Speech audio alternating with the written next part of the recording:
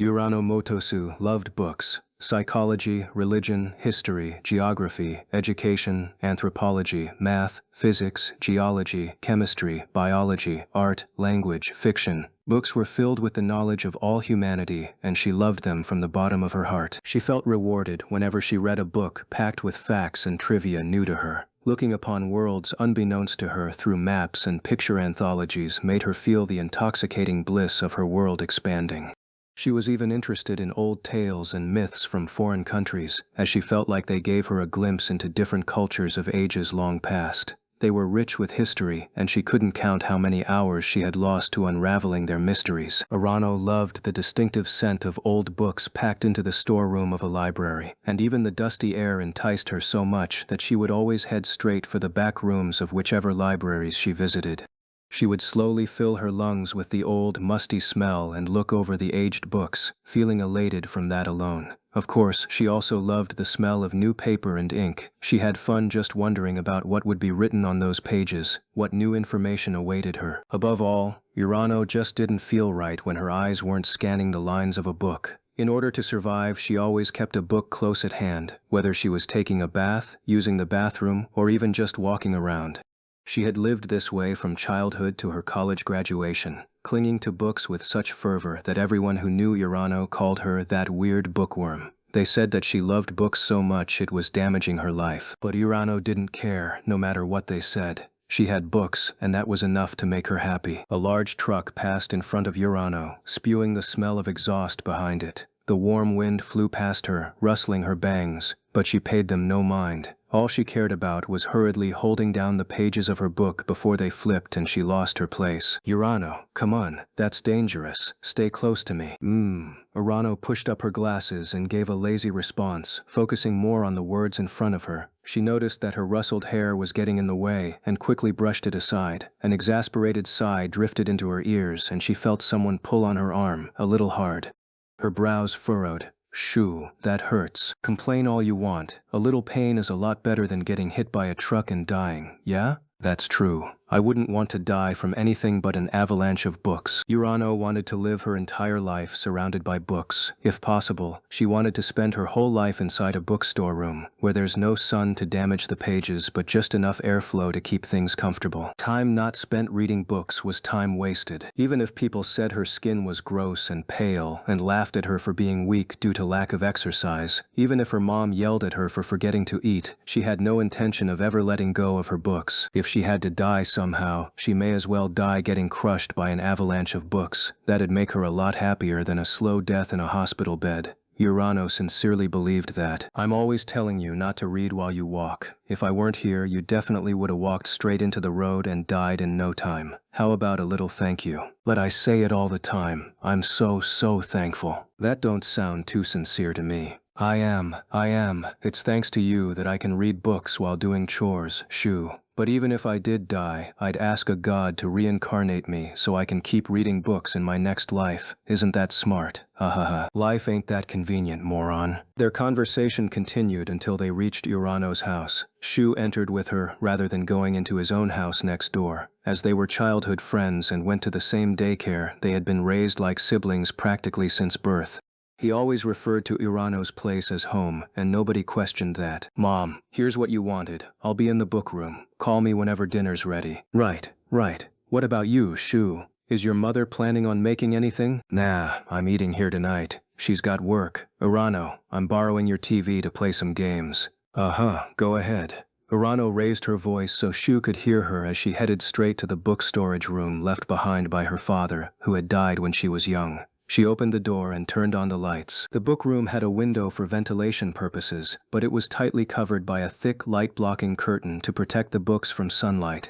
There were bookcases packed with books on all sides and a desk with a huge stack of books on top of it, as Urano had bought so many new books that the shelves couldn't hold them all. Urano smoothly sat onto the desk chair without looking up from her book and kept on reading. Suddenly, her vision shook. She concluded that an earthquake was happening and kept on reading as always. The shaking was harder than usual, which made it difficult for her to read. Her brows furrowed and she looked up, frustrated at the earthquake, only to see books dominating her vision. Hya! Books tumbled from a tilted shelf and rained right down onto her.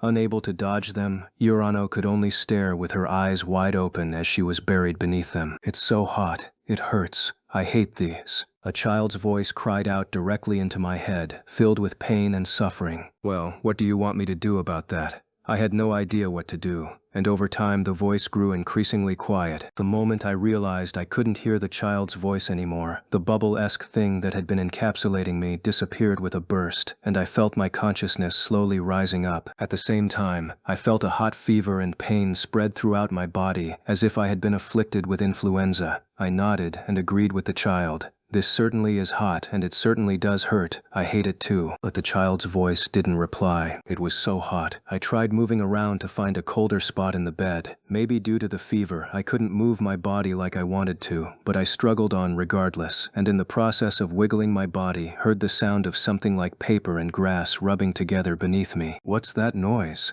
My throat should have been sore due to the fever, but a childish and high-pitched voice came out of my mouth. It was clearly not my own voice, and it sounded just like the child's voice that I'd heard in my head a second ago. I wanted to keep sleeping since the fever was making me feel so sluggish, but I couldn't ignore the fact that I was in an unfamiliar bed, and that my voice wasn't my own. So I slowly lifted my heavy eyelids. My fever must have been enormous, as my eyes were wet and my vision twisted. Thankfully, though, my tears were apparently serving as makeshift lenses, as I could see far farther than I usually could without my glasses. What?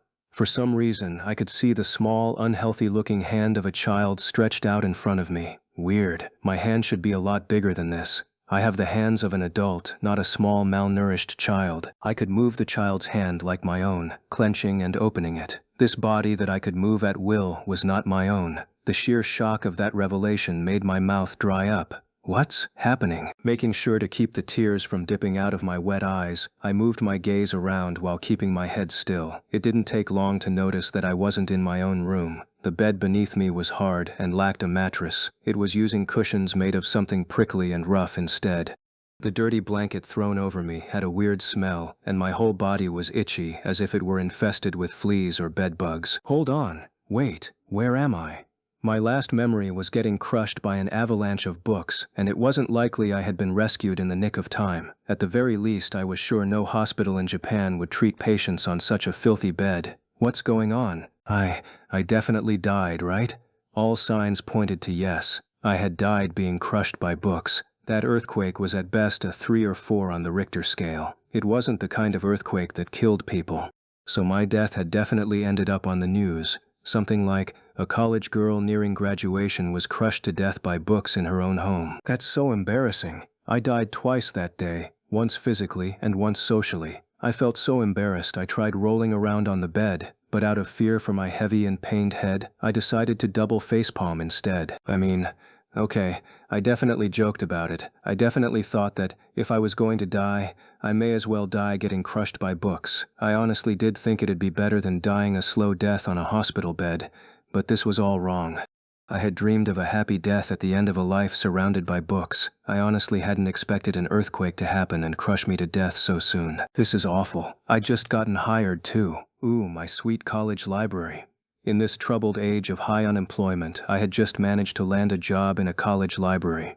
Through guts and determination to fulfill my dream of a happy life surrounded by books, I passed all the necessary tests and interviews, and finally secured victory. This job would involve spending far more time around books than any other, and the library even had plenty of old books and documents. My mom, who worried more about me than anyone else, even started crying after hearing the news. That's wonderful. Urano, you actually found a respectable, good job. I'm so proud of you, she'd said, tears dripping out of her eyes. And days after that, I just up and die? My mind drifted to thoughts of how my mother must have cried after learning of my death. She, the mother I'd never meet again, would definitely be mad. I could say with confidence that at some point she'd screamed, "How many times did I tell you to get rid of some of those books? I'm sorry, Mom." I lifted up a heavy, sluggish hand to wipe away my tears. With great effort, I slowly lifted my head and sat my burning hot body up before looking around the room to obtain as much information as possible, paying no heed to my hair sticking to my sweaty neck. The room had only a few dressers for storing things, and 2 tables, apparently beds, each covered with filthy blankets. Sadly, there was no bookshelf in sight. I don't see any books. Maybe this is just a nightmare. A death nightmare. If a god had granted my wish and reincarnated me, there should have been books nearby. My wish was to keep reading books after being reborn, after all. While thinking things through with my feverish, foggy head, I stared at a spider's nest hanging off the dark, soot-stained ceiling. Soon, however, the door opened and a woman came in. Perhaps she heard me moving, or perhaps she heard me talking to myself. But, either way, she was a beautiful woman with a triangular bandana tied on her head who looked to be in her upper 20s. She had a lovely face, but she was dirty. So dirty that I would assume she was homeless if I saw her in the streets. I don't know who this woman is, but she really should wash her face and keep herself clean. She's wasting her good looks. Mine, percent and dollar hash plus at asterisk plus hash percent? Yeah. The moment I heard the woman's incomprehensible speech, a mental dam burst and memories that were familiar, yet not my own, came rushing through. In the span of a few blinks, the accumulated years of memories belonging to the girl named Mine had crashed through my mind like a flood and beat against my brain, causing me to reflexively clasp my head in horror. Mine, are you okay? No, I'm not Mine. I wanted to protest, but I couldn't. I was overwhelmed by the indescribable sensation of this strange, dirty room and these weak, small hands becoming familiar to me. I got goosebumps as the language I previously couldn't understand became fully comprehensible. The huge flood of information sent me into a panic, and everything I could see before me screamed one thing: you're not Urano anymore. You're mine. Mine? Mine? The woman called out to me, worried. But to me she was just a stranger. Or she should have been, but for some reason it felt like I knew her. It even felt like I loved her. The love felt gross and alien. It wasn't my own. I couldn't yet manage to obediently accept that the woman in front of me was my mother. As my repulsion and love ground against each other, the woman kept calling out my name, Mine, Mom. When I looked up at this strange woman I had never met before and called her Mom, I ceased being Urano and became Mine. Are you okay? You look like you have a headache. I instinctively didn't want to touch my mom, she who existed in my memories yet was someone I didn't know, and so I fell back onto the stinky bed to avoid her outstretched hand. I then shut my eyes to fully shut off all visual stimulation. My head still hurts. I want to sleep. Okay, rest well, dear. I waited for Mom to leave the bedroom and got to work trying to grasp my situation. My head was messed up from the fever, but I wouldn't be able to sleep peacefully while panicked like I was. I had no idea how things had ended up this way, but it was more important to think of what to do next, rather than get stuck on the past. Knowing how this happened wouldn't change the fact that I had to do something. If I didn't use Mine's memories to fully understand my surroundings, my family would quickly get suspicious. I began to slowly digest Mine's many memories. I tried thinking as far back as I could, but her memories were those of a very young girl with a weak grasp on language.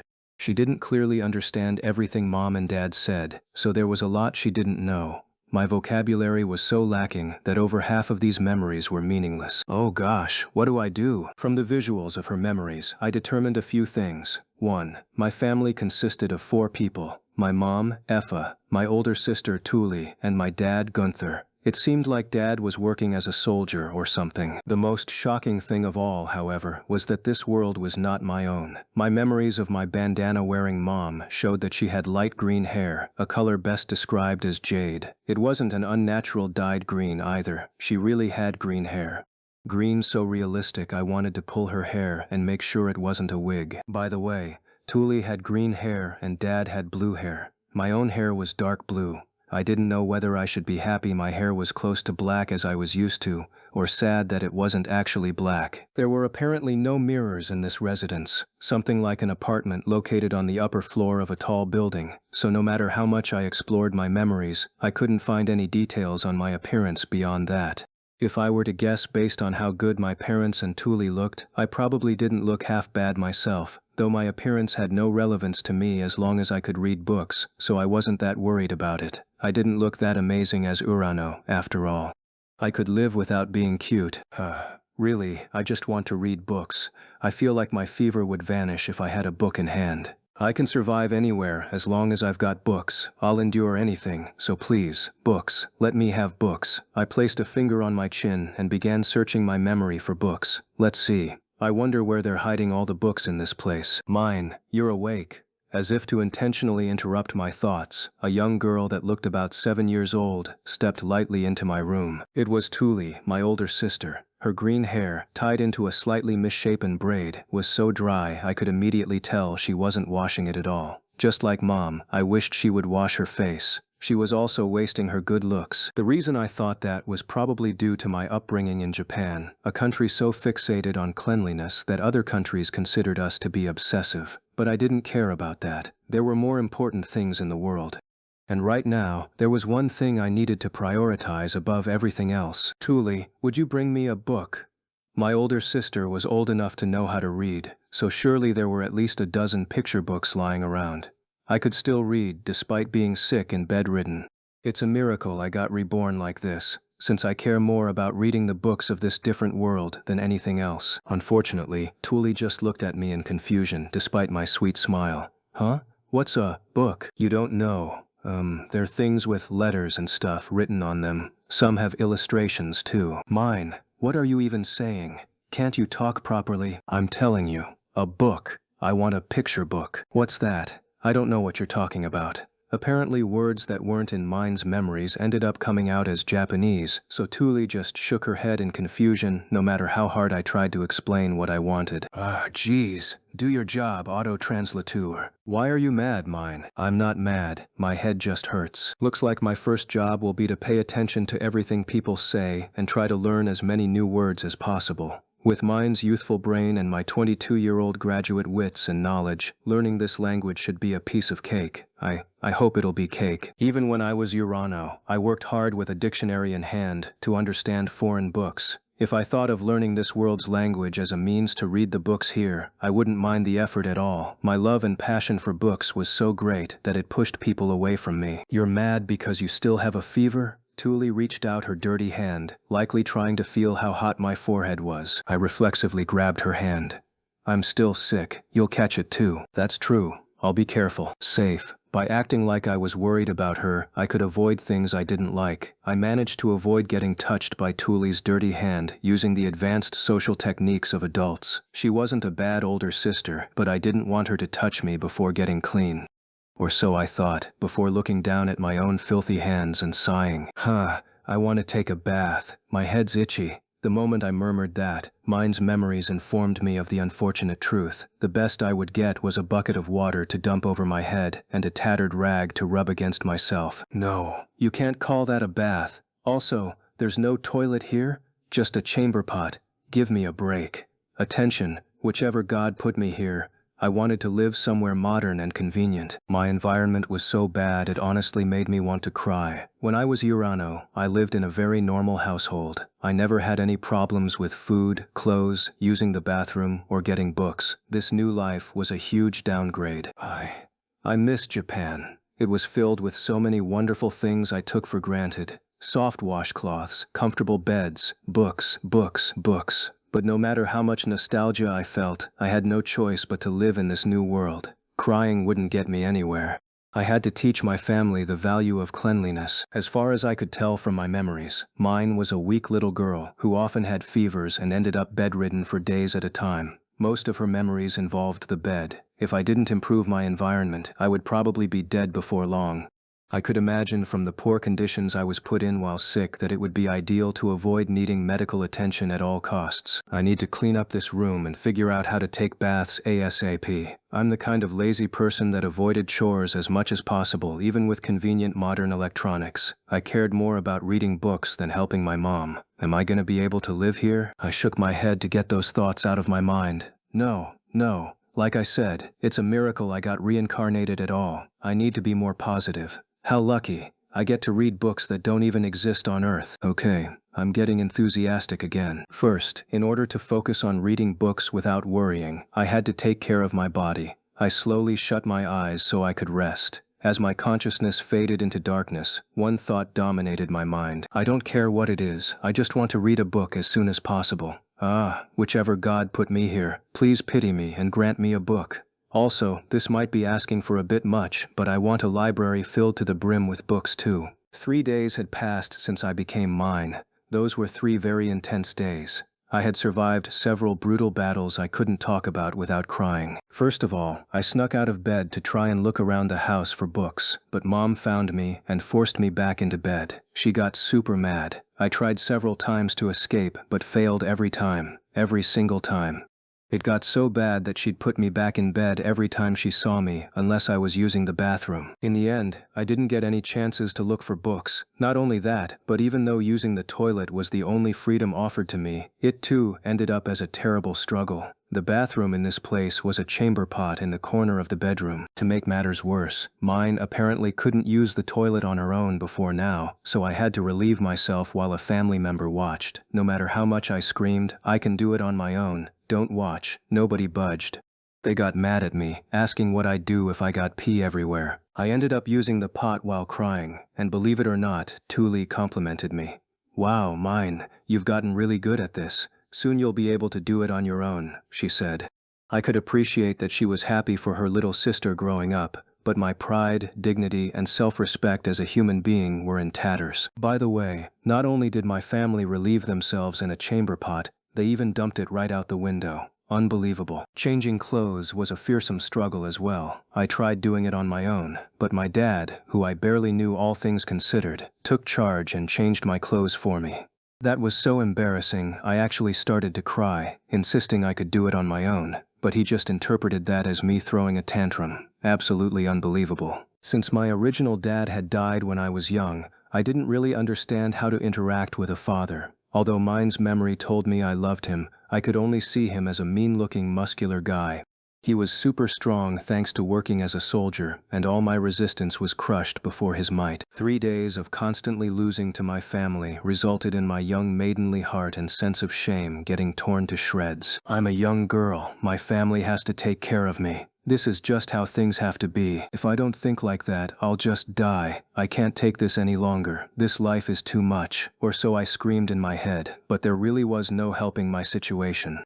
Even if I ran away from home, a weak and sickly girl like me wouldn't be able to do anything on her own. I'd just end up running through the streets in search of a shower, screaming in horror amid the waste raining from above, until I eventually died miserably of hunger. Although it may have sounded like I'd experienced nothing but failure here, that wasn't the case. I had my own small victories. For example, after being unable to bear my own filth, I asked Thule to wipe my body over with a warm cloth each day, and she accepted.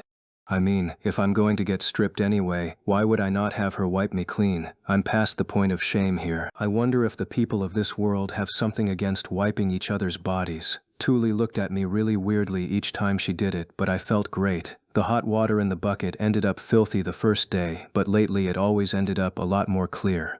That said, my head was still itchy. I knew we didn't have any, but I wanted shampoo. There was something else I managed to get too, a hair stick to keep my hair together. I asked for a wooden stick to keep my long straight hair from getting everywhere, and Thule actually carved one out of a piece of wood for me. Well, the first thing I did was find Thule's doll and ask if I could snap its leg off, which made her cry. I do feel bad about that. But to be fair, even though it was precious to her with pieces carved out of wood by Dad and clothes sewn by Mom, it just kinda looked like a cheap toy to me.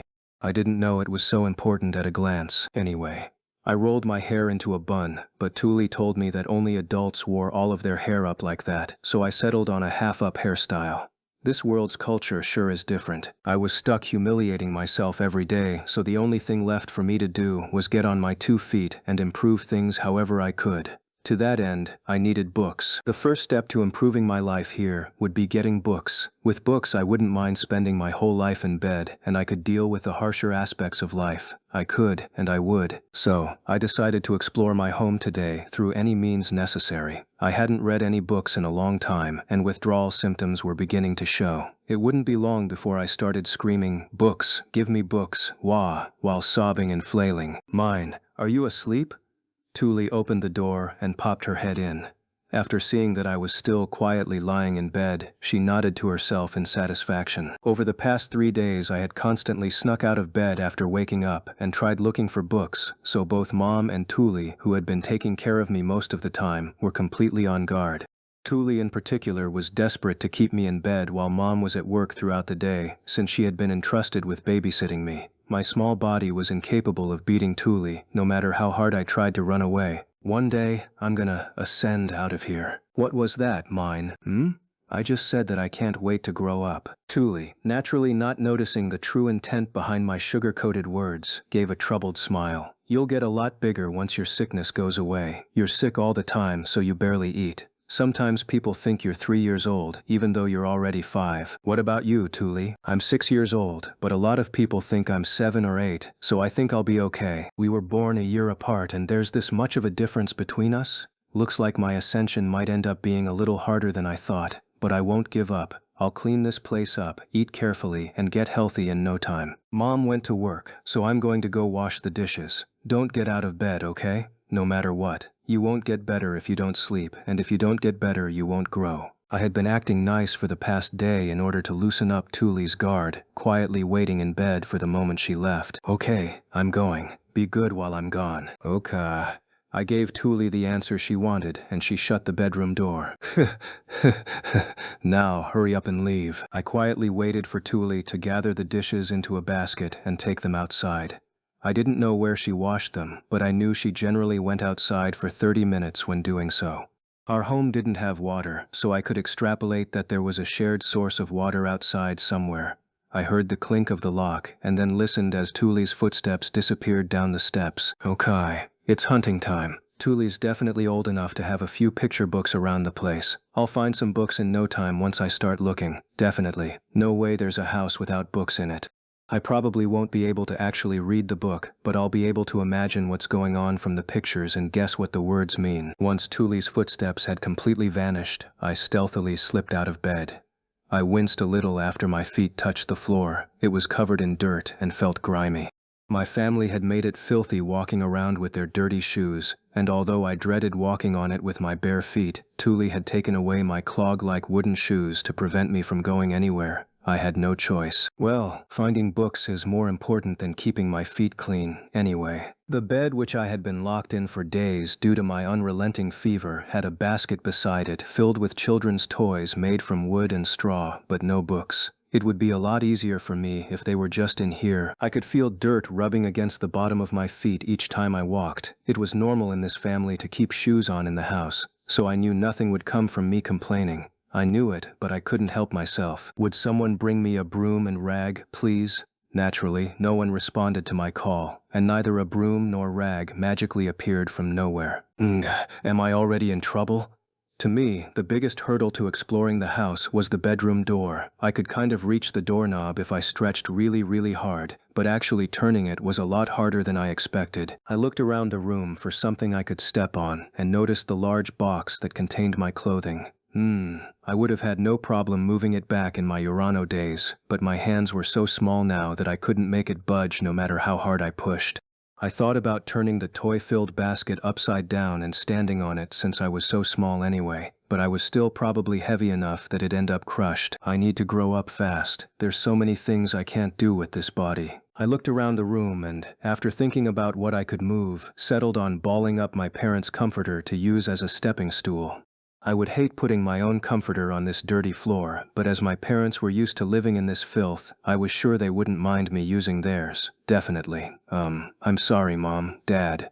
There's nothing I won't do if books are on the line, even if it means I'll get yelled at later. Oof. I got on the balled-up comforter and somehow managed to turn the doorknob using all of my body weight. The door opened with a creak toward me. Bois? I had been pulling down on the handle with my body weight, and the door shot toward me. I hurriedly let go before it hit me in the head, but it was too late. I fell backwards and rolled down the balled-up comforter before hitting the floor with a loud thump. Ooh. I stood up, holding my head, and saw that at least the door had stayed open. This head pain is a means to a noble end. I slipped into the open crack and shoved the door all the way open, sliding my parents' comforter across the floor. It looked like that part of the floor had suddenly gotten cleaner, but I pretended I hadn't seen anything. I hadn't intended to make the comforter that much dirtier. I'm really sorry. Oh, it's the kitchen. I left the bedroom and saw that there was a kitchen right outside it. Well, it wasn't exactly fancy enough to be called a kitchen. It was like a place you could choose to cook but wouldn't really want to. There was a smallish table in the center of the room with 2 three-legged chairs and a long box that likely also served as a seat. On the right was a cabinet with a handle, probably with dishes stored inside.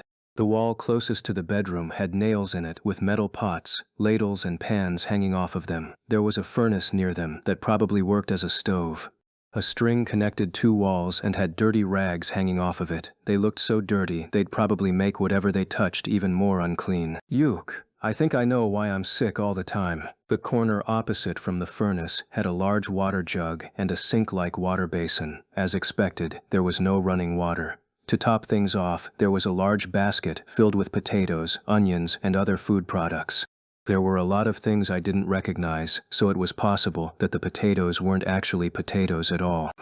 This one is kind of like an avocado. I wonder if I can get oil from it. I looked through the food and found one fruit in particular that interested me. If I could extract oil from it, I might be able to do something about my itchy head. My mom, from back in my Urano days, had a habit of getting obsessed with one random thing after another. She could only be described as whimsical to a fault. She made whatever was in front of her at the time the focal point of her life. TV shows about saving money, magazine articles about living in nature, foreign activities in a cultural center, anything. She always dragged me along with her, saying she wanted me to get interested in something other than books, but I knew she only ever got involved with things that interested her. Having no other choice, I tagged along every time, and thanks to that I might have learned just enough to make shampoo on my own. Thank you, Mom. I think I might just survive over here. Encouraged by my findings, I looked around the room and saw that there were two doors other than the bedroom door.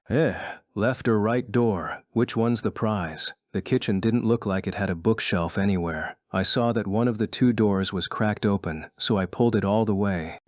A storage room. Guess this isn't it. It was a room packed with stuff I didn't really understand the purpose of. There were shelves with stuff on them, but it was a real mess and it didn't seem like the kind of place that would have a bookshelf. I gave up on it and tried opening the other door. It made a clicking sound when I pulled on it, signaling that it was locked. Minutes of trying to open it yielded no results. The door would not open. Wait, is this the door Thule left from? What? Is that all? If this door led outside, then our home had no bathtub, no toilet, no running water, and no bookshelves. It had nothing. No matter how hard I looked, I couldn't find any other rooms.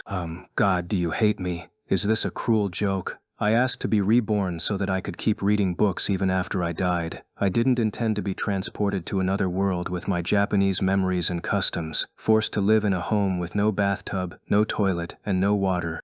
I thought for sure you'd take me to a world filled with books. Maybe books are expensive here? According to my knowledge of history, books were extremely expensive until the invention of the printing press led to their mass production. Those not born into a rich or noble life would generally never read a single book in their lives.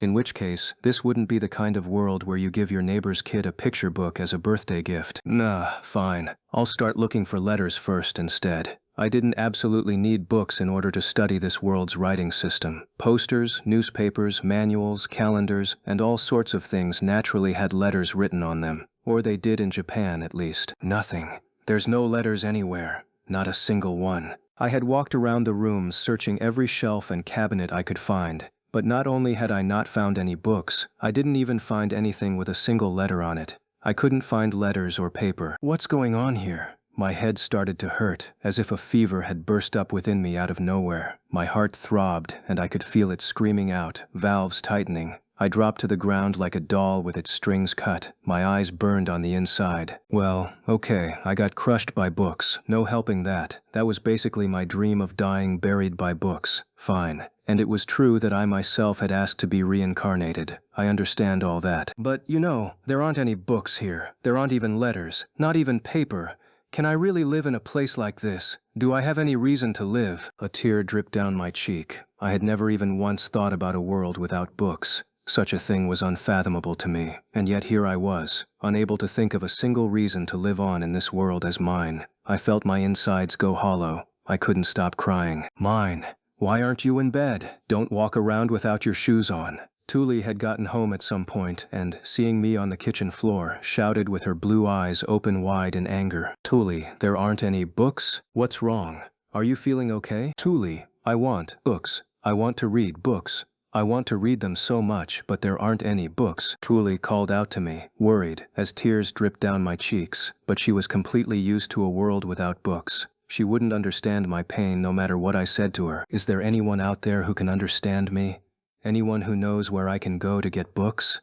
Someone tell me, please. Yesterday, I cried and cried and cried. My parents got mad at me for dropping their comforter on the ground, and dinner time came, but I just kept crying without reacting that much. When morning came, I had cried so much that my eyes were dry and puffy. My head pounded with pain, but my fever had gone down, and I didn't feel nearly as sluggish. Plus, I felt a lot better in general since I had cried my heart out, though my family basically had no idea how to treat me at breakfast. Looks like your fever has gone down.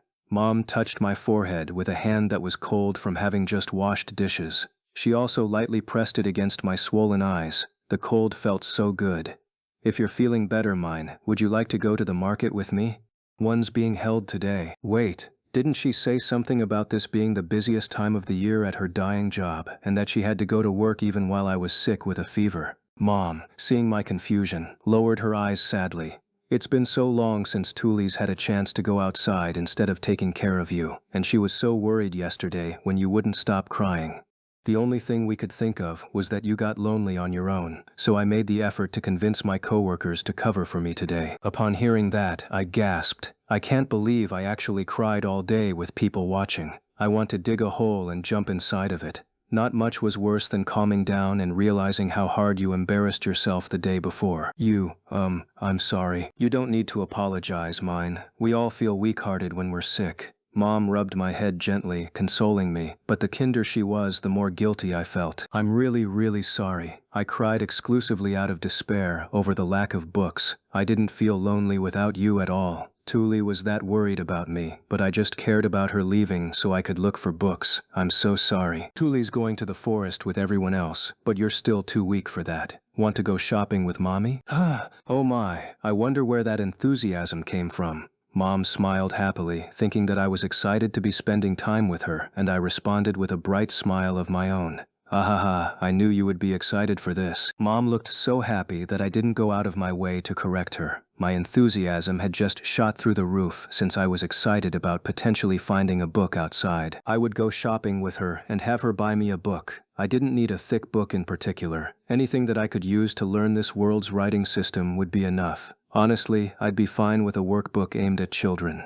If a book was too much, I'd settle for a chart of this world's alphabet or whatever. I'm sure if I say I won't be lonely if I have a book, I'll stay home alone all day every day. In a really cute voice, she'll buy a picture book or two for her sick little daughter. I can't wait. Okay, Mom, I'll be back later. Tuli peered into the bedroom with a full smile. Since Mom was staying home, she didn't have to babysit me all day. Stay with the other kids, okay? Be careful. Okay. Tuli strapped a large basket onto her back and skipped out of the house. It seemed like she was going out to play and have fun, but she was actually helping out the family in a crucial way, collecting firewood. She would also grab nuts, mushrooms, and other stuff while she was at it. Whether or not we had good, cheap meals each day depended largely on Tuli. Do your best, Tuli. My lunch is counting on you. This poverty-stricken world didn't have any schools, so children largely helped around the house or had jobs, or at the least, schools never came up in Mine's memories. Once kids got a little older than Tuli, they began working as apprentices. If given the choice, I would have preferred to work as an apprentice librarian or apprentice book saleswoman. Going to the market would provide the perfect opportunity to gather information on this kind of thing. I'd find the nearest bookstore, befriend the owner, and become an apprentice there. Okay, Mine, let's go shopping. It was the first time I was leaving home since becoming Mine, and my first time wearing anything other than pajamas. My outfit was made up of worn-out hand-me-downs from Tuli, and I had to put on several layers of the thick clothing. I was so bundled up it was kinda hard to walk, but nonetheless I took Mom's hand and took my first step outside our home. So cold, so narrow, so stinky. Perhaps due to this being a stone building, it felt like cold air was flowing from the walls themselves, and not even my several layers of clothing could stop me from feeling a chill. I really would have liked to have a fleece jacket or some hand warmers. Not to mention a mask to block the smell and help stave off a cold. Mine, be careful not to fall. Right outside our home was a staircase leading down the building. My body was the size of a 3-year-old toddler's, and each step was so large they filled me with terror. As Mom pulled me forward, I practically jumped down each wooden step one by one, listening to them creak as we spiraled down to the bottom of the building. For some reason, only the steps from the second floor downward were made out of pretty stone. We all live in the same building. Why do they get special treatment? I pursed my lips, pouting, as we finally reached the bottom and went outside. If my counting was accurate, we were in the apartment on the 5th floor out of 7. To be honest, for someone as weak, small, and sickly as me, just getting out of the house was enough to be exhausting. Now I knew why almost all of my memories took place inside. Even now, I was out of breath by the time I got outside. It seemed likely that I would just pass out before we reached our destination. Mom, it's hard to breathe.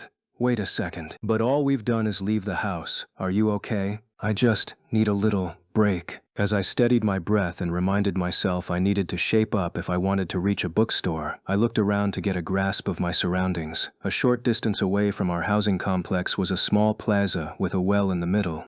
Only the ground around the well was paved with stone, and I could see several older women talking while washing their clothes. That was definitely the well Thule used to wash dishes and get our daily water. "I'll carry you on my back, mine." Mom, who must have thought our shopping would never get done if she waited for me, somewhat forcefully plopped me onto her back and started walking away.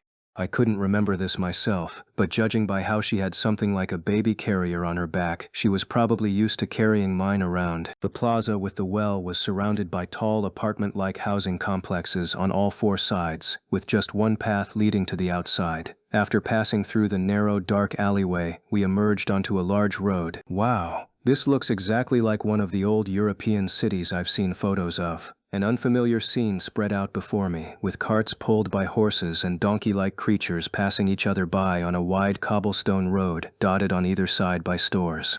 I spun around, looking everywhere like a tourist in my quest to find a bookstore. "Mom, which store are we going to?" "What are you saying, mine? We're going to the market. We almost never go to any stores." According to Mom, most of the stores near ground level sold products for relatively rich individuals and had little that poor commoners like us could buy.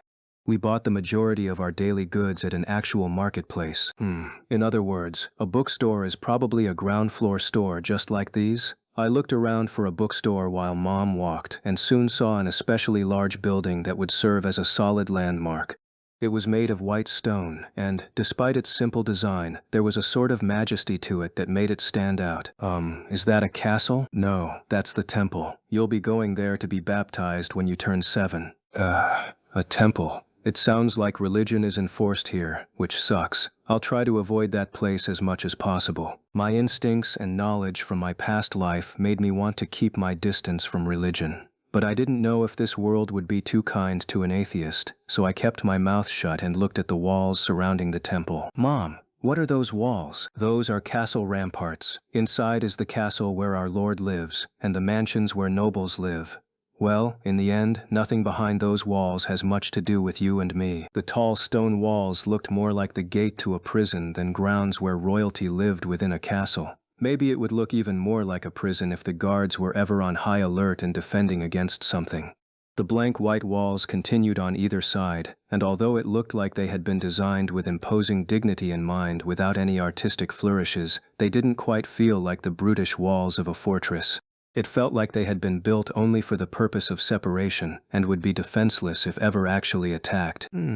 They do look a little different from the European castles I've seen in historical films and stuff. "Okay, Mom, what about those other walls?" "Those are the outer walls. They protect the city. You know Gunther works as a guard at the southern gate, don't you?" I knew from Mine's memories that Dad worked as a soldier, but I didn't know that he guarded one of the gates to the city.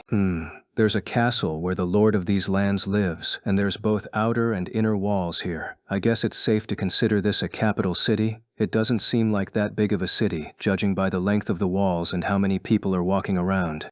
But I shouldn't think on the scale of Tokyo or Yokohama anymore. It would be a huge city in comparison to the historical fortress cities I read about in my past life. But in this world where it's normal to have green and blue hair, there were no guarantees that my Urano knowledge would remain accurate. It would be risky to settle on the idea of this being a large or small city before I learned more about the world. The size of a city will change what kind of bookstores it'll have, but I don't understand what makes a big city here. Is this city big? Is it small? Tell me, someone. Mine, we need to hurry to the market. Everything good will get snapped up before we get there. I looked around desperately in search of a bookstore on our way to the market, but most of the stores on either side of us just had simple drawings on their signboards. The signs were either wooden with the art painted on, or metal with the art engraved into them, but either way I didn't see anything resembling letters. That was good for someone like me, who couldn't read the letters anyway, but a cold chill was starting to run up my spine. Wait, I don't think I've seen a single letter in this whole city. Is the literacy rate that low, or does writing itself not exist in this world? The very idea made my blood run cold. I hadn't even considered the possibility of a world without letters. Without letters, books couldn't exist in the first place. We reached the market while I was still stunned. I lifted up my head at the cacophony of noises and saw a lively bunch of stands lined up next to each other with plenty of people passing through. It looked so much like a Japanese cultural festival that I felt a little nostalgic. I subconsciously smiled and, after peering into a nearby fruit stall, saw something that shocked me to the point of smacking my mom's shoulder. "Mom, look! What's that board?" A board with some symbols written on it was stuck into a box with fruit in it. I couldn't read them, but at the very least that confirmed that this world had letters or numbers or something. I was so starved for letters that the mere sight of such symbols was enough to make my face flush with excitement. "Oh, that's the price. It tells us how much we need to pay. Hey Mom, what's it say?" Mom looked surprised at how excited I was getting, but I didn't care about that. I had her read out the numbers on each board I saw, and I could feel them start to connect with the letters I already knew. "Okay, great. Keep it up, my precious synapses." Okay, so this says 30 lions. After Mom had read out several numbers to me, I tried reading some numbers on my own, while gauging her reaction. I must have been right, given how she turned her head around to look at me while blinking rapidly. "I'm really surprised you learned them that fast, mine." There were 10 distinct symbols for what seemed to be numbers, so I assumed operating with base 10 math would be fine. I'm really glad they don't use base 2 or base 60. I should be able to do math no problem if I can just memorize all the symbols. Oh wait, am I going down the child prodigy path here? At age 10 I'll be God's gift to mankind, and at age 15 I'll be a genius. But once I hit 20 I'll just be a normal person. Oh well. Okay, we're getting meat next. We need to buy lots of it, and then salt or smoke it to make it last. After buying some vegetables and fruits, Mom headed deeper into the market. The stands selling meat were apparently closer to the outer walls. Why are we buying lots of it? We need to prepare for winter, don't we? It's late autumn, so all the farms are butchering most of their animals and leaving just enough to survive the winter. More meat is sold now than at any other time of the year. Plus, animals tend to pack on weight in preparation for hibernating. Tasty, fatty meat is a lot easier to get right now.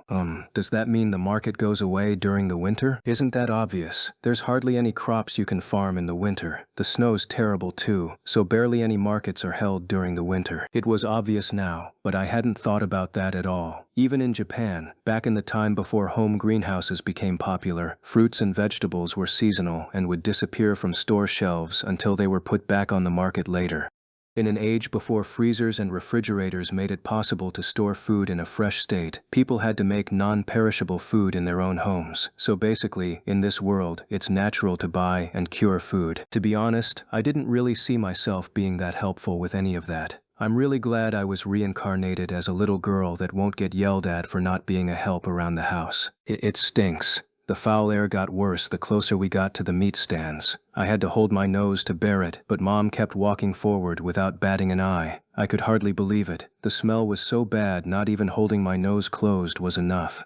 It snuck through my mouth and hit me so hard tears formed in my eyes, and yet she didn't seem bothered at all. Has meat always smelled this bad? Nig, I've got a bad feeling about this. We reached the meat stands. Strips of bacon and ham were hanging from the top, plus completely recognizable animal corpses that had obviously just had their skin peeled off. Within the stands were dead animals hanging off hooks, being drained of blood, and beneath them were wide-eyed rabbits and birds. Higgy! I may have seen pictures of skinned animals before, but all the meat I ever saw in real life had always been pre-sliced and put in packs. The meat stands of this world were far too shocking for me. Goosebumps rose across my skin and tears dripped out of my eyes. I wanted to shut my eyes to block it all out, but my eyes remained locked open, as if I had forgotten how to close them. Mine, Mom shook me a little and spanked my rear end, but a second later, I saw a pig squealing in fear as a butcher prepared to chop it up. A crowd of grinning people surrounded it, eagerly awaiting the moment of its death. Ah! I let out a small cry and, right before the pig's last moments, passed out on my mother's back. Something flowed into my mouth. It was a liquid that smelled so strongly of alcohol I wanted to gag. I didn't want to drink it, and the unexpected liquid went into my windpipe. Coughing hard, I shot up while blinking rapidly. Cough. Nuh! Cough! Cough!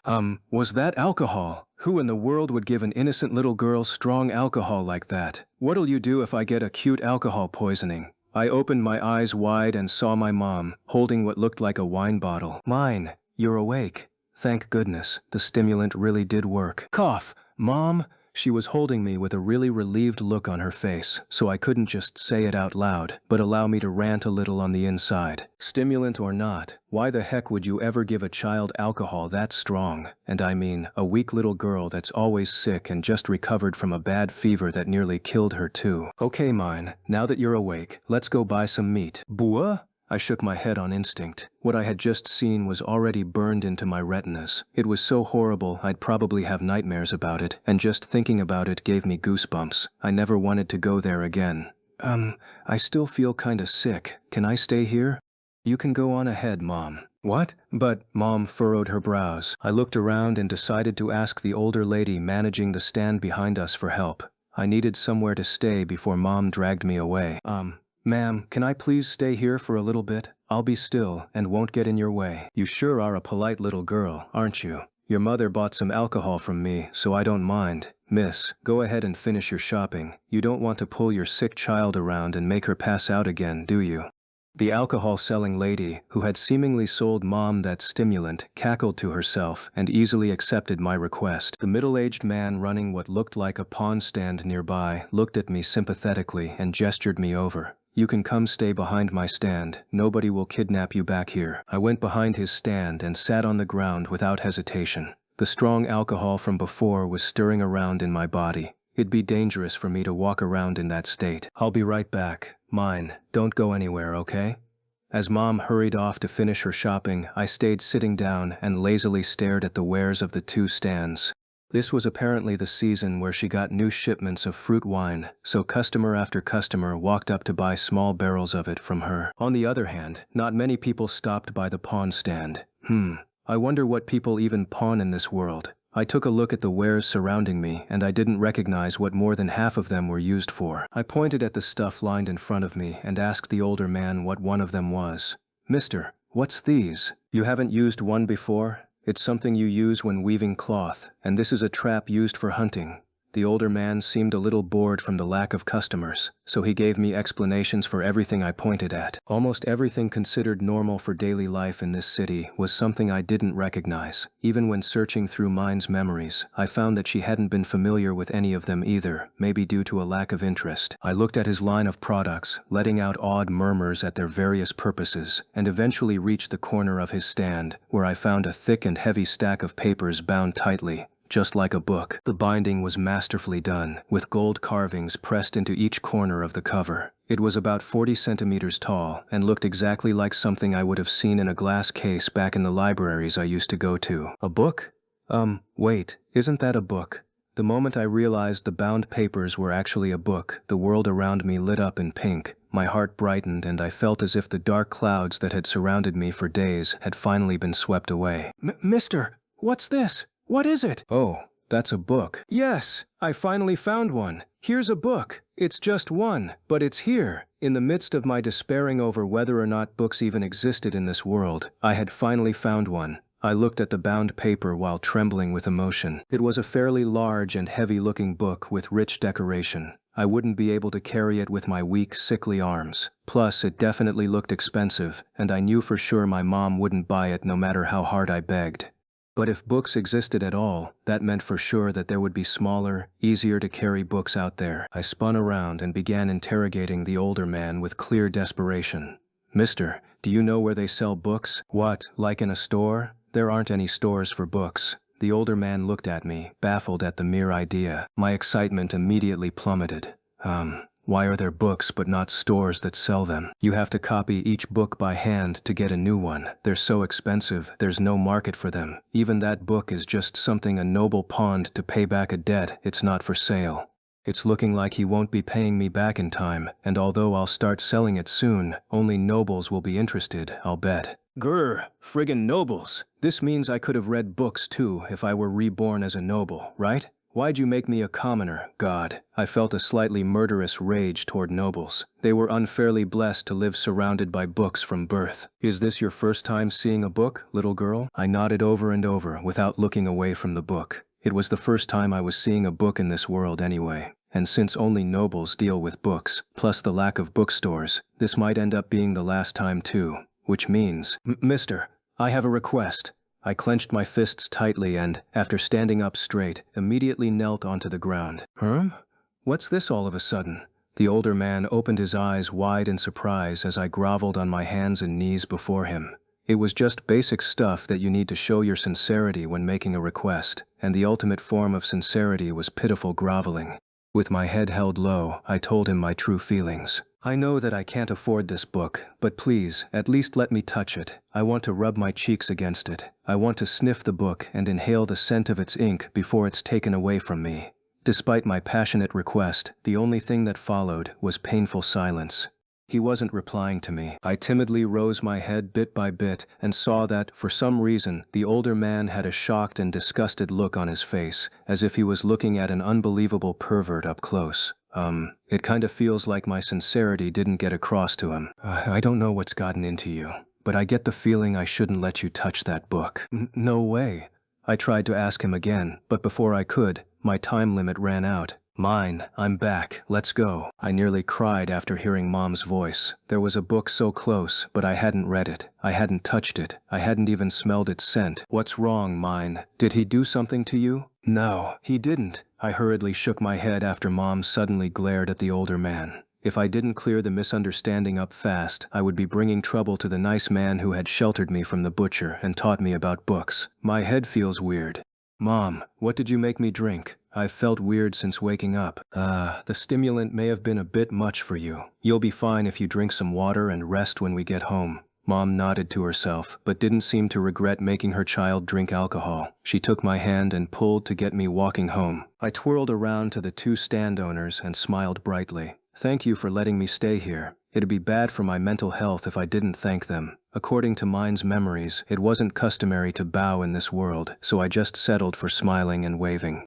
Smiles were important in making human interaction successful. They saw me off with smiles on their faces too, so it must have worked. Mine, do you still feel bad?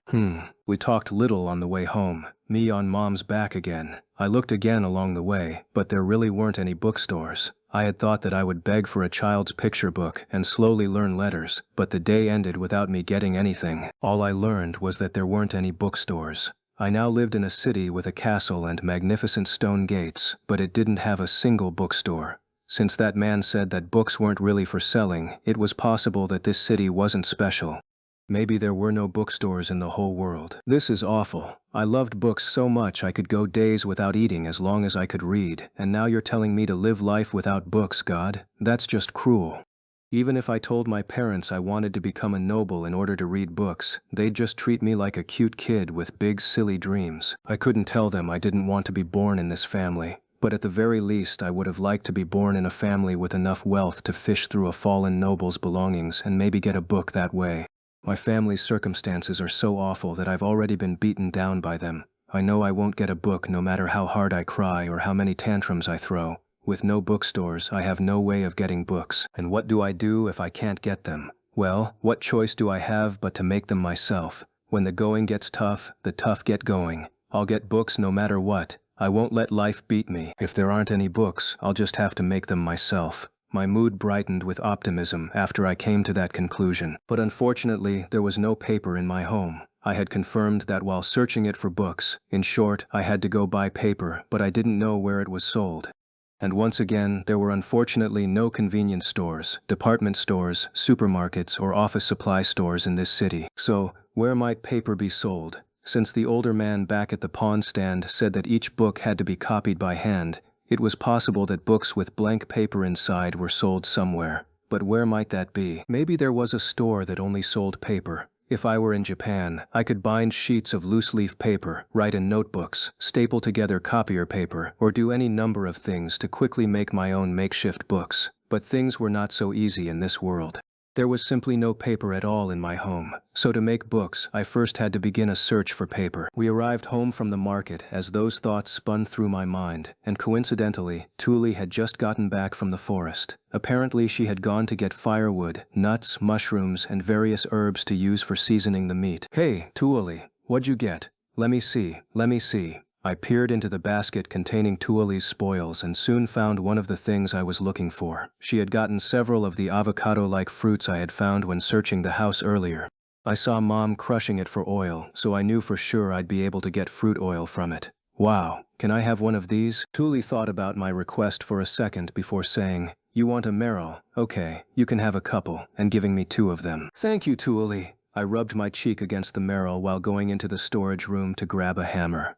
"I can make shampoo with this." Excited, I brought the hammer down. Slam! The marrow exploded with a heavy squish, spraying juices all over both me and Tuli, who had followed me to watch. "Hey, mine, why'd you do that?" Tuli, without even wiping the juices off her face, gave me a bright smile with cold eyes. I jerked a little in fear of her blatant anger. Oh, this isn't good. Tuli looks really mad. Tuli, you see, well, I wanted oil, so..." "That's not how you get oil from fruit. What's wrong with you?" Geez, I can't help that I don't know the proper method. The mine in my memories would always look away whenever Tuli tried teaching her. Everything she'd said ended up so distorted I couldn't understand it. Mine was apparently jealous to the point of frustration at Tuli, who was healthy, energetic, and capable of doing everything she couldn't. So many of Mine's memories were buried in her thoughts of no fair, it made me kind of not like her. I mean, Tuli's such a nice older sister. She takes good care of me and teaches me what I did wrong even when she's mad. I started to clean up the exploded marrow while Tuli complained to me, but before I finished, Mom came back from the well and went red with anger after seeing what a mess the walls were. She doesn't care about the floor no matter how dirty it gets, but she cares this much about the walls? I later learned that nobody really cared about dirt or soot, but fruit juice would eat into the wood of the walls and hurt them, which was a big deal. After I finished cleaning, I looked between the crushed marrow, Mom, and Tuli. I wanted oil as soon as possible, but I wasn't sure if I should ask Mom or Tuli for help. When in doubt, go for whoever's less angry. I stealthily whispered to Tuli, Tuli, how do you get oil from the fruit? Will you teach me?" "Mom, can I teach mine?" Despite my whispering, Tuli just let out a loud sigh and called out to Mom. Who knows what she'll do if you don't teach her." "Go ahead," said Mom, while pointing at the storage room. Really, I don't think I can be blamed for messing up things I was never taught to do.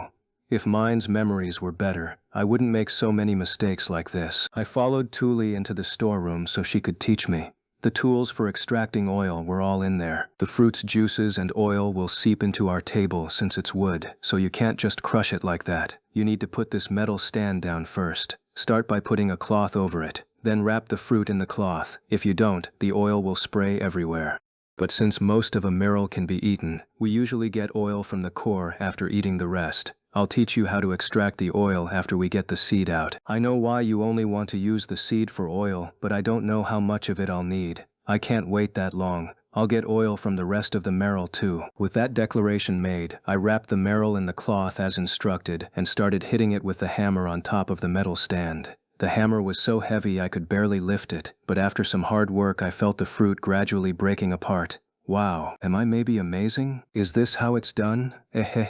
I squeezed the cloth to get the oil out, twisting it with lots of enthusiasm. A dark stain spread throughout the cloth, but that was all. A single drop of oil dripped through, but there seemed to be exactly no chance of me getting as much oil as I needed. "Mine, that's not good enough. Your aim is bad, you're not hitting it hard, and your swinging posture is all wrong. You crushed the fruit, but the seed's definitely not broken at all." "Oh, Tuli. I did my best, but it just wasn't enough." I looked at Tuli for help, and she took the hammer from me after sighing in exasperation. She tightened her grip around it and lifted it up high. Slam! Slam! With each heavy thud, the fruit and seed were crushed much faster and more thoroughly than when I hit them. Dad can use juicing weights to get lots of oil without using a hammer, but they're too heavy for us, so we have to break up the fruit bit by bit like this. Apparently, growing boys became entrusted with work for adults once they became strong enough to use juicing weights. Once the seeds completely crushed, you just squeeze the cloth like this, and the cloth had only gotten damp for me, but once Tuli started squeezing, oil dripped steadily out of it into the small bowl below. I felt my respect for Tuli grow 3 sizes as I watched the oil build up. Wow, Tuli, you're amazing. Thank you. Remember to clean up once you're done, mine. Come on, clean up. I don't know what you mean by clean up here. After seeing me kind of flounder in confusion, Tuli shook her head and started showing me how. She really does like taking care of people, I thought to myself while putting the tools away. Once I was done cleaning up, I peered into the bowl of thick white oil and inhaled deeply. The stronger the scent, the better it would be for shampoo. Hey Tuli, can I have some herbs too? Whatever smells the best. Just a little, okay? Okay, with Tuli's permission, I took out some of the herbs from her basket and sniffed them one by one, picking the best ones and crushing them between my fingers over the bowl. If I could get their scent into the oil, the shampoo would probably end up smelling great. Once the smell carries over, add a little salt. I started to think about how best to make the shampoo when I noticed Tuli suddenly take the bowl of oil and start carrying it over to where Mom was making dinner. Tuli, no, don't. What are you doing? I hurriedly snatched the bowl of oil away from her and squatted down, holding it close to my stomach protectively. Tuli, seeing that, put a hand on her hips. She was clearly angry. It'll be ruined if we don't eat it soon, right? The oil will taste nasty if too much of the herb smell gets in it. You can't eat this. I'm going to make shampoo with it. I won't let anyone eat it. No matter what Tuli said, I had no intention of giving up my one shot at making shampoo. I had suffered with dirty hair for too long. Mine. Tuli went out and gathered those herself. Don't be selfish. Mom got mad alongside Tuli, but I had gotten her permission for both the marrow and the herbs, so they were mine. They weren't hers anymore. They were mine. I'm not being selfish. She gave them to me. I shook my head and prepared to defend my oil to the death. My head was so itchy I couldn't bear it any longer, and a way to make shampoo was right in front of me. Nothing would get between it and me. As if sensing that I wasn't going to give it up no matter what, both of them sighed in exasperation and turned around. I inhaled deeply in relief at having protected my oil and mixed a pinch of salt into it. With that, the shampoo substitute I had made with my old mom when she got addicted to natural living was complete. Mom, can I have some hot water? I laid out a waterproof cloth, usually for use when bathing, and put the bowl of oil onto it before bringing a bucket to Mom. I had been asking for some of the hot water she made with dinner each day, so she nodded and filled the bucket, which I then put on top of the waterproof cloth as well. I reached out, ready to start washing, but stopped at the last moment. I wouldn't be able to rinse my hair after rubbing the shampoo in like normal, since I only had one bucket. How should I do this? I guess I'll just try diluting it first. My only choice was to dilute the shampoo until leaving some of it in my hair wouldn't be an issue. I haphazardly poured the completed faux shampoo into the bucket and stirred it up. Mine, what are you doing? Washing my hair? Tuli looked completely baffled, but given how I hadn't seen any of them use shampoo once since I got here, I could assume that shampooing one's hair wasn't really a thing in this world, and thus she wouldn't understand no matter what I said. Instead, I would just show her what I'm doing. Seeing is believing. I pulled my hairpin out, dipped my hair into the bucket, and began cleaning. I rubbed my hair within the water and repeatedly splashed water onto my head so that it would get all the way to the roots of my hair. Then, I began gently massaging my head. My hands were weak and my arms short, which made it difficult. But even so, I repeated the motions until I was satisfied before squeezing my hair and wiping my head with a flimsy cloth that was a towel in name only. After wiping my head several times to get as much shampoo off as possible, I ran a comb through my hair. My hair had gotten almost black with filth, but now it was closer to its original dark blue color. Wow, this is actually looking pretty good. I ran my fingers through my hair and sniffed. It smelled slightly of jasmine. My life recently had involved living in the midst of body odor reeking of sweat and mud. The mere act of smelling something other than my own stink made me a little happy. Mission success. What? Huh? Mine? Your hair's all pretty and dark blue now. It's like the night sky, and your eyes are like moons. I guess my eyes are gold or yellow then. Now knowing the color of my eyes, I looked at Tuli's blue ones and briefly thought about hereditary genetics before deciding it would be a fruitless waste of time. Mine. What's this? It's simple all-in-one shampoo. Do you want to try it too? There's enough for us both. I noticed Tuli's curious gaze and gestured her over to the bucket. We both slept in the same bed, and it'd be better if we were both clean. Plus, her pretty face was wasted underneath all that dirt. I wanted Tuli to be clean, and maybe this would encourage her to make more shampoo for us. You're the one who gathered the marrow and herbs, Tuli, so don't worry. You even squeezed out the oil for me. Tuli gave a bright smile at my urging and began undoing her braid. She must have been watching me the whole time, as she immediately dunked her hair in the bucket and began washing it just like I did. She's missing a spot. I stuck a hand into the bucket and scooped up some hot water to put on a hard-to-reach part of Tuli's head. Clean, clean, get super clean. Tuli, I think that'll be enough. I handed her the rag and she wiped her head repeatedly before running a comb through her hair, just like I had done. Her green hair had gotten super silky. It rippled down in natural waves that looked like they'd been styled, and the light made an angel's halo on the top of her head. Basically, her cuteness had multiplied in an instant. Wow, your hair's super pretty now, and you smell nice.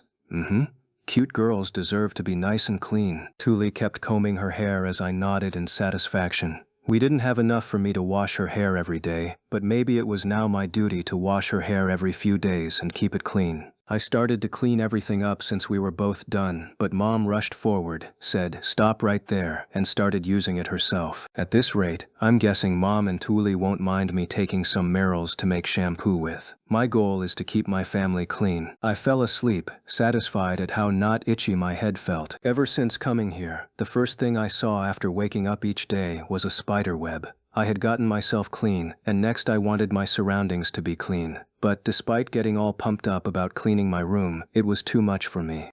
The best I could do with my tiny weak body was attempt to clean my own bed. Since Dad had taken the day off, I asked him to dry my blanket on the window. "Dad, once the blanket's dry, can you clean that spider web up?" "The spider web? What's the big deal?" He was so used to spider webs that he didn't even consider them dirty. After a bit of hard thought, I squeezed Dad's pant leg a little. It's scary. That wasn't a lie. If I ever woke up to that spider hanging right above my face, I would scream so hard all those present would never forget the sound. Just thinking about it scared me. The sooner that dangerous web was gone, the better. "You're afraid of spiders, mine? All right then. Let Daddy take care of it." "Yeah, thanks, Dad. I'd be really happy if you cleaned around it too." Yeah, you just want all the spooky spiders out, right? Leave it to me." "Okay, ceiling done." Dad, brushing the ceiling down, took down the one obstacle I really had no chance of dealing with myself, which meant that from now on I just had to do what I could where I could, bit by bit. "Mom, where's the broom?" "Right here."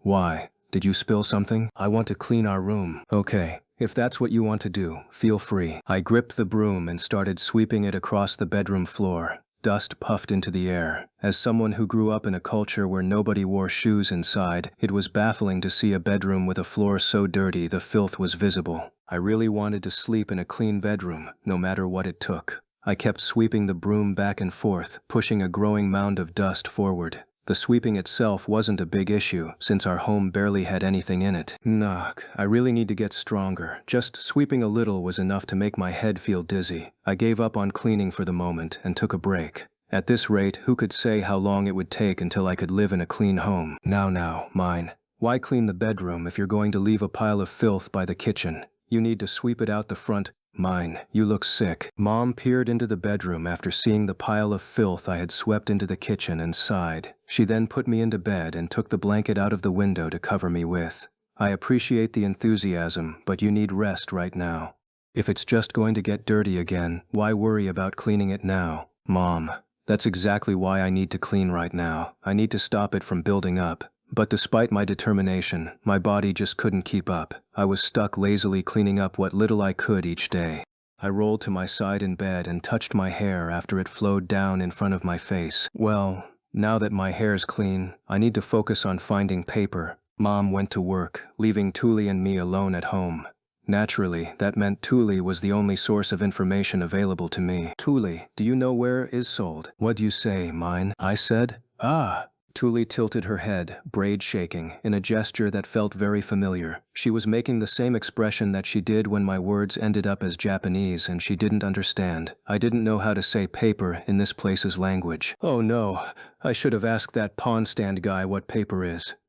Tuli, you don't know what paper is. Sorry, I don't. The word sounds kind of funny though. My shoulders slumped and I let out a heavy sigh. In truth, finding a store that sold paper for books wasn't my only problem. I didn't know where to get pens or pencils either.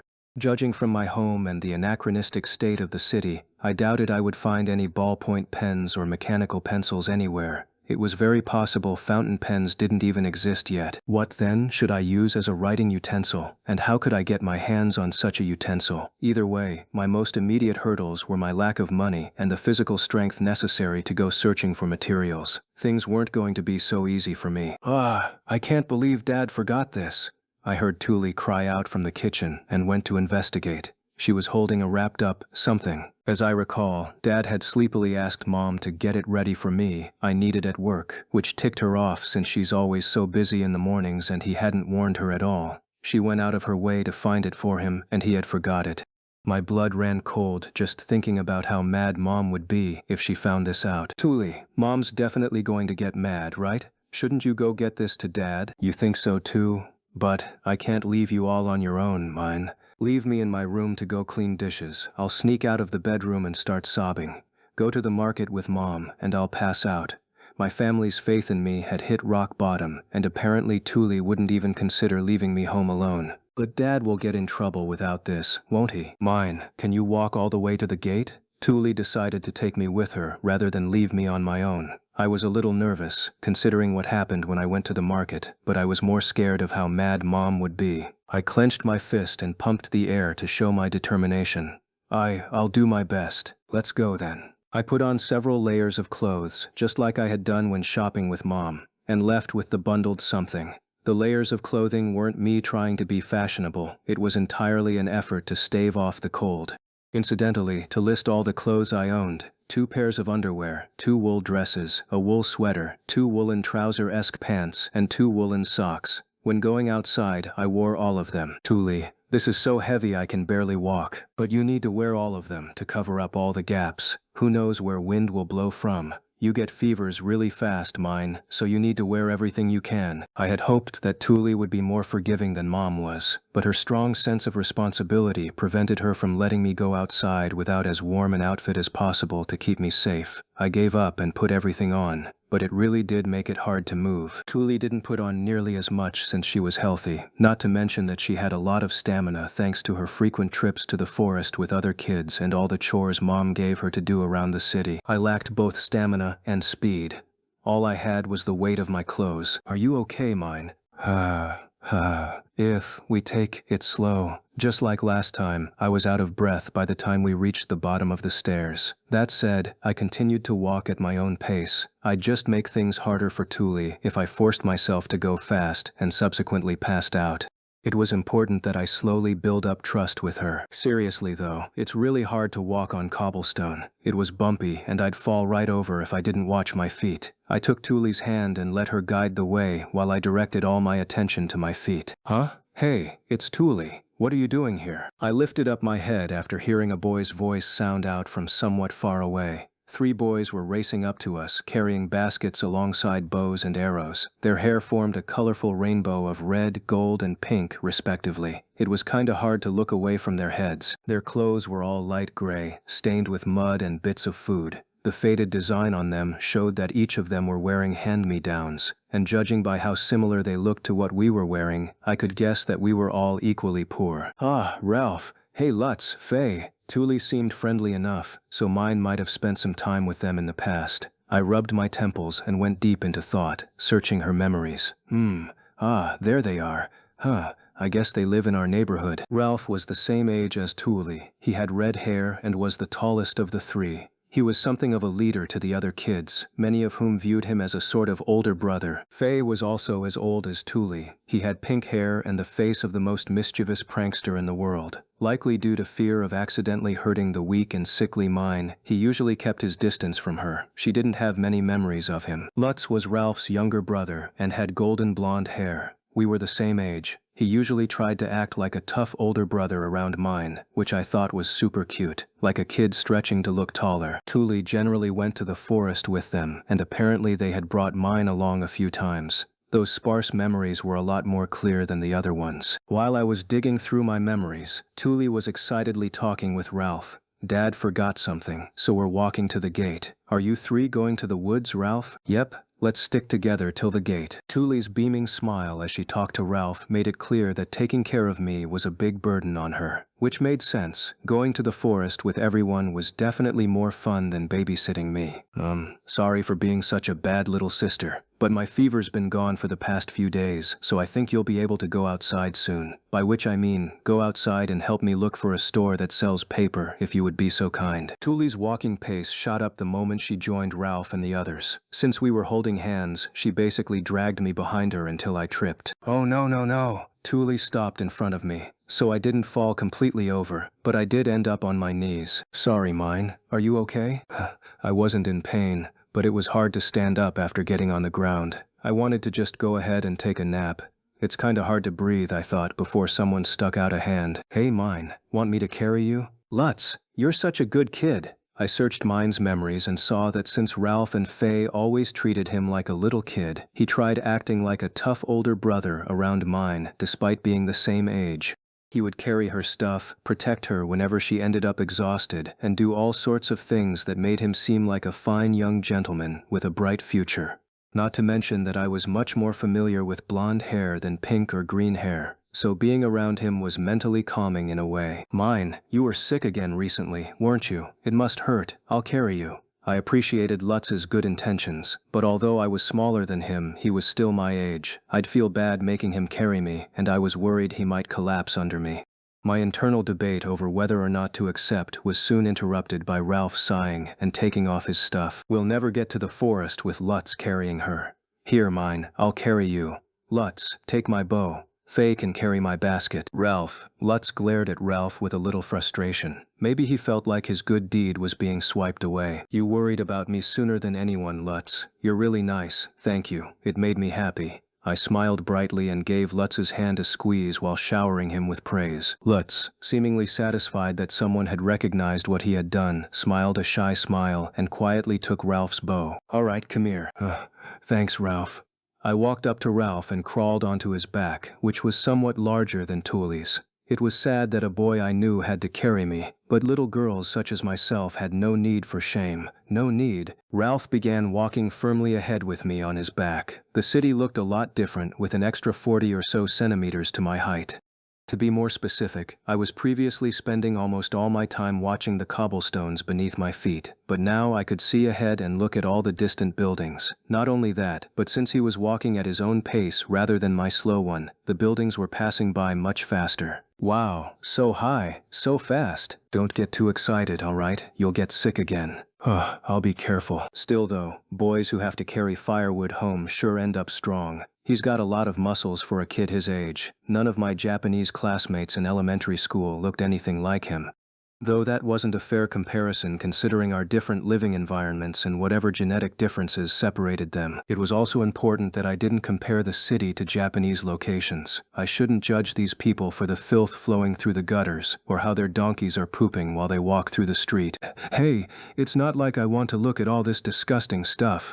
It's all just so different from what I've seen in Japan that my eyes are drawn to it. We must have been passing through a craftsman's street, since unlike the stores near the market, I couldn't see at all into the first-floor stores.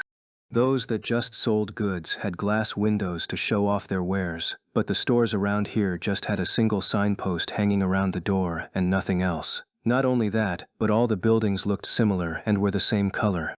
If not for that, the filth wouldn't stand out so much and my eyes wouldn't have been drawn toward it. It's not my fault. Ralph, are you okay? Mine isn't too heavy, asked Thule, looking back and forth between Ralph and me with a worried look in her eyes. Ralph shook himself a little to adjust my position on his back before somewhat curtly looking away. I'm fine. Mine's so small and light I barely notice her, and you'd get in trouble if she got sick from walking, right? Judging by his embarrassed expression and tone of voice, he probably wanted to help Thule out. or in other words, he wanted Tuli to feel gratitude toward him. "Oh ho ho, my sweet young Ralph, are you after my Tuli? They do say that if you want to take down the general, you must first defeat his horse. I don't mind being the horse. Keep on growing, young romance." Of course, that could have just been my imagination. But Ralph then took Tuli's braid and smelled it, then said, "Tuli, I dunno why, but you smell pretty good. What are you, the protagonist of a shoujo manga?" I couldn't help but tease them on the inside. Tuli replied by saying, "Really? Thank you," while blushing. Who could blame me? They were both so young I doubted they were actually in love. But in a world without books as entertainment, I'd like you to forgive me for fantasizing a bit in my head. I hadn't experienced a trace of romance in my life despite being close to graduating college, and yet there was 6-year-old Tuli radiating youthful romance. I couldn't help but have a little fun fantasizing about it. I know what you're thinking, but don't say it. Maybe you'd be more popular with boys if you didn't just read books and live in fantasies all day. My family and even my neighbor Shu said that exact same thing to me. I don't want to hear it. Shu's just a big dummy. While I was in the middle of remembering the frustrations I felt back as Urano, Tuli, and Ralph's childhood romance morphed into a more advanced love triangle. It's true. You do smell good. Let me see. Faye and Lutz both leaned toward Tuli's braid and sniffed. If they were all boys and girls of the appropriate age, they would be about 3 steps away from battling to the death for Tuli's heart. Your hair's really silky too. What'd you do? Right. Satisfied by the looks of surprise on their faces, I nodded repeatedly. I was in the process of improving the cleanliness of my home. I dried nice-smelling flowers and put them in our clothing boxes. I had Mom boil the water we used for food before using it to cook. I wiped down Tuli's body when we bathed together, and I brushed her hair after using herb oil on it. It seemed the fruits of my labor were already starting to show. Although I had gotten a little used to everything smelling bad in this city, Ralph and the others still stunk a bit. I wouldn't say it out loud since Ralph was going out of his way to carry me, but I really wanted to scrub everyone down with soap. It was a shame that our home only had animal soap for use in cleaning furniture and clothes, no plant soap for washing bodies and leaving a nice smell. I want some nice-smelling soap. While I was in the middle of dreaming about a world that didn't stink, Lutz took my hair. He inhaled deeply, as he had done with Tuli's. "You smell nice too, mine." Lutz smiled warmly while looking directly at me with his jade-green eyes. Oh no. Lutz has a powerful color scheme. Golden blonde hair and jade-green eyes alone make him look like a super cool, handsome guy. Plus, you look a lot cuter now that you're pinning your hair back, and I can see your face better. Yeah, a finishing blow. Even though he's a little kid, I'm feeling super embarrassed. I know he's not doing it on purpose, but goodness. Please, stop. I may be kinda old, but I've never experienced anything like this. I don't know what to do. I was the only one frozen in place and freaking out. Everyone else was already talking about what they wanted to find in the forest, or how long it would take for snow to start falling. The fact that Lutz was bragging about getting better at archery despite freaking me out like this ticked me off. Tuli managed to just thank him, but I could only freeze in surprise. My heart was still pounding. Is it normal for 5-ish-year-old kids to do things like that here? What's with this world? I'm a fine young Japanese maiden with a shy heart. This is way too much for me. I kicked my legs around while clinging to Ralph's back, and eventually the outer wall's gate came into view. The outer wall protected the city, and up close I saw that it was really tall. It was about as tall as a 3-story Japanese building, and was fairly thick. There were gates at the north, east, south, and west sides of the outer walls, and several soldiers at each one checking those who came inside. We had reached the south gate, and we could see several of those soldiers. One of them should be my dad. I couldn't tell which was him, but Tuli could somehow. She hugged the wrapped-up thing to her chest and ran toward him, waving hard. "Dad, you forgot something. You need this, right?" Dad blinked in surprise as Tuli handed him the thing with a bright smile. So nice. You're way too nice, Tuli. All I cared about was avoiding Mom's wrath over him forgetting what she worked so hard to find. Yeah, I do need it. Thanks. Wait, did you leave mine alone? Nah, I brought her with me, see? Ralph carried her on his back. Dad, eyes wavering due to feeling bad about having not noticed me, plopped a hand on Ralph's head. Thanks for carrying her, Ralph. We were on our way to the forest anyway. Ralph lowered me to the ground, looking a little annoyed at how Dad was ruffling his hair. He then took back his stuff from Faye and Lutz. "Thanks, Ralph. You too, Lutz and Faye." After seeing Ralph and the others through the gate on their way to the forest, Thule and I were taken to a waiting room within the inner gate. The outer wall was large enough to fit a room of about 9 square meters of size inside. It wasn't that big, but there were apparently other waiting rooms and a room for those on night duty too. Our waiting room had a simple table, a bench, and a single cabinet with shelves. I looked all around, feeling like a tourist in a foreign country, and soon one of Dad's coworkers brought in cups of water for us. "You certainly raised your daughters well, I see." It took about 20 minutes for a child like Thule to walk from home to the gate, so I appreciated the water. I gulped down the water in the wooden cup and let out a big sigh of relief. That was tasty. Finally, I can rest my sore legs. "You barely walked on your own, mine," said Thule with pursed lips, causing everyone to burst into laughter at once. I himphed, but since everyone had seen Ralph carrying me, I couldn't say anything back to her. As I drank down a second cup of water, a single soldier entered the room. He took out a toolbox-looking thing from the cabinet and immediately left. It looked like he was in a hurry, so I looked around. "Did something happen out there, Dad?" "Probably just someone needing special attention at the gate. Nothing to worry about." Dad waved it off, but his hurried behavior did get me a little worried. Would things really be okay? I mean, a soldier guarding this gate is hurrying around. Doesn't that spell trouble? In sharp contrast to me, Thule tilted her head in confusion without looking worried at all. Someone needing special attention? Have I ever seen someone like that? Despite passing through the gate frequently, Thule couldn't immediately imagine someone who would make a guard rush that much. Dad rubbed his stubble and searched for the right words. Yeah. Think someone suspicious looking who's probably a criminal, or maybe the opposite, and it's a noble we need to inform Lord Ehrenfest about before letting them in." Wow. Apparently they just judge people on their looks. Well, I guess there's no helping that. This world doesn't seem like it would have a robust information network or anything of the sort. Soldiers had no way of researching the background of anyone coming inside. We have them wait in a separate room, while the higher-ups decide on whether or not to let them inside. So that's why there are so many waiting rooms by the gate. I get it. I bet the waiting room for nobles and the waiting rooms for suspicious-looking people are totally different in size and furnishings. My thoughts were interrupted after the young-looking soldier with dark brown hair and gentle, calm brown eyes came right back, carrying the box and something rolled up into a tube shape. His expression lacked any sense of emergency. Dad was right, it apparently hadn't been anything that serious. The soldier, bundling up the box and roll in his left hand, stood in front of Dad and tapped his right fist against the left side of his chest twice. Dad stood up, correcting his posture, and repeated the same fist-tapping gesture. That was probably the salute of this world. "Otto, your report." I let out a tiny awed noise after seeing Dad make a serious expression unlike anything I had seen at home. He usually looked so lazy and relaxed, it was a real change of pace. When serious, he actually looked pretty cool. "Count Rienwald is requesting entry, and his seal checked and confirmed." "All right, let him through."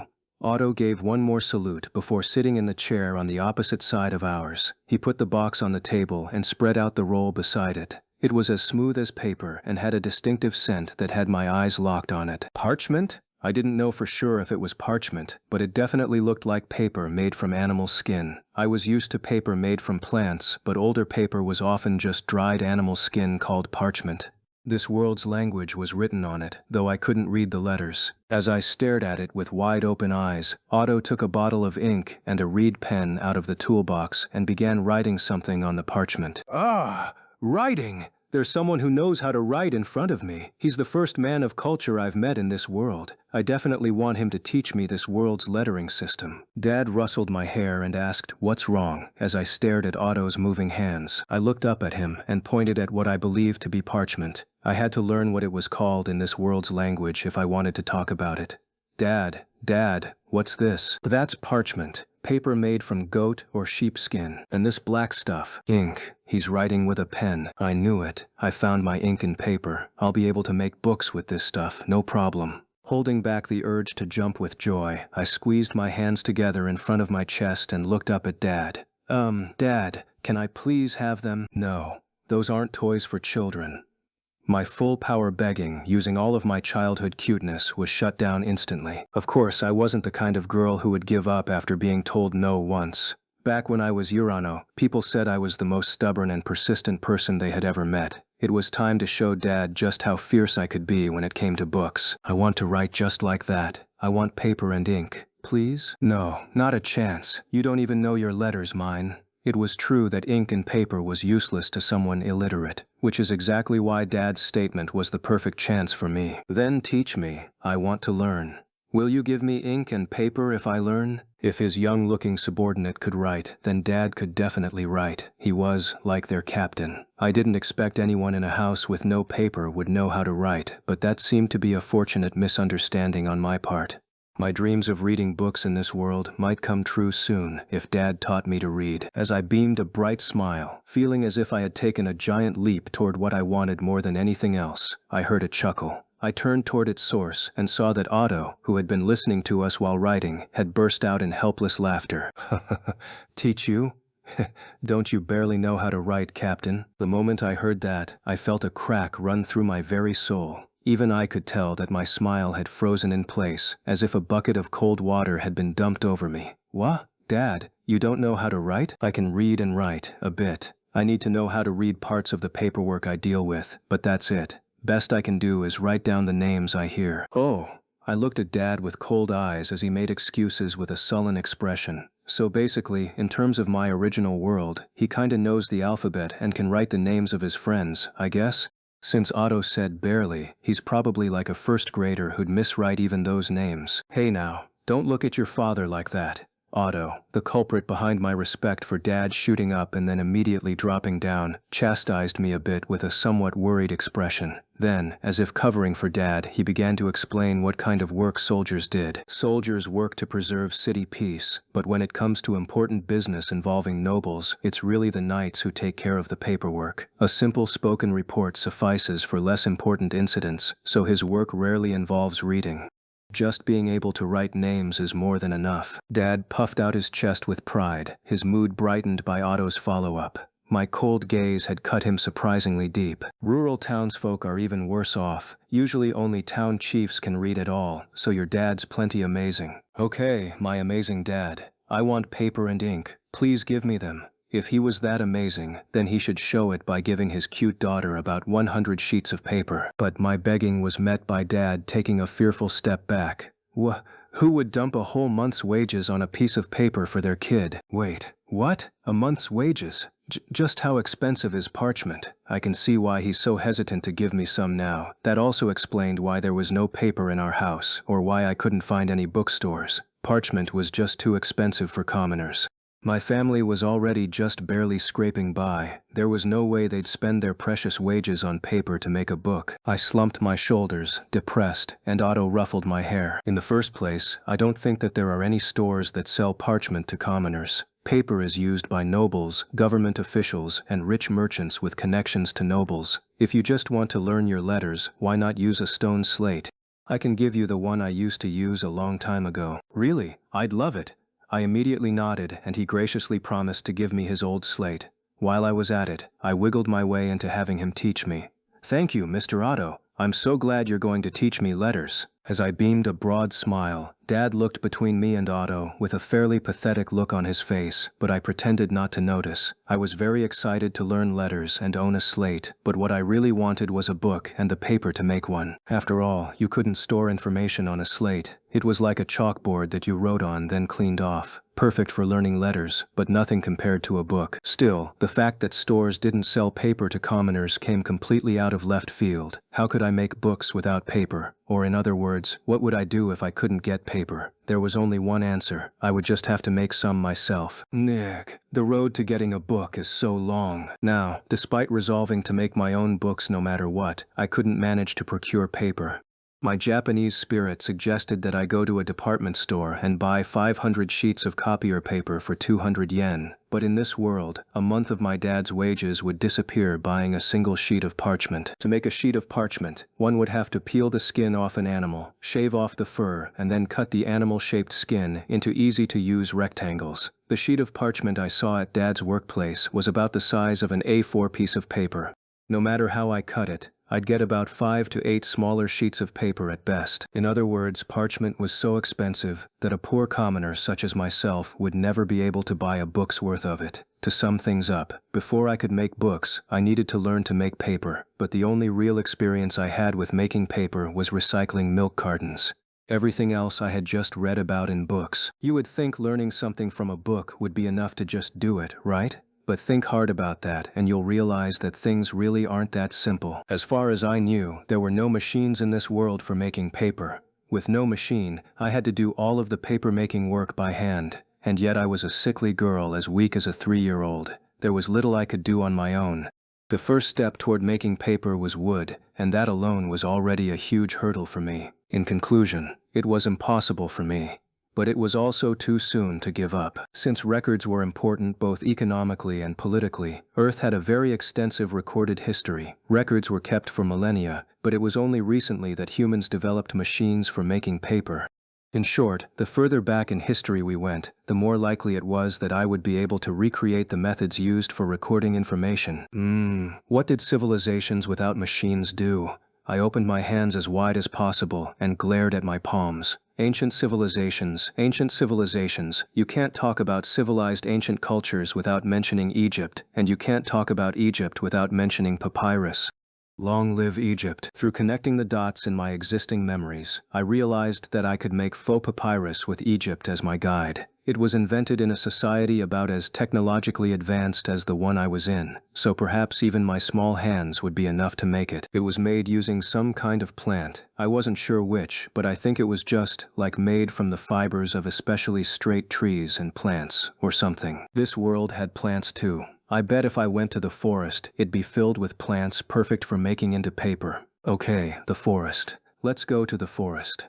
I'm a woman who was both admired and lamented by my family and friends for how fast my footwork became when books were involved. I act the moment a thought comes to me. In this case, I immediately ask Tuli to take me with her to the forest. Tuli, I want to go to the forest too. Can I come What? You, mine? No way! She shot me down before I even finished. Her reaction speed indicated she didn't even need to think about her answer, and the force of her no way probably reflected that she wouldn't budge no matter what I said. Ouch. Why not? You can't walk that far, can you? There's no way you could walk to the forest if you can't even make it to the gate, and once we get to the forest, we need to pick up firewood and gather fruit. There's no time to rest. Plus, you can't climb trees.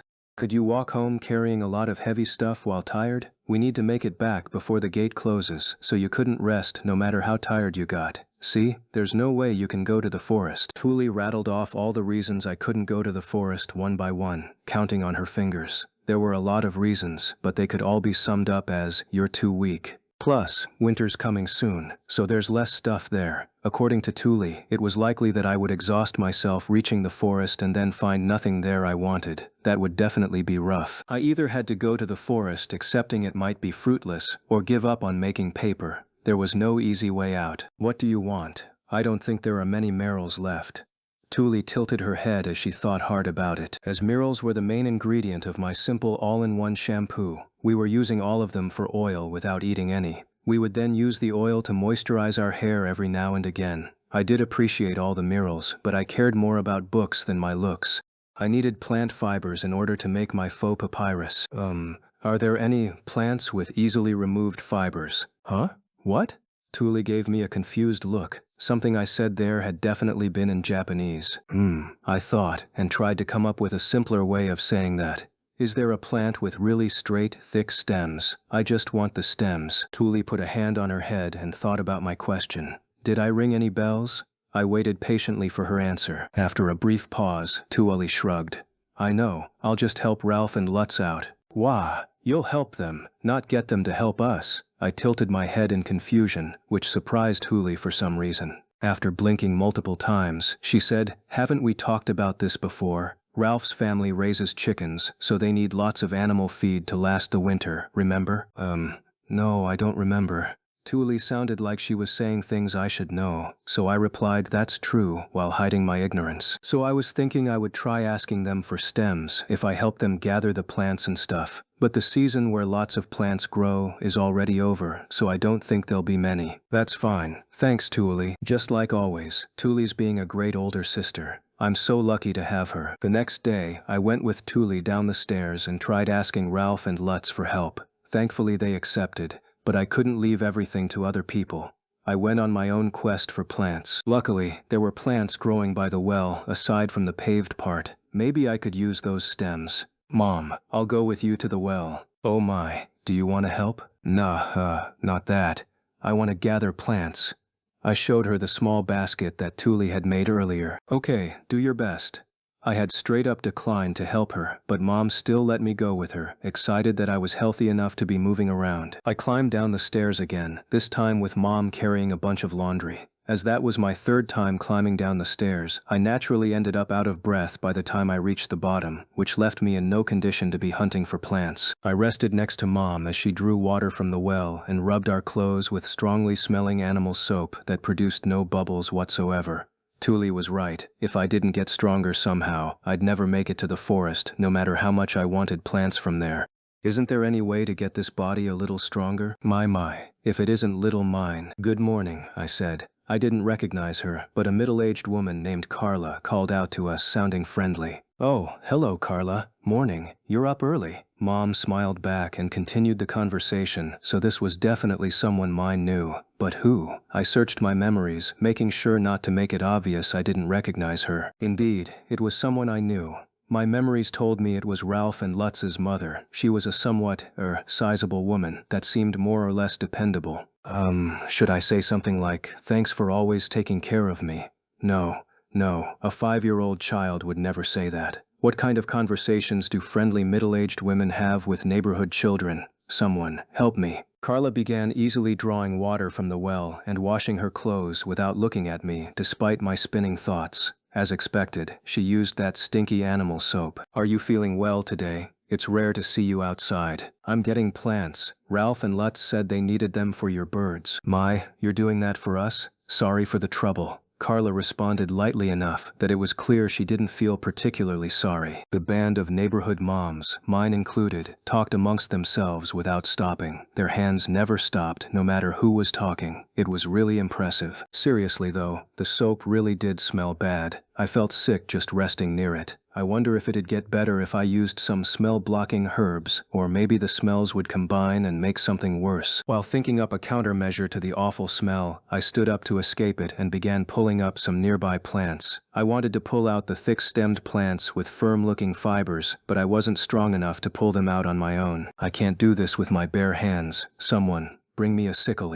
Of course, nobody would bring me a sickle, and my weak arms weren't going to get stronger in a day. Okay, I give up. I'll just put all my hopes on Thule, Ralph, and Lutz. I quickly gave up on pulling plants for my own needs, and instead selected those with soft-looking leaves and sprouts for the chickens. They were easy enough for me to pull despite my weakness. It's time to go home.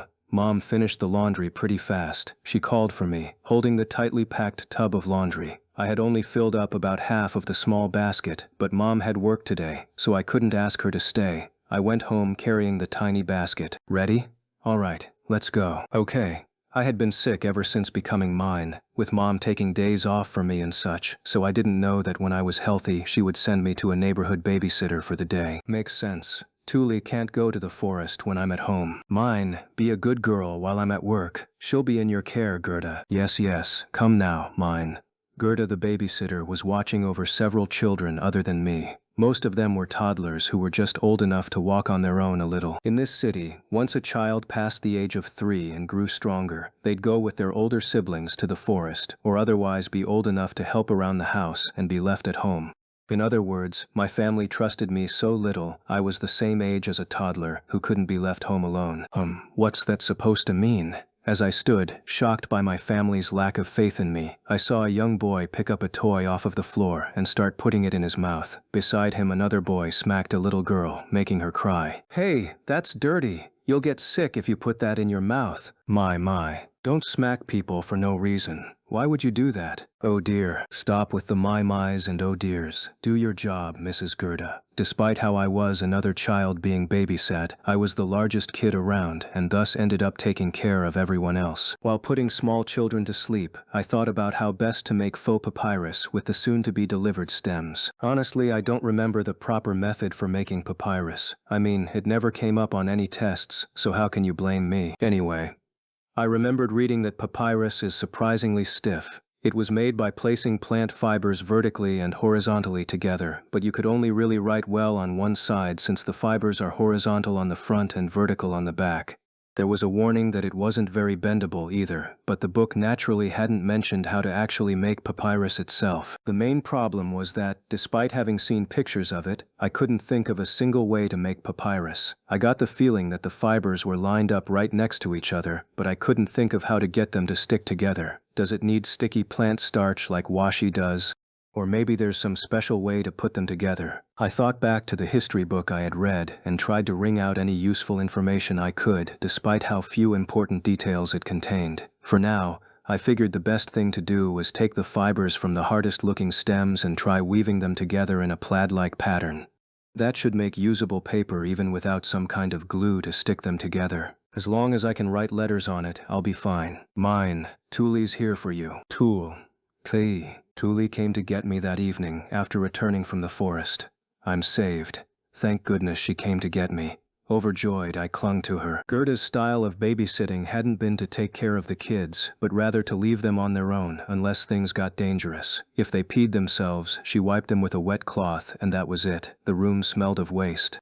It was hard for me to bear watching kids get treated like that, especially with my Japanese values still intact. I can't believe she's getting paid for doing this. The worst thing was, no matter how much I wanted to help, it was a problem too big for my hands. I couldn't babysit children myself, and Gerda's style of babysitting may be normal for this world.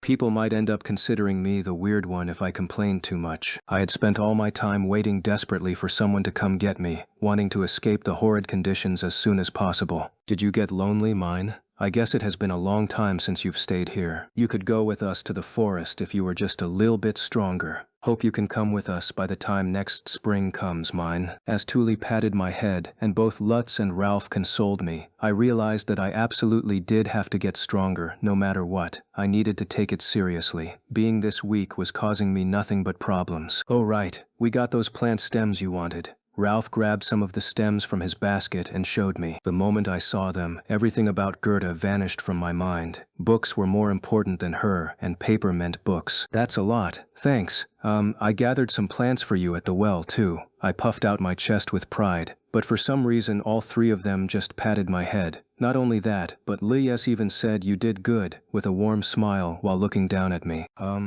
Just how useless do people think I am? I mean, it's true that I never do anything, and I'm useless almost all of the time, but still. Thule went and got the tiny basket so we could exchange all our plants for the stems they gathered. Okay, it's time to make some faux papyrus. I intended to immediately start making faux papyrus with the gathered stems, but unfortunately, life got in the way. Just where do you think you're going, mine? Didn't I tell you that we were starting winter preparations today? Right as I was about to leave to go to the well and get the fibers out of the plant stems, Mom grabbed the back of my shirt and stopped me.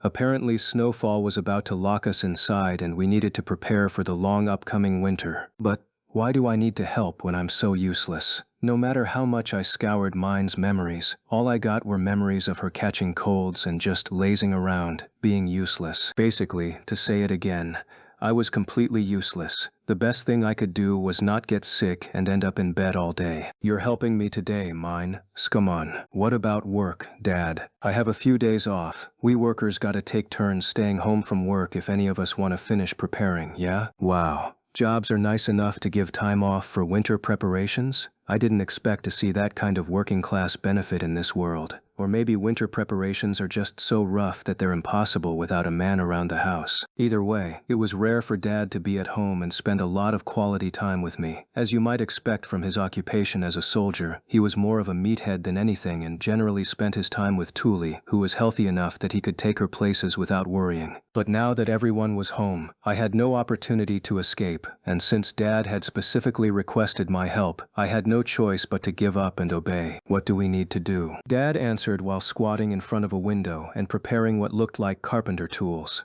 Today we're going to check to see if anything needs fixing. The shutters will be locked tight during snowstorms, so we need to make sure none of the hinges are loose or rusted. While we're at it, we'll look for holes. Once we're done with that, we'll clean the chimney and furnace so we can use them without issue over the winter. Dad, what are you expecting from my weak little arms that can't hold anything or even use a screwdriver?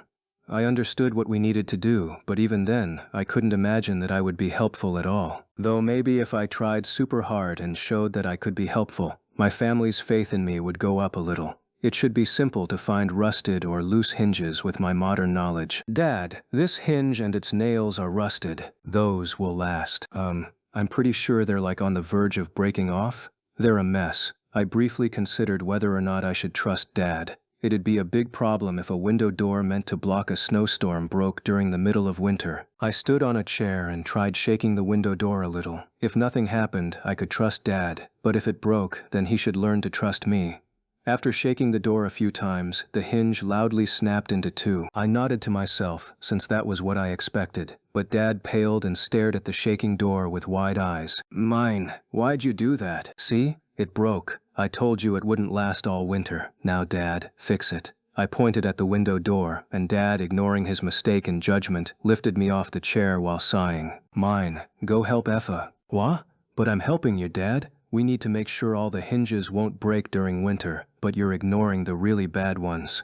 I shrugged and shook my head. Mom told me to help Dad, and so I would. This was all for the sake of making my winter as comfortable as possible. We don't have the money to fix all of them, and at this rate you'll break all of them. Go help Effa. No, money's a problem here too? I, having destroyed the hinge that Dad had intended to treasure for a little longer, obediently followed his instructions and went to the bedroom where Mom and Thule were. They were drying our sheets and blankets to make them more usable, moving our bed to the wall closest to the furnace to make nights a little warmer, and just setting up the room to be more livable in the winter. What's wrong, Mine? Dad told me to come help you, Mom. Really, we've just about finished here, so we're about to start preparing the lights. We luckily ended up with extra beeswax this year. We're also going to use beef tallow and fruits to make candles and oil for lamps. That all sounded like a real pain. I had been smelling the nasty scent of animal oil wafting from nearby homes for several days, and just imagining smelling the same stink from my own kitchen made me depressed. Thule started work on extracting oil from fruits, but since I was too weak to wield the hammer well, I had no excuse. I could only watch beside Mom as she put beef tallow into our largest pot and set it over the fire. It stinks, so bad. Stay strong, me. Despite the smell being so bad I could barely breathe, Mom casually melted the tallow and picked out the dregs that rose to the surface. Surprisingly, however, that was all she did before starting to finish up. Wait, Mom, that's all? You're not going to salt it out? Come again? Oh no. I guess this is obvious, but indeed it didn't get translated. Mom shot me a little glare that said, "Are you complaining about my work?" But I swallowed my fear and tried to explain what salting out was in as simple terminology as possible. You put salt water in and then boil it a bit to get more junk out? Salt water? If you leave it for a bit afterwards, the oil will harden on top and leave just the salt water on bottom, right? You can pour out the water and then just use the pure oil. It's a bit more work, but the oil will smell better and be higher quality. As if reacting to the phrase higher quality, Mom began salting the oil out. The quality of oil we make here was a matter of life or death for me. After all, we'd be using the oil in a closed room. I wouldn't be able to survive a stinky home for an entire winter. Well, I couldn't tell her exactly what ratio of salt water to oil is best, but it should still end up better. We went with a pretty arbitrary ratio, but thanks to the salting, the yellowed tallow became a pure white. The tallow was then split into parts, some to be used for candles and some to be used for soap come spring. The candle part was put back into the pot and melted again. As an aside, the tiny chunks of meat that came out after filtering the tallow were used as a pretty tasty soup base. Yum yum. After eating lunch, we got to work making candles. Okay, Thule, I want you to start making candles now. Gunther and I need to prepare the firewood. Okay. Wait. What's my job? All three of them started their own jobs, so after a moment's thought, I followed Mom out of the front door. Maybe go help your mother included this. But after noticing me, Mom told me to go back inside. Mine, help Thule make candles. Be sure not to get in the way. Okay. Sheesh, why do they trust me so little? I returned to the kitchen and saw Thule cutting strings into identical lengths and hanging several of them at a time from little sticks. She then took a stick and held it such that the strings dipped into the pot of melted tallow before lifting it up and down. Over time, the oil sticking to the string hardened, fattened, and began looking like a candle. Wow, so that's how you make candles. Don't just watch, mine. Help. Thule was mad, so in order to help, I grabbed some smell-blocking herbs and stuck them to some of the hardening candles. If these worked, I would put more herbs into all of them. Mine. Don't play around. Just these, okay? Don't you want candles that don't stink too, Thule? Please. Definitely just these, understand? Thule drove that home, so I gave a big nod. I didn't know whether it would work or not, so I had no intention of messing with all of them. I put different herbs into each candle, so I would be able to see which worked the best. While Thule and I made candles, our parents were preparing firewood. Without it, we would undoubtedly freeze to death, so making sure we had enough ready was absolutely vital. Dad took both the wood Thule had picked, plus extra wood we bought, and used an axe to chop it all into 50-centimeter long sticks. Mom then took the cut firewood and brought it to the winter storeroom. Where are you going, Mom? I was so surprised to see Mom going into a room I didn't know about that I followed after her. It was news to me, but there was another room inside our normal storage room. Apparently it was generally only used for winter preparations. About half of the room was already packed with tons of wood. What? I didn't know about this room. It's our winter storeroom, remember? How could you even forget that, mine? Speaking of which, I had been wondering where Thule put all the wood she came back with. Now I knew. Since the wood we normally use was put in the general storage room, I never noticed there was another one deeper inside. It's cold here. Of course it is. This room is the furthest from the hearth. Our home didn't have anything fancy like a fireplace, so the hearth/makeshift oven in the kitchen was the only source of heat in the entire house. We would generally spend all of our time there. And now, our beds were pressed against the singular wall separating them from the hearth. As long as fire was burning inside, which was when we children went to bed, it was surprisingly warm, but it was only warm at the start. Mom would put out the fire before bed, so the room was ice cold in the morning. On the other hand, this winter storeroom was the furthest room in the house from the hearth, so it was super cold. It was the perfect place to put preserved food, oil, and other things we needed for the winter. In other words, it was a natural fridge, and we didn't want it getting warm. There's lots of firewood here. It's still barely enough, you know? Even though half the room's full, I looked at all the firewood stacked in the winter storeroom, and the word deforestation passed through my mind. If a single family burned this much wood, how much wood was the entire city using? Mine. Don't start daydreaming. It's time to prepare for our winter handiwork. I'm not daydreaming, I protested, but Mom was already heading to the kitchen. I hurriedly chased after her. I didn't want to be left alone in a dark room with no windows. Mom, what do you mean by handiwork? Well, men fix the tools they use at work, I suppose. If we intend to make new tools or furniture, we need to gather the materials ahead of time. So it's like work we do over the winter while stuck inside? Mom nodded while counting how many spools of thread we had. That's right. It's important that we women make clothes, remember. We won't be able to do that without preparing thread and dyeing cloth ahead of time. I've already finished all that since I work as a dyer, but we still need to prepare the wool and plants like nylon that we'll be weaving next year. Not to mention, Thule's baptism is next summer. I need to prepare her special dress during the winter. Mom looked around with a deadly serious expression, making sure she had everything she needed. I got the feeling that I would just get in the way no matter what, so I slid back over to where Thule was. What's your winter handiwork going to be, Thule? I'm gonna make baskets. We'll sell them when spring comes. Thule was preparing her basket-making materials which would serve as her handiwork. She was taking some of the wood she gathered in the forest to the well and peeling off its bark. She would then run her knife along the fibers to split the wood apart. "What'll you be doing, mine?" "I'm making faux papyrus." "What's that?" "It's a secret." I followed Tuli's example and started preparing the fibers I needed for my winter handiwork, making faux papyrus. This was an important job for me, a respectable job that nobody would get mad at me for doing. To get the fibers out, I basically just had to do what Tuli was doing, probably. Peel off the outer layer of the stems, soak them in water, then dry them. Winter preparations began before Tuli and the others could get too many stems, so I decided to just take them all apart for fibers. "Tuli, I want some water too." "Okay." "Twali, how do you think I should get just the fibers out of these stems?" "What?" Tuli, they won't get blown away if I dry them in the window, right?" "And fine." I bundled up the completed fibers. There weren't many of them, but there were probably enough to make 1 or 2 sheets of faux papyrus. With that, my own winter preparations were more or less finished. Whew, I worked really hard here. Wait, what? Is it just me, or does Tuli look annoyed? The most important thing to prepare for winter was food. Unlike Japan, there weren't supermarkets open every day of every year. Barely any crops could be grown or harvested, and the market would barely open due to the weather. If you didn't want to starve to death, you had to prepare ahead of time, which is why I was currently sitting inside the back of a covered wagon between the loads of stuff packed into it. It all started when Dad woke us all up at the crack of dawn. "All right, we're going to the farm today. Everyone ready?" No, of course not. What the heck's going on?" I rubbed my sleepy eyes and glared at Dad, but Mom and Tuli both nodded enthusiastically with big happy smiles. I was the only one not understanding. "Oh, right. Mine was sick when this was decided, so she might not have heard about it." Mom clapped her hands together and both Tuli and Dad nodded in agreement.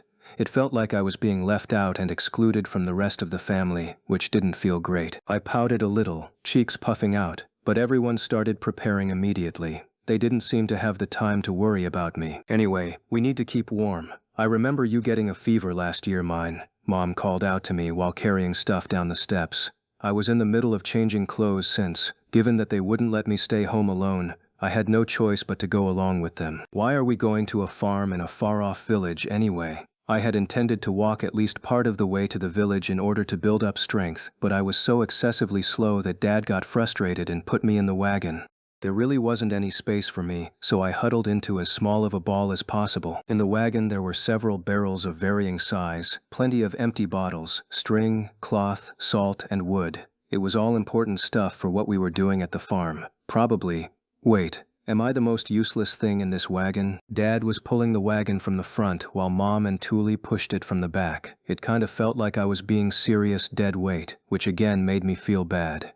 Mom, why are we going to a farm? There's no smokery in the city, remember? We're going to rent the one in the nearest farming village. We're going to smoke meat? That reminds me, we bought lots of meat at the market, but I feel like she already boiled or salted most of it. There's that much left? Shouldn't it be bad by now? Is this okay? I started counting the days on my fingers, worried, but Mom just looked at me with exasperation. "What are you even talking about? Today's pig day. We'll buy 2 pigs at the farm, split into groups to prepare them, and then share the meat." What? For an instant, my ears blocked what Mom had said. There was a brief but clear time lag between me hearing that and the noise reaching my brain, and when it did, I started to tremble. Pig day! What? The day when we and our neighbors gather together, butcher a pig, salt it, smoke it, and make bacon, sausage, and all other sorts of meat. Goodness mine, don't you remember last actually, you got a fever in the cart on the way there. Honestly, I want to get a fever this year too.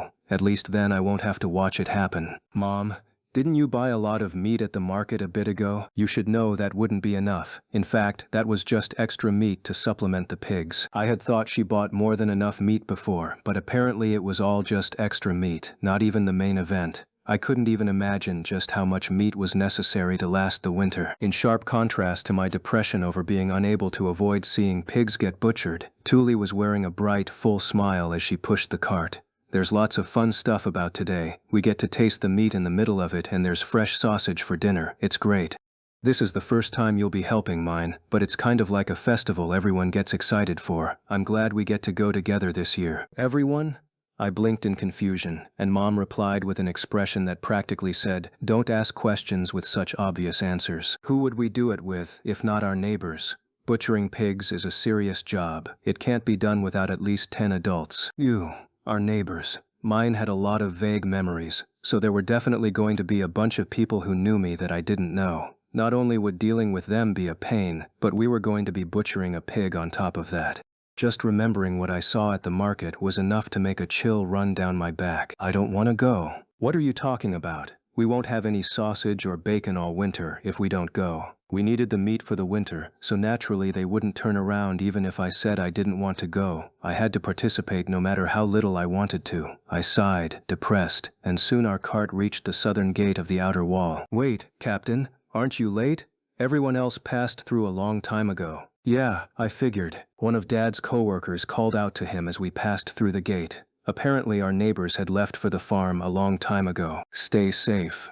A younger-looking guy who looked like he probably liked children waved at me, so I waved back. Polite decency was important in all things. Wow. The moment our cart rumbled out of the small tunnel that was the southern gate, I let out a tiny cry of surprise. It was the first time I had left the city walls since becoming mine. To be honest, I hadn't expected things to be so different outside. First of all, there were no buildings. Inside the city was a tight, never-ending cluster of buildings. But the second we got outside of the gates, there was a wide road with only about 10 to 15 shacks strewn about. On top of that, the air was nice. The more open the air, the more the smell of waste was diluted, I supposed. And for the first time in a long while, I remembered that air could taste good. There were no tall walls to block all the smells inside. I looked around and saw a field of crops on one side of me and a forest of tall trees on the other. The scenery was impossibly tranquil, the very definition of idyllic. Mine. Close your mouth. You're gonna bite your tongue off. Bwah? Right after Dad's warning, the cart began rattling up and down even worse than it did in town. The city road had shifted from cobblestone to a normal dirt road with mounds and hills. It was shaking so hard I thought all our stuff would fall out, but at least they had ropes holding them down.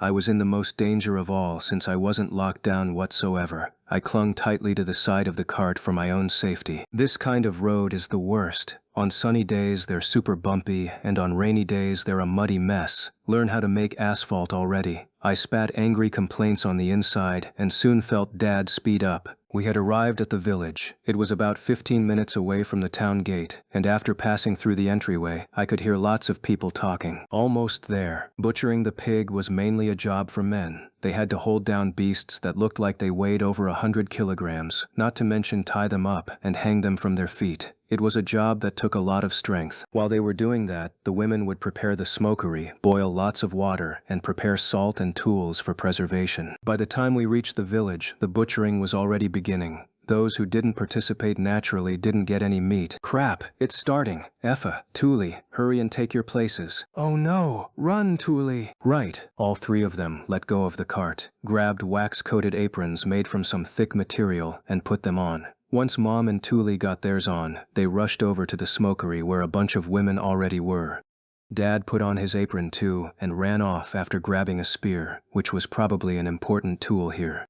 Everyone's so fast. My family had all run off before I could even process what was happening. I could have run after Mom, but I wouldn't want to be standing around in a crowd with no idea of what to do. It was a yearly ritual for these people, so there were probably a ton of unspoken rules. If only I had a manual. Knowing that I would just get in the way no matter what I did, I decided to wait in the cart until someone called for me. This is important work too, I told myself while sitting on top of the abandoned cart doing nothing in particular. Unfortunately, however, Dad had left the cart right in the middle of the pig slaughtering field. There was a little distance between us, but I could clearly see the pig squealing in pain and fear while running away from its pursuers. There was a wooden stake driven into the ground, connected by rope to the pig's right hind leg. It fled in a circle around the stake while men chased after it, desperate to pin it down. I saw a familiar pink head in the crowd. Ralph and Lutz were definitely around here somewhere. Go get 'em! Hiya! Screaming out battle cries, Dad participated in the chase. He readied the spear with immense speed and then stabbed it right into the pig. That single strike was enough for the pig to start convulsing, legs twitching, before it stopped moving entirely. I let out a tiny shriek, but all the men let out a cheer at what had been done. Mom rushed forward with a metal bucket-looking thing and a somewhat long stick. Another woman brought a bowl thing to the pig. A moment later, blood sprayed everywhere, dyeing several people's aprons dark red. Dad had probably pulled the spear out after the blood-gathering bucket and bowl were prepared. I covered my mouth and felt myself shake with terror. I couldn't see the pig due to all the women's aprons crowding around, but I could see how mechanically the woman was gathering blood in the bowl and pouring it into the bucket. Mom furrowed her brows a little while, firmly stirring all the blood being poured into her bucket. Nyeh. Mom looks really scary right now. Afterward, a bunch of people worked together to hang the pig upside down from a tree that had been prepared beforehand. The blood they hadn't managed to squeeze out of the pig began dripping down to the ground. The real butchering was about to begin. A man with a thick butcher's knife walked up and pressed it against the pig's stomach. That was the last thing I remembered. Before I knew it, I was in a stone building, not one I had seen in the village. I could see the ceiling since someone had laid me onto my back, but it wasn't my home's ceiling. I blinked several times, still on my back, and then remembered what I had seen before passing out.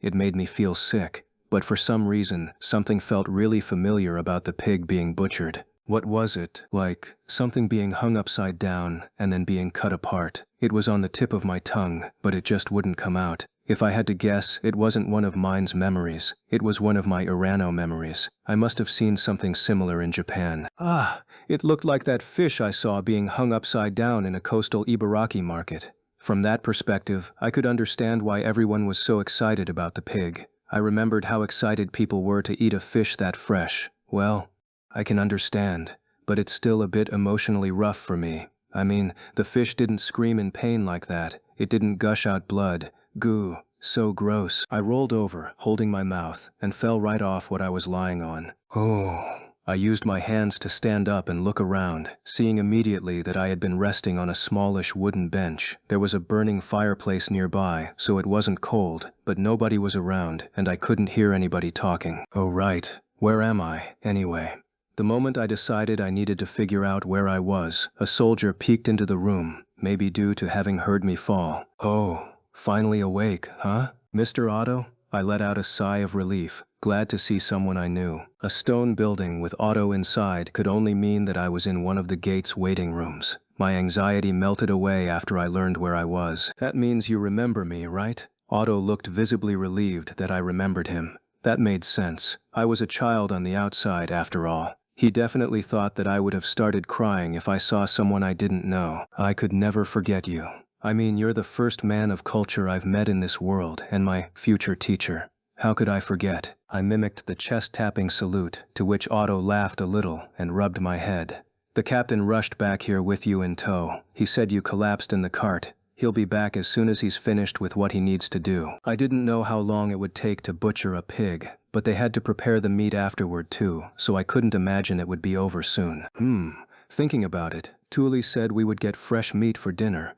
Guess I'll be waiting here for a while. Knowing that I would end up with plenty of spare time, I had put the materials I needed for faux papyrus into the cart, but they were out of my reach. What's wrong, mine? Feeling lonely without your mom and dad? No, I was just thinking about how I could kill some time. I shook my head and said what I was really thinking. Otto looked at me hard for a bit, then whispered. He did say she wasn't as young as she looked, and nodded to himself. I might have something that can help, mine. How about this? Wow, the slate. Otto held out the slate. He knew for sure we'd be passing by the gate today, so he had brought it with him to give to me. A man of culture that considerate about other people? Mr. Otto's such a great person. I need to go back and stand at the gate, but go ahead and practice this while I'm gone. Otto wrote my name, mine, at the top of the slate before setting down the slate pen and a cloth. He then left the room. I hugged the slate with one arm and waved Otto goodbye with the biggest smile of my life before dropping my gaze back down to the slate. The best way to explain it was to call it a mini chalkboard about the size of an A4 piece of paper, a dark, thin stone set into a wooden frame. Both sides could be written on, and one of them had lines for practicing letters on. The slate pen was a writing tool specifically for slates, and although I could tell it was a thin stone from a touch, it looked entirely like a thin piece of chalk. The somewhat dirty cloth was a way to clear off the slate. It would probably do a good job, given how the letters Otto wrote got a little blurry just from me hugging the slate. Ugh, my heart's beating so fast. I put the slate onto the table and held the pen. Just gripping the slate pen like a pencil made my heart race. I started off by copying Otto's letters, none of which I recognized at all. I was so nervous writing the first letters of my second life that they all ended up twisted and shaky. If I were in Japan, I likely would have shaken my head and wiped them away immediately to try again. But it had been so long since I had seen letters that I couldn't take my eyes off them. I was so happy. I took a deep breath, exhaled, wiped the letters away with the cloth next to the slate, and tried again. Things went a lot better the second time. I wrote my name, erased it, wrote it, erased it. When I got bored of that, I wrote little poems and song lyrics in Japanese, then erased them, then wrote them, then erased them. This is bliss. I never would have thought that writing letters could make me so happy. Despite being near the furnace, the waiting room was so drafty that after spending hours playing with the slate and waiting for my family, I caught a cold in record time and ended up in bed with a fever. You still have a fever, mine, so stay in bed. No getting out. Okay. My parents busily walked around, in and out of the house, as they carried root vegetables into the winter storeroom. Tuli was in the kitchen making jam out of fruit and honey that she had gathered herself. In this world, all it took was a sweet scent drifting through my home to make me happy. While they were in the middle of stashing away beer and the prepared pig, Tuli brought me my soup lunch. I put aside my stone slate and took the whole tray from her. Sorry, Tuli. Seriously. This is a real pain. Oh, what? Didn't you promise not to say that? I never promised that. Okay, you didn't promise that, but isn't it still like an unspoken promise? While everyone else was exhausting themselves preparing for winter, I was lying in bed and playing around with the slate Otto gave me, practicing my name and having fun writing in Japanese. But I really wanted a book that would preserve writing permanently. If writing some letters was all it took to get me this happy, I figured reading a book would make me absolutely ecstatic. I needed to hurry up and get healthy again so I could make paper. Tiny bits of snow began to fall here and there right as we were on the verge of finishing our preparations. Winter was coming, for real. During winter, our neighborhood would end up snowed in, and we'd generally spend all our time inside the house, outside of especially sunny days. I normally spent all my time inside anyway, like the shut-in I was, so that wasn't really a problem for me. But there were no books in this world. Will I survive as a shut-in without any books around me? Blizzards often occurred when snow began falling, so we needed to keep our windows and doors shut tight for warmth. We then stuffed somewhat thick rags into any cracks to block as much wind as possible. So dark. It's a blizzard. What did you expect? It caught me off guard that the only sources of light in our locked-up house were the furnace and our candles. It was the first time I had ever been inside a completely dark room in the middle of the day. It hurt to live without electricity. Even back in my Urano days, I had my phone and flashlights when typhoons knocked out the power, and usually it got fixed by the next day. Won't we all get depressed spending weeks in the dark like this? Hey Mom, is everyone's house this dark? I believe those with a decent amount of spare money tend to have several lamps around their homes to light things up, but we only have one. What? We have a lamp and we aren't using it? I figured that it was best to use any light source we had, but Mom just sighed and shook her head. We try to avoid using the lamp since we need to be frugal with oil. You wouldn't want to run out of candles if the winter drags on, would you? There was no argument against being frugal. Even my mom back in Japan did all sorts of things in the name of saving money. She would unplug the TV from the wall to save on the electricity bill, and yet fall asleep with it still on. She'd cut off the water when brushing her teeth to save on water, but leave it on when washing dishes. In other words, my mom taught me the importance of self-satisfaction. I decided to take after my mother's frugal ways and see if I could finagle a way to get the room a little brighter. What are you doing, mine? I think this might make the room a little brighter. With a three-sided mirror's magnification properties in mind, I polished my dad's old metal gauntlets that he had apparently used in a past war and lined them next to the candle. Stop it, mine. It's harder to see now. They both immediately shot me down. Unfortunately, the gauntlets weren't flat slabs of metal and the surface wasn't exactly the smoothest. The light reflected in all sorts of directions and shined in their eyes, making it harder to see their hands. Boo, it didn't work. I wonder if there's something else I can use, like a mirror. I would appreciate it if you would stop wasting our time. Mom shot me down with a firm tone, so I gave up on my light-reflecting strategy. But still, having diminished eyesight didn't feel that great regardless of whether or not I had any books to read, so I took up camp right next to the warm furnace. Not long after that, Mom began setting up her loom near me. It wasn't a large machine like those I had seen in Japan.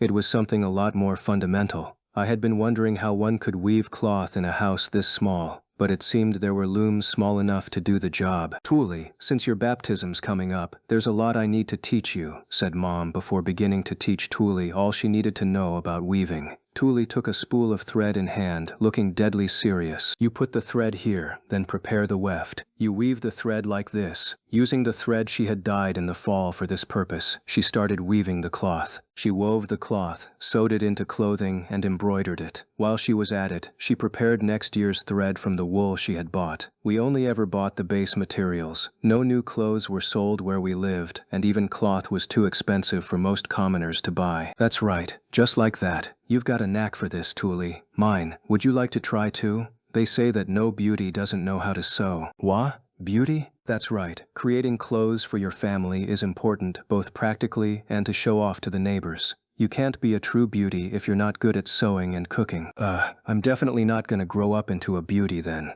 And I mean, I can understand all that being important for a good wife, but what do cooking and sewing have to do with being beautiful? I was used to clothes just being something you bought at a store. Go to the store, and you'd be surrounded by clothes with all sorts of varying designs. I never was very interested in them, just wearing whatever I thought would get me through something without getting yelled at. But even so, my closet ended up packed with clothes. At the very least, I never wore hand-me-downs that had to be sewed up. Sewing was just something I did a few times in school, and those times I just used an electrical sewing machine to finish in no time. The best I could do with needles was reattach a fallen button. To say it outright, expecting me to consider making thread, weaving cloth, and sewing clothes for the family over winter as some important thing was just asking too much. I could say with confidence that I would never ever care that much about it. I'd never feel motivated to do it, though I would sew until my hands fell off if I could use the cloth as parchment. You don't want to join mine? Maybe next time. Tuli wanted me to join, but I really just did not want to sew anything. Mom was teaching Tuli since she wanted to become an apprentice seamstress, but in my case I lacked the height, hand size, and of course motivation. Teaching me would be a waste of time. Okay, Mom. Please make my special dress. I'll make baskets. Certainly. Leave it to your mother. I'll make you the prettiest, most wonderful dress you've ever seen. Mom, confident in her sewing skills, spoke with eager enthusiasm. Every season, all children turning 7 gathered at the temple wearing their best clothing. It was the perfect opportunity for a mother to show off her talent. In some ways, it was like a competition for mothers. My own mom began preparing the warp with a smile on her face, using thread much thinner than what Tuli had been practicing with. That thread looks really thin. Mom gave me a conflicted smile as I thought about how long it would take to make cloth with that thread. Well, her baptism is in the summer. Can you imagine how hot it would be without thin clothing? You're making her dress in the winter even though her baptism is in the summer? Won't she get bigger by then? There was a lot more food and time to play around in the summer, so I figured most kids would grow a lot during it. What would happen if she grew too much and the dress ended up too small for her? I can make little changes to it, so that won't be a problem. My main worry is that you're so much smaller than her, mine. You might not be able to wear the same dress. Fixing it that much will be quite the ordeal. I wonder what I'll do next year. Oof, that does sound rough. Good luck, Mom. Mom resumed weaving the cloth using the thin thread, which looked harder to work with than the wool thread they made earlier. Tuli began making baskets to sell. Since my eyes had adjusted well enough to the dark, I decided to start making my own faux papyrus as my first giant step to accomplishing my dreams. If I can just weave these plant fibers together, I'll definitely end up with something like paper. I won't lose to ancient Egyptians. Let's do this. I put the fibers on the table and thought back to the coasters I had been forced to make back in my Urano days. First, I would try to make a piece of paper about the size of a postcard. I got to work vertically and horizontally, weaving the fibers that were much thinner than the thread Mom was sewing with. I lacked money, skill, and age. This was a duel I had to win with guts, determination, and more guts. Woo! They're all so thin I can barely tell them apart. Fiddle, fiddle, fiddle, fiddle. I messed up. Fiddle, fiddle, fiddle, fiddle. The fibers were so thin it wasn't easy to fix any mistake I made. It all just fell apart. Frustrated, I continued my duel with the thin fibers, and eventually Tuli stopped making her basket to peer over my shoulder. Hey, mine, what are you doing? Making faux papyrus. Tuli looked back and forth between me and my hands. It was written all over her face that she hadn't understood what I just said. You can't tell by looking? I haven't even finished a 1-inch wide square yet, so that's fair. Not even I can tell if this is actually going to end up as good faux papyrus. Mom, continuing to weave the cloth, looked at me fiddling with the plant fibers and sighed. Fiddle, fiddle, fiddle. Fiddle, fiddle, fiddle. Mine, if you have the time to play around, help Thule make baskets instead. Maybe when I'm not busy. I wasn't playing around, and I didn't have the time to help Thule. It wouldn't be an exaggeration to say I was the busiest I had ever been since starting my life as mine. I made another mistake. All because Mom called out to me. Jeez. Fiddle, fiddle, fiddle. Fiddle, fiddle, fiddle. Mine, seriously, what are you doing? I told you, making faux papyrus. I didn't have the mental leeway to respond gently to Thule's question, so my tone ended up a little sharp as I focused everything on fiddle, fiddle, fiddle. I didn't hate working with my hands, and I was doing this because I wanted to. I just had to stay determined and keep going. Fiddle, fiddle, fiddle. Fiddle, fiddle, fiddle. Mine. It's not getting any bigger. I know that. Thule's comment served as the spark that finally made me yell in frustration. It took me a whole day just to get it the size of a fingertip. Please understand how I must have felt. Fiddle, fiddle, fiddle. Fiddle, fiddle, fiddle. The next day I relied on determination as well. Just keep going, I told myself as I wove the fibers together. I can't let Thule's comments bother me. What's that even supposed to be? Worse. I can't let them bother me. I can't let them bother me. Fiddle, fiddle, fiddle. Gah, it's coming apart. Yeah, I just have to keep going. My heart will break if I try fixing it. Fiddle, fiddle, fiddle. Hey, mine. That's it. I can't do it. Okay, ancient Egyptians. You win. I lose. Mentally and emotionally exhausted, I clenched a fist around my faux papyrus and yelled out in frustration. The faux papyrus had ended up about the size of a tiny note card. I had no idea how many days it would take if I were to try weaving the fibers into the size of an actual piece of paper, while keeping them tight enough to actually write on. Naturally, it would be impossible for me to make enough faux papyrus to bind into a book at that rate. You could tell just by touching my card-sized faux papyrus that I had lost patience with it midway through.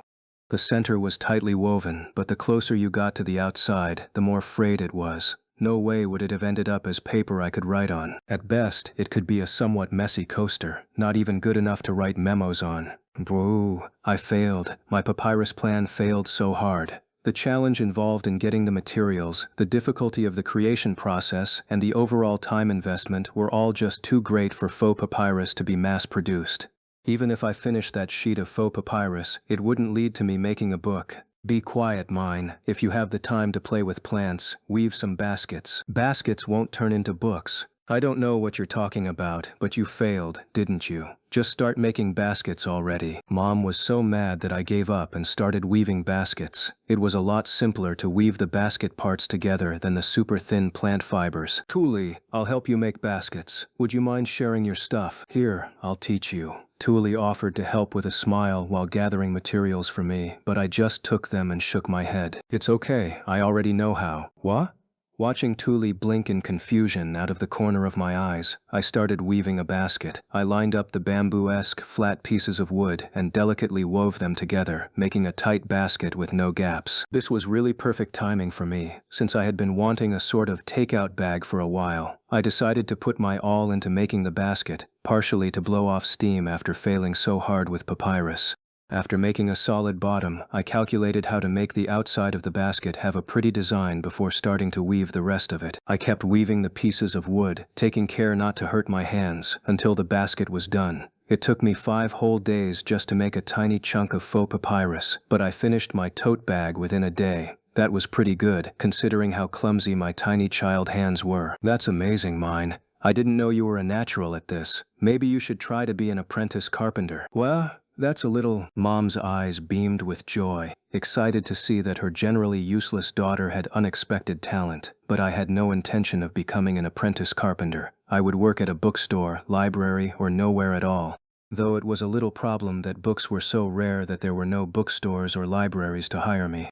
Why are you so good at this, mine? Thule compared her baskets with mine and slumped her shoulders, depressed at how much worse hers were. Don't worry about it, Thule. You just need to learn how to tighten the gaps and plan ahead to make patterns. I mean, the real difference here is just how much experience we have. Back in my Urano days, I had gotten wrapped up in my mom's arts and crafts kick, where she folded newspaper advertisements and made baskets out of them.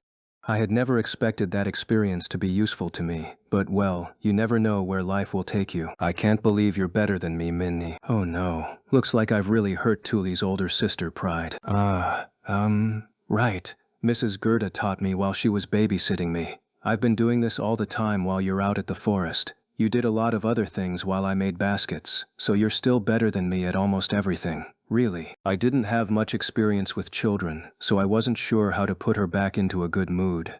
I did my best to make up an excuse for why I was so good, but honestly, I wasn't even really sure what I was trying to say myself. Oh, okay, that's right. I wasn't sure what part of that convinced her, but Thule looked a little relieved. Okay, then I'll make lots of baskets over the winter and get better than you, mine. Good luck, Thule. I let out a sigh of relief, glad to see Thule feeling better. It would be a lot harder for me to survive here without Thule's help. If left on my own, I'd be helpless. I'm so glad I cheered her up. Oh, Thule, you should force it into place a little more. It'll look better that way. Well, it's not like I'm that happy about being good at making baskets. I just want books. I watched Thule's basket weaving and gave her advice while glancing at my failed faux papyrus. If papyrus won't work, what should I try making next? Throughout the winter, I thought about what to do next while continually weaving baskets next to Thule. Egypt's no good. It's way too hard for a kid like me. What should I do if Egypt won't work? Well, thinking about it like a textbook, you usually study Mesopotamian culture before Egyptian culture. Okay, that's it. Cuneiform. It's time for clay tablets. Long live Mesopotamian culture. I remember that even after the flames of war and arson, their clay tablets managed to survive. I'll make clay tablets, carve letters into them, cook them in a furnace, and that might just be that. Plus, making tablets out of clay will just look like a kid playing with mud. The adults won't suspect a thing. It's settled. That's what I want to do. Once the snow melts and spring comes, I'm making clay tablets. It's sunny. Dad, it's sunny. Come, wake up. Mine. Thule's excited voice rang through the dark bedroom, and soon I was shaken awake. There had been harsh snowfall for the past few days, but upon waking up I saw dazzling sunlight streaming through the crack between our window doors. Wow. Long time no see, son. Thule jumped off the bed in excitement and threw open the window covers without a care in the world for how cold it would be. A blue sky free of clouds stretched in all directions, and the snow-swept city gleamed beneath the sun. Look, the weather's perfect. You have today off, right, Dad? We gotta hurry. Yeah, Dad. After scrunching his face from the bright sun hitting him head-on, jumped right out of bed. Everything following that happened fast. Thule and Dad scarfed down breakfast, got some things ready, and then hurriedly dashed outside. I was just getting to the table as Thule went through the door, wearing as much warm clothing as possible. Bye-bye, mine. We'll come back with lots of perus. I waved Thule goodbye while blinking in confusion. The heck's a peru? I searched mine's memories and learned that it was a fruit that produced a sweet white drink that tasted really good. Thule said she'd bring some back, but I wasn't really sure how she planned to do that. Here's breakfast, mine. I need to go wash clothes. Those two will be bringing back perus for us, so I'll be busy all afternoon. Mom sliced up bread that I couldn't cut or break on my own and dunked it into soup. Bread that had been baked until it was hard and black to prevent mold, and last night's leftover soup with a side of milk was our normal breakfast. Before I could even finish climbing onto my chair, Mom gathered up the dirty clothes that had built up over the snowstorm and left the house. I sat in the now silent kitchen and chewed away at my breakfast alone.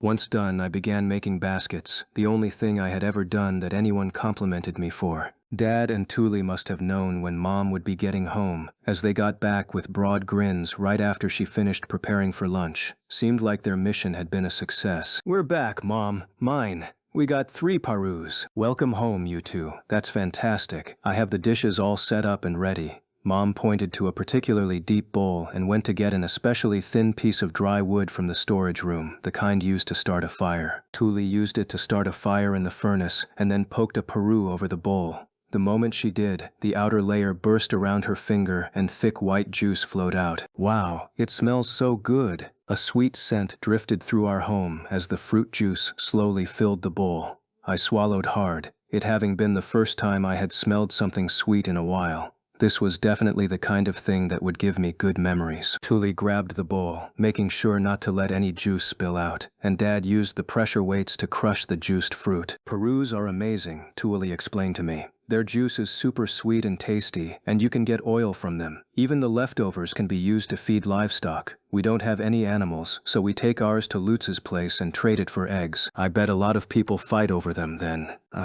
You can only find them in the snow on sunny days like this, so a lot of us in the city go to the forest right away in the morning. Everyone wants as many as possible, but gathering them is really hard. Hard how? Thule poked a hole in the second Peru with a thin stick and once again slowly poured the juices into the bowl.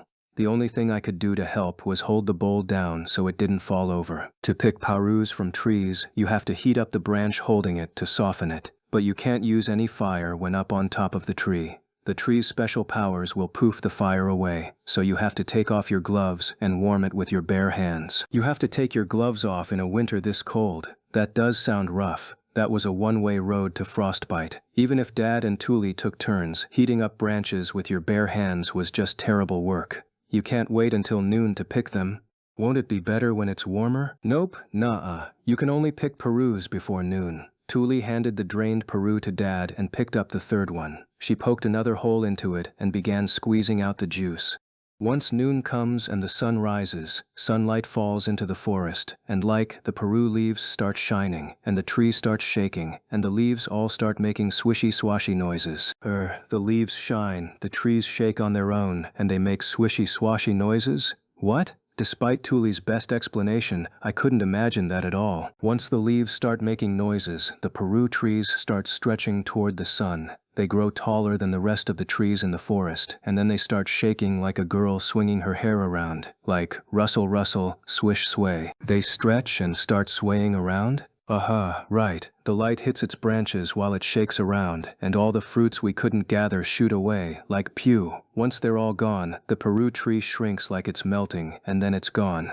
They shoot away, and then the trees disappear. That's a weird kind of tree. That was really all I had to say on the matter. What a weird tree. My weak imagination wasn't enough to visualize that happening at all. Okay, done. Want to try a little? Thule poured most of the fruit juice into a jar, but left a little in the bowl. She drank 2 sips from it, then handed me the bowl. I took 2 little sips, just like Thule did. A thick, sweet flavor filled my mouth, and on instinct I grinned ear to ear. This is what happiness tastes like. It's like thick coconut milk. The moment I thought about drinking more, Thule said, "We don't get a lot of this fruit juice, so we need to really treasure it. Don't drink it all at once." Okay, I'll take it slow. Dad, are you going to squeeze this one too? Thule held up the cloth bag and peered inside of it. Yep, said Dad as he crushed the Peru bit by bit with the pressure weights. Peru oil could be used for cooking and in lamps, which made it kind of like olive oil. Thule, let me see. I peered into the bag from the side, wanting to see what Perus looked like after getting their oil extracted. Inside I saw what looked like okara, which was a Japanese food made from soybean pulp. It smelled sweet. This stuff smells really sweet. Can you really not eat it? I stuck a hand into the bag and experimentally plopped some of it into my mouth. Mine! That's bird food. Thule hurriedly took the bag away from me and told me to spit the stuff out, but I just chewed it thoughtfully. The squeezed dry stuff was rough and not nearly as sweet as it smelled. Overall, I understood why it wasn't exactly considered good food for humans, but it definitely could be used like okara in a good way. I took a bit of the stuff and dropped it into the fruit juice bowl to hydrate it a little. What are you doing, mine? I think it'll be edible if I do this. I'm telling you, that's bird food. It's not something for people to eat. I nodded and stuck some of it into my mouth. It was actually pretty good. If I mixed the leftovers with fruit juice and ideally added some eggs and milk, I could probably make a good okara pancake. It's good. It's not good. I pushed a bit of the Peru leftovers mixed with fruit juice into Thule's mouth. At first she yelled, "What are you doing?" But after a bit, she started chewing with a conflicted look on her face. Okay, let's go. Thule and I left to go to Lutz's house. It was the 6th floor of the house directly across from ours in the circular cluster of buildings that made up our neighborhood. I did my best climbing up and down 2 sets of stairs in order to trade the leftovers of 2 Perus for eggs. It was pretty rough climbing the 6 floors to his place after climbing down the 5 from mine. I'll make a faux pancake for them after the trade. Excuse me. Lutz, here. We'll trade you these for eggs. I held out the bag with a full smile, but Lutz just frowned a little. We've already got enough animal feed. Got any meat instead? My older brothers keep stealing all of mine. Everyone spent a lot more time inside during the winter, so it was more likely for them to steal his food. Lutz grumbled about being hungry all the time. Thule just gave a sympathetic smile and said, "It's hard to fight back when they're so much bigger." But really, it was hard to describe how bad it felt to be hungry all the time. I held the bag out, planning to help solve his problem. "Okay, Lutz, why not just eat this? Who would eat bird food?"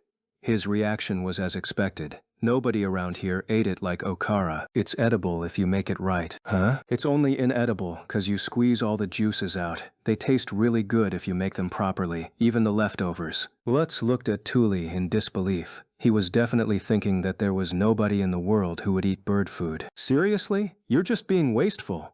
Sure, you could eat the paru and be done, but it's way more efficient to use them to make juice, oil, and bird feed. Nobody wastes the fruit by just eating them on the spot.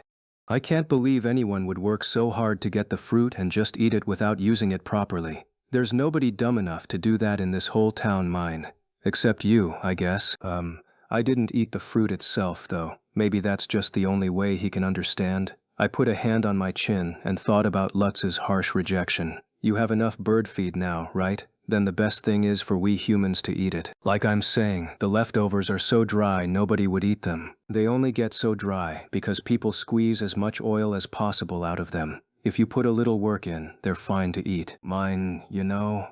Lutz showed no sign of changing his mind, no matter what I said. I'd need to use a little force like I did with Thule to change his mind. He would definitely understand after eating them. I clenched my fist with resolve, ready to execute my plan, when all of a sudden Thule weakly hung her head and spoke. Lutz, I know it's hard to believe, but they really are edible.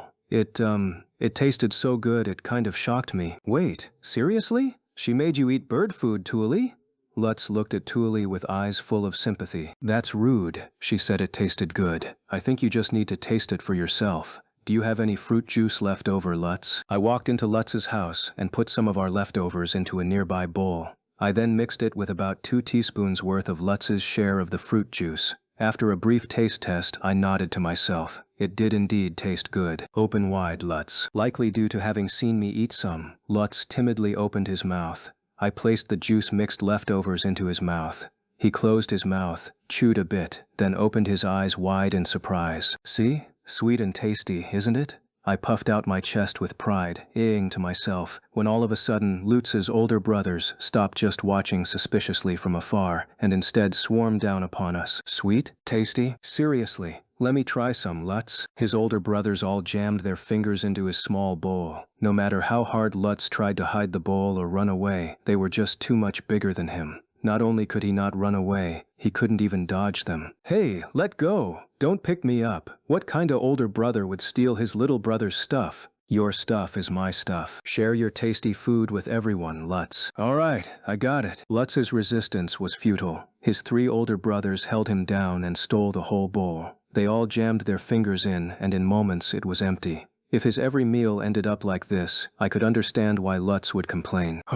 My paru. Tasty. Is this really bird food? Lutz's older brothers completely ignored his cries and looked at me, eyes opened wide in surprise, just like Lutz's were. This might be my chance. I could make something even better here. For real? They all took the bait. Despite how disgusted they had all looked at the idea of eating bird food, they were now on hands and feet asking for more, likely due to hunger. But I might need some help, since I'm so weak and all. Alright, leave it to me. Lutz enthusiastically flexed his arms. Seeing that, his older brothers all rushed forward and pushed him out of the way. You're not getting it all for yourself, Lutz. We'll help too, mine. Yup.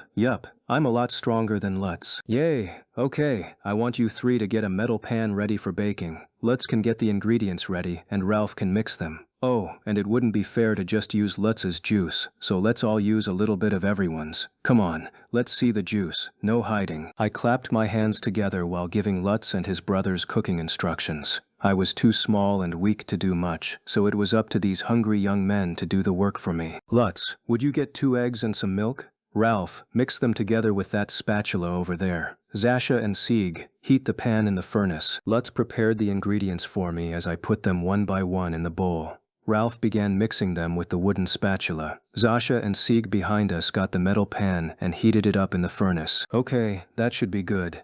Lutz, do you have butter? Lutz held out some butter, which I scooped with a spoon and put onto the metal pan after climbing onto a somewhat tall chair. The butter sizzled on the pan and melted, filling the air with a nice smell. I then used a big spoon to pour the batter Ralph had mixed in the bowl. It hissed, cooking, and the butter scent was joined by the sweet smell of a Peru. Since I was using the okara-esque leftovers in place of wheat, it ended up baking into more of a flat cookie than a pancake. But it was still basically what I had expected, and that's how you do it. Would you all work together to make more? After showing them how to make one, I got off the chair and let the tall older brothers take care of everything. They had figured out what to do already, so they immediately borrowed the cooking tools from me and started making their own. When they get bumpy, it means they're ready. You should turn that one over now. Right. Zasha flipped it over and I saw that it was cooking nicely. I heard everyone swallow hard. Move this one over there. You can cook another one in the open spot.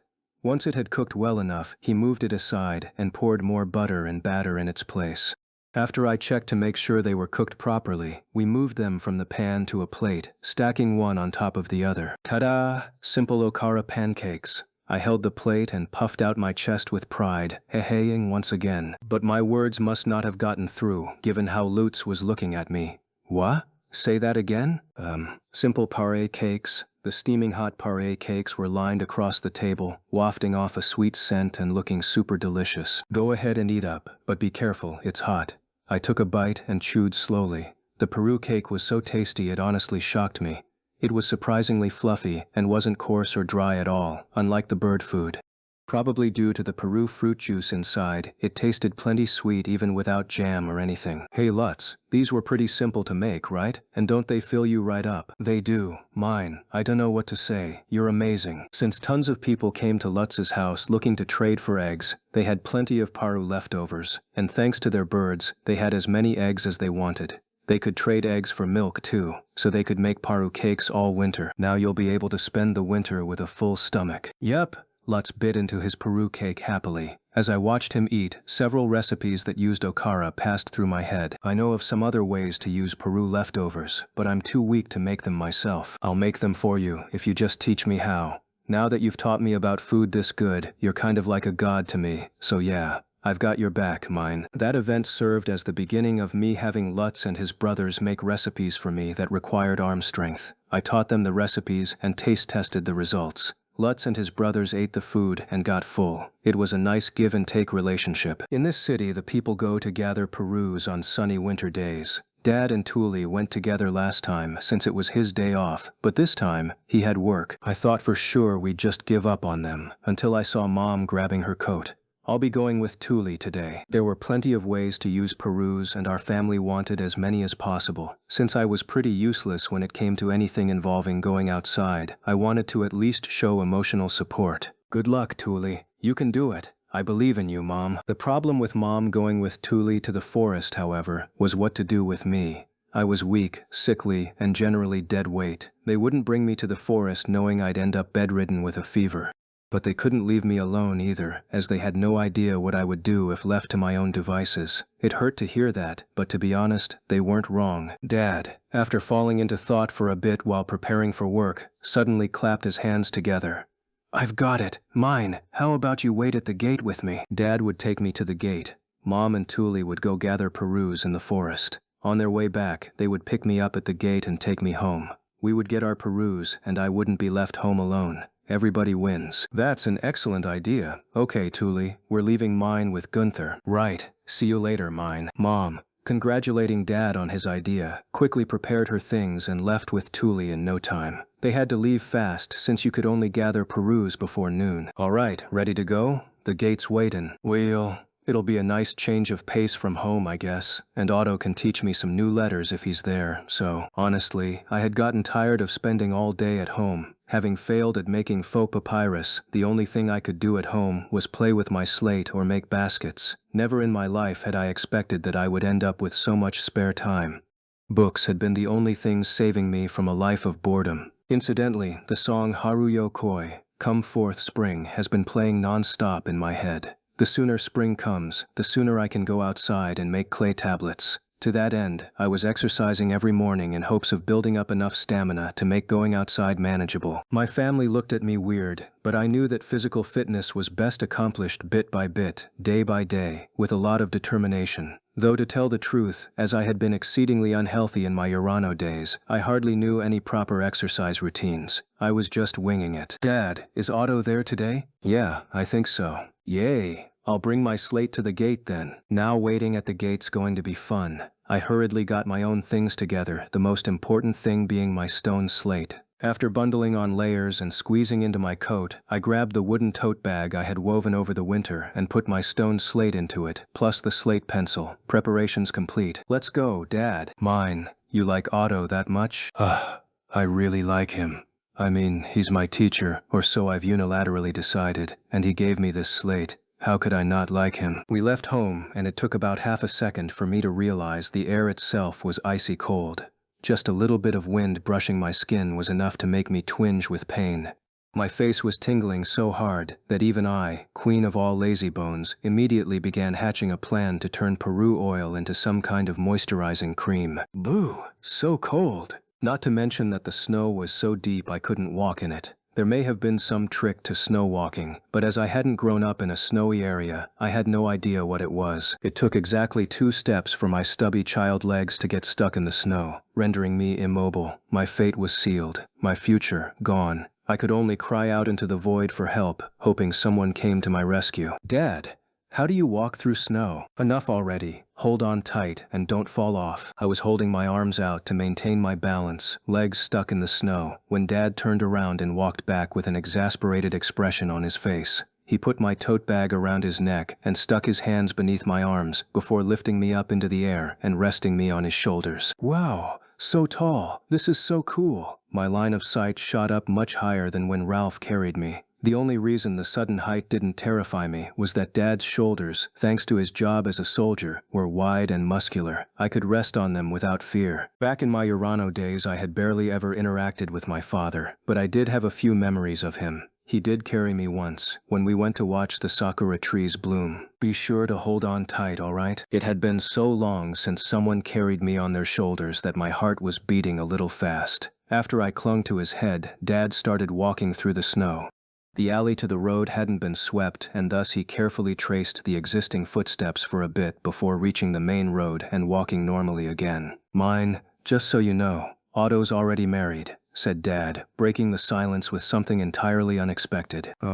What? Did I ever say I wanted to marry Otto? I don't think so. I've never said anything about marrying anyone. So? His wife is everything to him, all right? What exactly are you trying to stop your 5-year-old daughter from doing? Even if I did like him in that way, he wouldn't give a 5-year-old the time of day. You sure are being dumb, Dad. Regardless of realizing what my dad was thinking, I kept quiet. He was being a pain, and I definitely wouldn't reward his petulant behavior with a "you're way more amazing, Dad," or a "I love you more, Dad." So you're saying that Otto's an amazing person that's all about treating his wife well? No. That made Dad so sulky that he kept silent the rest of the way, and thus, upon the shoulders of the most tedious father in the world, I arrived at the gate. Good morning. On instinct, I bowed my head to the guards standing at the gate. They looked at me for a second, reminding me that bowing heads was not a customary greeting in this world. Or maybe they were just surprised to see me on my dad's shoulders. This is mine, my daughter. My wife will come get her when she's done gathering peruse. Until then, keep her in the night watch's room. Understood. Got that, mine. Otto should be there too. You're welcome. Oof. Dad sounds kinda peeved. Wait, is Dad so jealous that he's gonna be mean to Otto? Is this complex web of human relationships falling apart? Well, I'm just looking forward to Otto teaching me new letters. Why's it have to be Otto? Welp. Sorry, Otto. I tried backing you up, but I think I just made things worse. I don't know why Dad has to get so jealous. I'm just looking forward to learning. It's at times like these that I realize I don't know too much about father-daughter relationships. I'm coming in. Dad gave a light knock on the door and walked in. The night watch's room had a brightly burning furnace and a lamp on the nearby desk, making it much brighter than our place. The desk was pretty close to the furnace, and Otto was doing paperwork on it. Otto, Captain, and mine? What's the occasion? She's staying here until the Peru gathering is done. Keep an eye on her. Dad kept his instructions brief, arguably blunt, and set me onto the ground. The sudden addition of babysitting to his duties naturally surprised Otto, and he looked between Dad and his paperwork with a troubled expression. Huh? But I'm busy with these financial reports, budget calculations, and mine. It's warm here. Make sure not to catch a cold. Dad left, ignoring Otto entirely. I waved him goodbye and turned to look at Otto. Sorry about this, Mr. Otto. It's just that, well, getting this slate made me really happy, and seeing you again today made me even happier. I'm glad to hear that. It's nice to see you too, mine, but Otto gave an awkward laugh and continued. But that's nothing to apologize for, right? With a puzzled expression. The truth is, I complimented you a lot in front of Dad, and he got really jealous. So, will you teach me new letters? I'll be quiet and stay out of your way until Mom comes to get me. I could tell from the parchment and ink on the table that he had been in the middle of paperwork. I didn't intend to get in the way of his work, but I also didn't intend to miss an opportunity to learn new letters. Well, all right. Somehow I get the feeling you actually will stay quiet and study mine, murmured Otto as he took my slate and scribbled letters onto it. This world's writing system was similar to the English alphabet. There were no syllabaries like hiragana, nor logograms like kanji. The letters themselves determined the sound and meaning of words. Spelling was everything. Otto had faith in my willingness to study quietly since I had spent hours playing with the slate after he first gave it to me. Mine. We don't want you catching a cold and putting the captain in an even worse mood. So here, sit next to me. Otto gave a troubled smile and scooted a bit to the side, opening up more space by the furnace. I fully agreed with his assessment and sat next to him by the furnace without any unnecessary hesitation. Thank you. It'll be easier to study now. For a bit, the room was filled only with the sounds of a scraping slate pen, the roaring of burning fire, and an ink pen sliding across parchment. After I had memorized the written letters, more or less, I looked up and saw Otto staring at the parchment in front of him, expression deadly serious as he did calculations. He did have an abacus-looking tool next to him, but I couldn't tell how it worked from a glance. Though in the first place I had only ever used an abacus in elementary school when learning addition and subtraction, so even if it worked exactly like a Japanese abacus, I wouldn't know how to use it. I waited until he finished a section of the paperwork before calling out to him. Mr. Otto, what are you doing? Preparing financial reports and budgets. Over the winter we need to prepare a budget for next year and send it off before spring, but most soldiers aren't great at math. I'm the most used to dealing with money, so I'm writing up our financial reports and budget. So everyone just pushed the hard work on you, HM? I looked at the parchment, and although I couldn't read the words, there were 3 stacked numbers beside a line of text. If I had to guess, the first number was the price of something, the second number was how many of that something they needed, and the third number was the resulting amount of money. It looked like the first 2 numbers had been multiplied to get the third, so yeah. I looked over the parchment, considering the possibility of it being a request for new equipment, when I spotted a math error. Wait, Mr. Otto, isn't this wrong? What? This is 75 and 30, right? I believe those actually make 2,250. Although I could read the numbers, I didn't know what they called multiplication in this world and thus had to be kind of vague in my explanation, but Otto seemed to understand me. Wait, what? How can you do math when you don't know how to read? Hey, my mom taught me numbers at the market. I can look at the numbers here and do math, but I can't read anything around them. After hearing that I couldn't read what was written on the parchment, Otto began thinking about something. I heard him muttering to himself. No, I shouldn't, but, back and forth. Mine, I'm going to swallow my pride to ask this. Would you please help me? Is this the kind of offer I should accept? I mean, putting aside all the problems regarding classified information, isn't it pretty out there to ask a kid for help? I guess he's in such a tight spot that he'd welcome the help of anyone who can do math, even a child. He said that he was swallowing his pride, so I can imagine that it isn't normal to ask kids for help, and I do want to help him if he's in that much trouble, especially since I want something from him too. This seems like the perfect place for some negotiating. Okay, I'll help. If you keep teaching me letters and get replacement slate pens for me. What? He probably hadn't expected a little girl to suddenly throw out conditions like that. His eyes opened wide. Smiling a little at his predictable reaction, I explained my situation. Like I said, I know my numbers since Mom taught them to me, but I don't know my letters. I want you to teach them all to me. I'm fine with that, but what's with the slate pens? They aren't that expensive, are they? Otto was right. They were sold all over the markets for cheap. Mom and Dad used to buy them for me, but now they won't, so why'd they stop? I play with the slate all day. No matter how many they buy, I always need more. Hours of play a day was enough to wear out a slate pen in no time. Since I didn't get any allowance, one could say that getting a steady supply of slate pens was a matter of life or death. Anyway, the point is, I'm not a cheap enough girl to work for free. I think those are some pretty cheap terms, but all right. Otto gave a wry smile and agreed to officially become my teacher. What should I do? Would you mind making sure the calculations here are correct? Basically, I don't know where the mistakes are, so checking over everything is taking up a lot of time. Apparently, he was in the middle of checking paperwork someone else had made.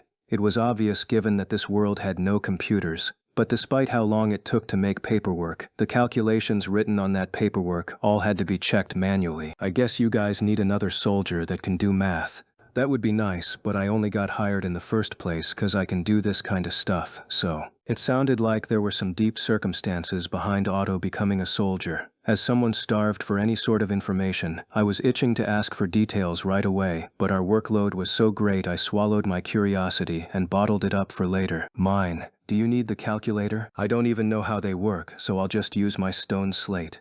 The slate could easily work in place of scrap paper for calculations, since everything written on it could be erased. I wrote down math on the slate and helped him with his double-checking work. The numbers of this world had completely entered my head, and thinking about the number 9 was all it took for the proper symbol to appear in my mind. Writing them was no issue. Holy crap, that was easy. I'm impressed, mine, and I owe you big time. I never thought I'd finish all this double-checking work so soon. You know, mine, with math skills like that, you would be a great merchant. I can introduce you to the Merchants Guild if you want. Otto had apparently been stuck handling all the financial paperwork himself for years, so he ended up extremely thankful for my help. I might want to start a bookstore once I learn how to mass-produce books. Getting a connection to the Merchants Guild here may pay off big time. Plus, it looks like Otto's thinking of me as an important helper now. Perfect. Mine. If you really want to learn your letters, I'll take teaching you seriously. That way you can help me with my written paperwork too next year. Really?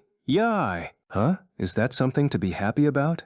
Otto blinked in surprise, but why wouldn't I be happy about him taking my learning seriously? I mean, helping with paperwork means touching parchment, right?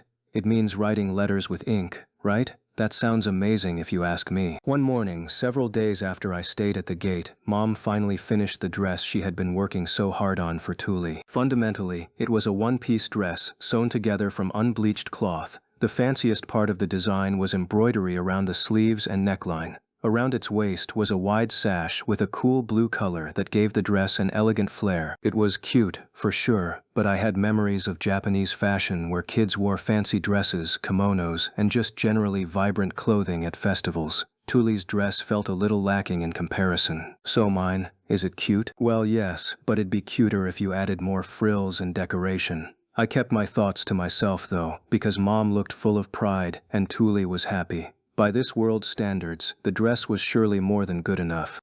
Not to mention that this was a dress one wore when visiting a holy temple. Maybe a flashier dress would cause problems. I shouldn't talk about things I don't understand, and there's a lot about this world's fashion I don't understand. But there is something I think I can talk about: her hair. Thule's hair had gotten a lot more glossy thanks to regular shampooing and care, but she always kept it up in a braid. If she planned on changing her hairstyle for the festival, a nice hair ornament would add a lot. But I needed to learn more about this stuff before I did anything. Mine was too young to have any memories of the baptism. It's cute, Thule, but what about your hair? Are you going to do anything special for the baptism? Well, I wasn't planning to. Thule, come on, it's a special occasion. You gotta mix things up a little. I slumped my head reflexively, but I shook myself out of it and continued questioning her. A hair ornament could still work with her normal braid.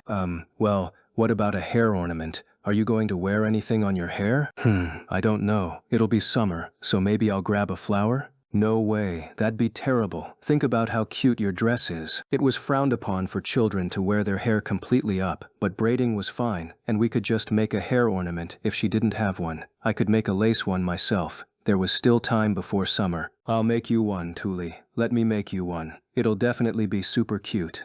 The moment after I said that, I realized I didn't have the needles I needed for sewing lace. Mom had needles for sewing wool, but they were too thick for lace. Oh no, what do I do? The only one in my family that could probably make needles from scratch was Dad. The long hair stick that Thule gave me had actually been carved down and smoothed out by Dad. He even finished it with an oil coating. I glanced to the side, checking to see what kind of mood Dad was in. Several days had passed since Otto taught me letters at the gate, but he was still in a bad mood. I doubted he would be very receptive to begging. Dad. What? You're pretty good with your hands, aren't you? You made Thule's doll, right? Well, yeah, pretty much. What? Do you want a doll too?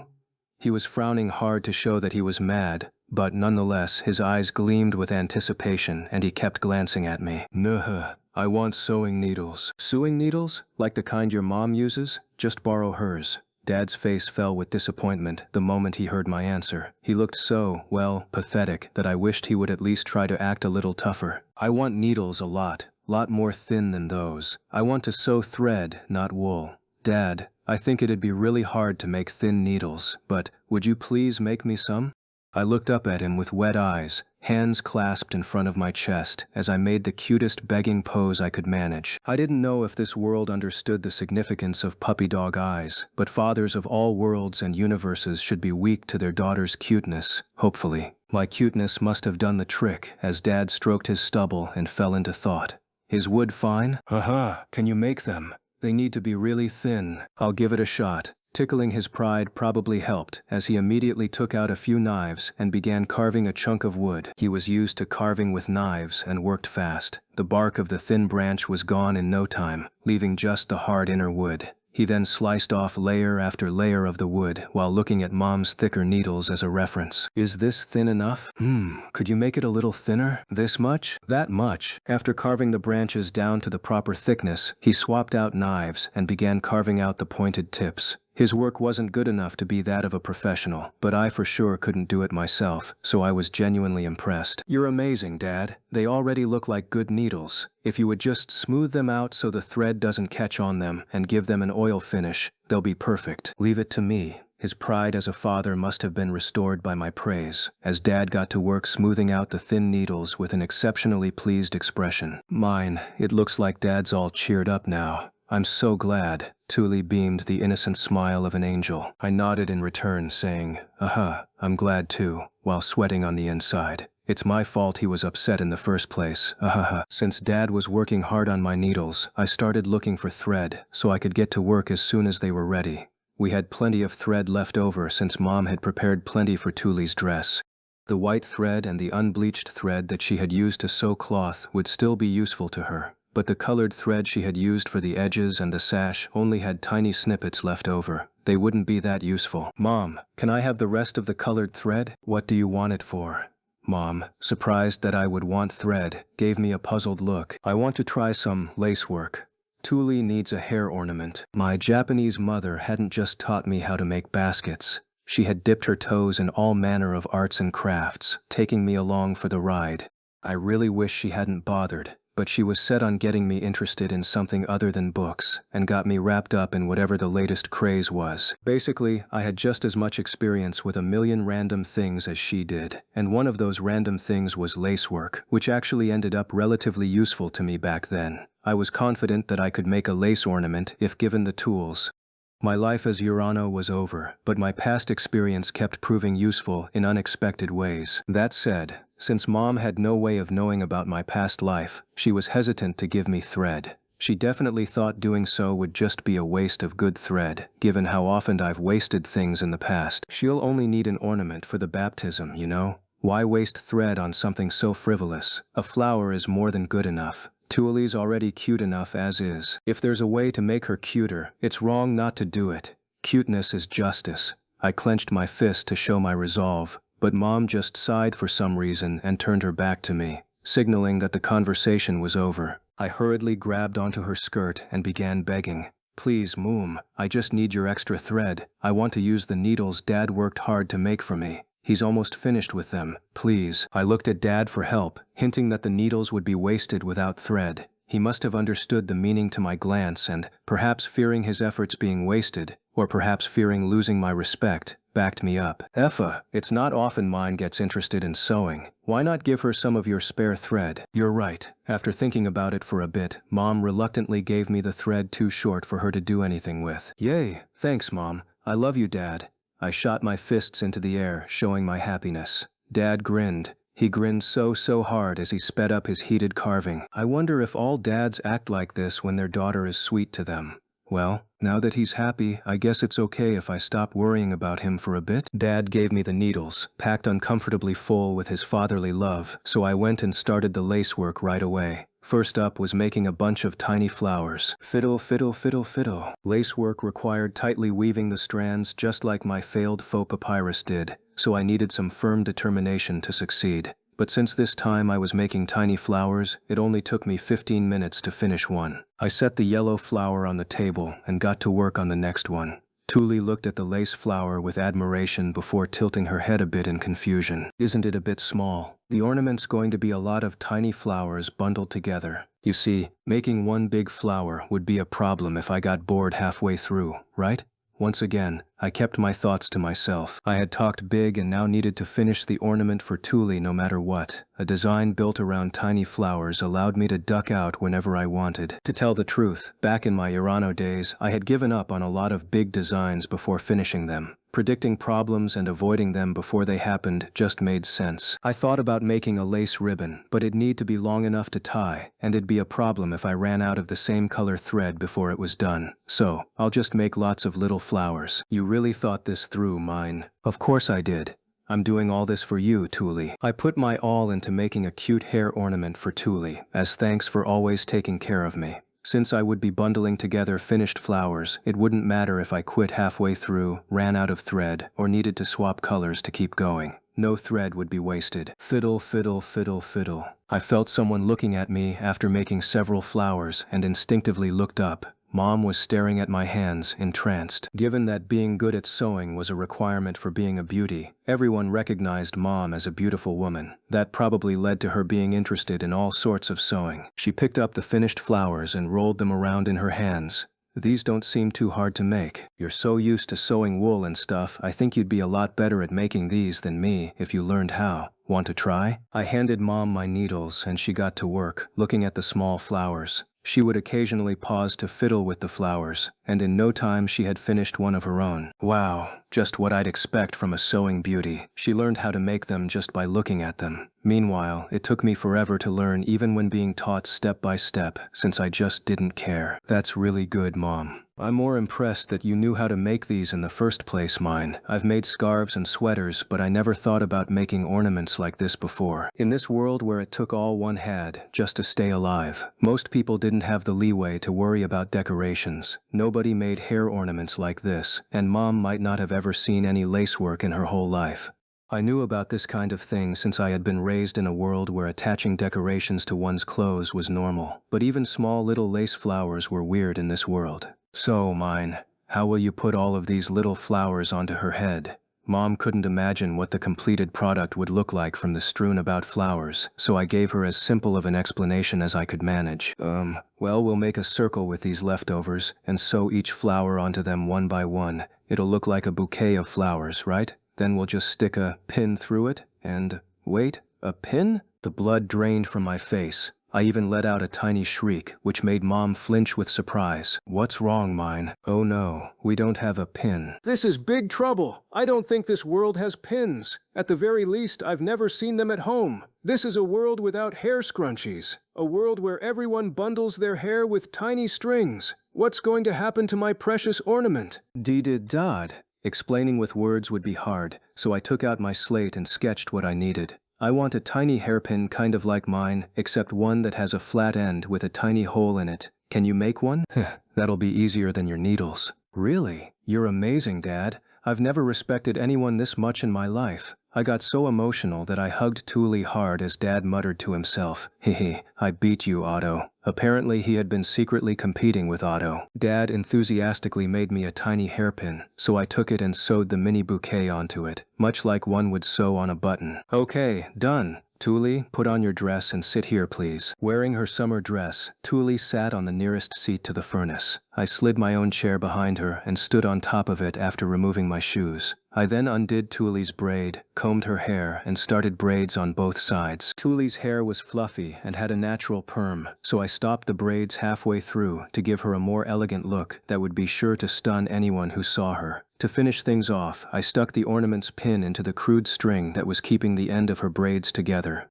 The tiny white, blue, and yellow flowers looked great on her green hair. Yep, super cute. My goodness, you're adorable, Tuli. You've got some good hands on you, mine. Maybe you've got a future working with your hands? Tuli, smiling from her family's praise, turned every which way while touching her hair and the ornament. But eventually, she pouted a little.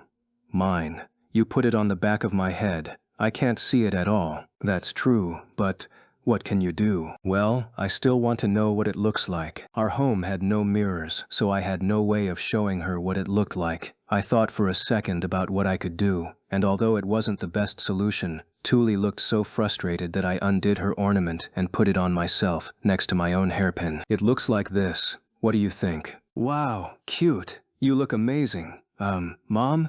Did I look like this too? Tuli cried out with eager excitement after seeing what the ornament looked like on me. Mine braided your hair and colored the flowers to suit you, so you looked even cuter, Tuli. Whoa.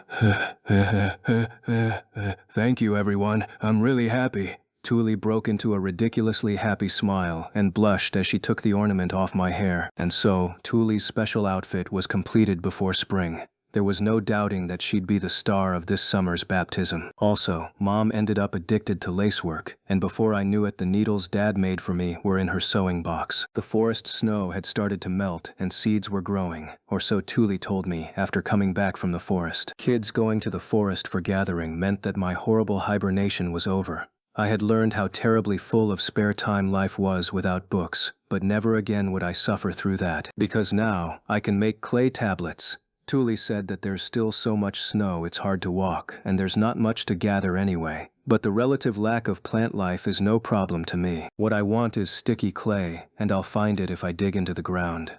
I want to go to the forest and make clay tablets. As long as I can reach the forest, it's my win. Of course, I wouldn't be going to the forest alone. I needed Tuli by my side to keep an eye on me, which meant I needed to do a little more begging. Please, Tuli, I said while sliding up to her. I want to go to the forest too. I want to be friends with everyone. Please take me with you to the forest. No way. You can't walk that far. Her response was the exact same as last time. But if I backed down, it was all over. I had to resolve her lack of trust. I've gotten a little stronger. If I can't walk that far, I'll just wait at the gate, please. Tuli was hesitant, but I had spent every day exercising, eating healthily, walking to the well with Tuli to wash dishes, and just generally building up strength.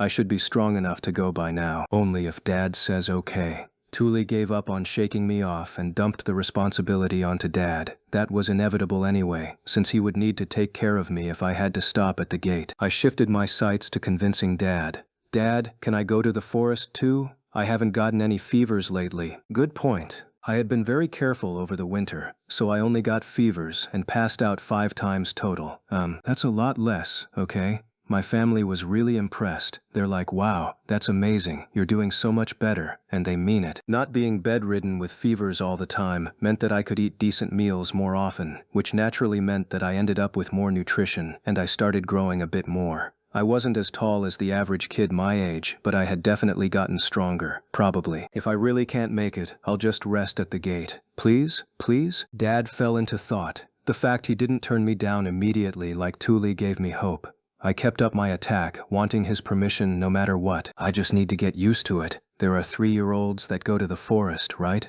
There's no way I can't go myself. I mean, that's true, but those are the 3-year-olds so packed with energy that they rampage around the house. Their parents are basically kicking them out, all right? So I can go to the forest if I throw a tantrum? No need for that. Don't be dumb. I was desperate to get Dad's permission because once spring came, Mom would start working again, which meant that I would need to go to Gerda's place for babysitting again. That place was horrible for me, mentally and emotionally. I hated it there. I'd avoid going there again at any cost. I didn't want to see kids getting neglected. Dad, you're worried about me not being strong enough, right? Well, what can I do then? What will make you willing to let me go? Good question. Dad closed his eyes to think. I waited patiently for his answer. Stop at the gate for now. At the gate? How long is for now? Until you can walk to it on your own. You can go to the forest once you can keep up with everyone. In other words, he wasn't letting me go to the forest that easily. I got the feeling that the clay tablets of my dreams had gotten a little further away, but getting strong enough to walk to the gate on my own was absolutely necessary for Dad to trust me despite my history of weakness. Well, it's not going to the forest, but at least this way I don't have to go to Mrs. Gerda's. Okay, that works for me, Dad. I nodded and saw Dad's expression soften with relief. He probably thought that if I had refused, I actually would have thrown a tantrum. Hey, Dad, does this mean I'll be walking home after reaching the gate? No, you can stay and have Otto teach you letters. Wait, really? Dad got that jealous over Otto teaching me letters and now he doesn't mind at all? What in the world happened to him? I tilted my head in confusion as Dad furrowed his brows a little. Your body's weak, mine, but Otto said you're smart. He said you'd have no problem getting a job that uses your head. The best thing I can do is let him teach you letters. The more you know, the easier that'll be. Otto had understood my musclehead father's love for his daughters and given him the perfect argument to convince him. I was so grateful that I could almost cry. I hadn't expected at all that he would officially let Otto be my teacher. I was thinking you'd be a good fit for a job that uses your hands, but Otto told me jobs that take smarts pay better and they'll be easier on your body. Jobs that take smarts? What kind of jobs are those? I couldn't imagine what kind of jobs there would be in this world for smart people. Were there really any jobs where I could just use my head? Well, he said there are people that write paperwork for administrators and nobles. You could do that at home when you're feeling unwell, no problem. Writing paperwork for others? That was probably similar to a paralegal back in Japan. That was definitely the kind of job I could do at home as long as I was qualified, though I had no idea what getting qualified would imply. Otto's a soldier, but he used to be a traveling merchant. He's still got some connections to the Merchants Guild. Your mother and I can't introduce you to many jobs you'd be good at, so don't waste what you have with Otto. Dad sure has gotten mature about this, huh? Thanks, Dad. I'll do my best. As Dad ruffled my hair, I turned to look at Tuli. Tuli, will you help? You won't make it.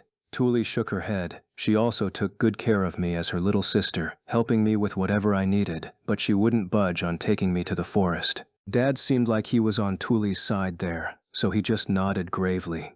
I know she won't. Not now. But mine is the one who'll suffer if she can't make it to the forest. That's true, but she'll get in the way. She will. Right now, she's a burden on everyone. Both Tuli and Dad considered me a burden, dead weight. I knew it was true, but hearing them say it right in front of me really did hurt. She needs to get strong enough to walk as fast as everyone else first. Until then, she'll stop at the gate. I'll walk with her until she can reach the gate. Once she gets strong enough for that, I'll want your help, Tuli. In that case, I'll do my best. Tuli, with her strong sense of responsibility, gave a big nod, but I just slumped my shoulders. My family had utterly no faith in my strength whatsoever, just like always. I can't believe they think I won't even make it to the gate. Don't they know I barely get out of breath walking to the well now? Sheesh. The next day, I went to the gate with Dad in the late morning. When the sun was already high up, I could only go to the gate with him when he had noon duty. There were 3 shifts at the gates. Morning duty from the opening of the gates to noon. Noon duty from noon to the closing of the gates. And night duty from the closing of the gates to the opening of the gates. Until I could walk to the gate on my own, I would need to walk with Dad on the way there and then, depending on my health, either wait for Tuli to come back from the forest or wait for Dad to finish work so I could go home with him. Don't push yourself too hard, sweetie. Keep a close eye on mine, Gunther. Yeah, of course. Let's go, mine. Bye-bye. I waved Mom goodbye as she looked on with worry, and then held hands with Dad as we walked to the gate. I had built up enough strength that I didn't need to rest as soon as we reached the bottom of the stairs. But by the time we reached the main street, I was already a little out of breath. You know, now that I think about it, I've never walked to the gate on my own before. Someone's always carried me on their back or shoulders, not to mention the cart. Feeling all right, mine? I'm still okay. If I gave in too soon, he might never let me go to the forest for the rest of my life. I said I was still okay to avoid that, but I really wasn't okay at all. My body felt so heavy, I wanted to just slump onto the ground. You don't look okay at all, you know. Up you go. Dad let out a sigh and lifted me up. In moments, I was leaning against him and breathing heavily in exhaustion. I can't do it. I'm gonna die. My family was right. I could never make it to the forest like this. Hey, Dad, Otto's going to be teaching me letters now. But is it really okay for me to take that much of his time? What about his own work? Otto worked as a guard. No matter how you looked at it, teaching me to read had nothing to do with his job. We have 5 apprentices that finished their spring baptisms. Part of Otto's job is to teach them to read. It was important for a guard to be at least somewhat literate. If they couldn't read and write the names of people and their jobs, they couldn't do their job properly. So he's going to teach me with them? Yeah, pretty much. But you're not going to participate as an apprentice guard. You're Otto's assistant. Assistant? Is that really going to work with a kid like me? There's no getting around the fact that I look like a 3-year-old girl. I don't think anyone will buy that I'm Otto's assistant. Mine. You helped Otto with his work, didn't you? Well, with the budget reports and stuff, but all I did was a little math. I only helped Otto once. He had mentioned swallowing his pride, so I thought it best not to spread the word and thus didn't tell Dad about it. But it seemed that Otto did report it, under fear of getting reprimanded otherwise. Yeah, Otto's been saying for a long time that work's too much for him to handle alone, but nobody has been good enough at math to help. He himself said he wants to teach you letters and make you his assistant. I had asked to learn letters in return for helping him with work, but it looked like he wasn't joking when he said he wanted me to be his assistant. From his perspective, you're gonna be his assistant, but we can't actually give work to a kid that hasn't been baptized yet. So officially speaking, you're just going to the gate to learn letters. Your payment is in slate pens. When you're sick, you don't have to go. Otto was real serious about convincing me. Said I wouldn't find a cheaper helper for him anywhere. To sum things up, they wanted me to help Otto with his paperwork while he taught me to read. Preparations for next year's budget season, I could guess. To think that Otto would talk to his superior and work out a plan to get me hired as his helper with a salary of slate pens. I would expect nothing less from a merchant. I got the feeling he was experienced in earning profit without hurting his own wallet too much. Dad and I reached the gate, with him having carried me about half the way there. I needed to rest in the night duty room as soon as we got there. I doubted I'd be able to do anything else. In fact, I was so exhausted that Dad set me down onto the bench himself. It wasn't until past noon that I managed to get up. Hey mine, I'm about to start class. Feeling up to it? Uh-huh. Otto came looking for me, so I took my tote bag and left with him to the gate's training room. One of the corners inside said room had a table with chairs, and there sat 5 boys who had just been baptized. Those were probably the apprentices that Dad mentioned. Mine is the daughter of my captain, and she's been helping me with my paperwork. She'll be joining you 5 in learning to read. No teasing her or anything like that. Otto introduced me in a very teacher-like fashion and began class. He began writing the fundamental letters of the alphabet on a big slate board. Learning to read would be impossible without memorizing all of them. First, learn all of these letters. He started today by writing 5 of the 35 letters while pronouncing them. I had learned some of them before, so it wasn't too hard to memorize them. You sure are a fast learner, mine. I like this kind of thing more than physical stuff, so, unlike nearly all of the children in this world, I was used to studying. Having no resistance toward active studying was the key to learning things quickly, in my opinion. As the saying goes, if you love your work will love you. I honestly felt bad for the 5 apprentices who were holding a pen for the first time in their lives and had to get used to the simple act of writing before anything. Mr. Otto, I think we've studied letters enough for today, I declared. Upon hearing that, Otto turned around with his eyes wide open in surprise. What? Already? My gut told me that only about 30 minutes had passed since starting, but those were long, painful minutes for the boys around me. They were already starting to move around in their seats, fidgeting, proof that they had gotten bored. It's not reasonable to expect people who have never held a pen before to concentrate for long periods of time. After having them study letters for a bit, switch to math, have them sketch maps of the city, teach them the moral code of city guards and what rules they'll have to follow. Mix in some exercise. If you cover a lot of different topics in one day, they'll learn and remember things better. Otto looked at me with a shocked expression. Really though, the lessons one could learn from elementary school scheduling applied here, especially given their age. Think about spending an entire day learning hiragana in class, or any other kind of alphabet. No elementary schooler I knew could bear that. Doubly so when it comes to the kids of this world, who aren't very used to sitting down for long. Let's move on to math. You can start by counting the numbers. Thanks to how they'd gone shopping before, each of them could count up to 10. But a few of them seemed a little shaky on some of the numbers, so Otto said the numbers out loud while writing 1 through 5 on the slate. Once the kids got antsy again, I suggested we stop with math and move on to exercising to blow off steam. I think that's enough studying for today, Mr. Otto. Directing the classroom in the form of giving advice to Otto, I let the kids go early. Be sure to memorize all the letters and numbers we discussed today. If you don't, you'll end up behind, and it'll take a lot of extra studying to catch back up. Memorizing letters and numbers is a very important part of your job. The children cheered at the early dismissal and left the room. Otto, looking confused, steadily developed a sour expression as he watched them go. Mine, seriously, they'll never learn if we go easy on them. But if they start associating studying with miserable boredom, it'll just take longer for them to learn. A pace like today's is ultimately for the best. You really shouldn't compare them to me. Right.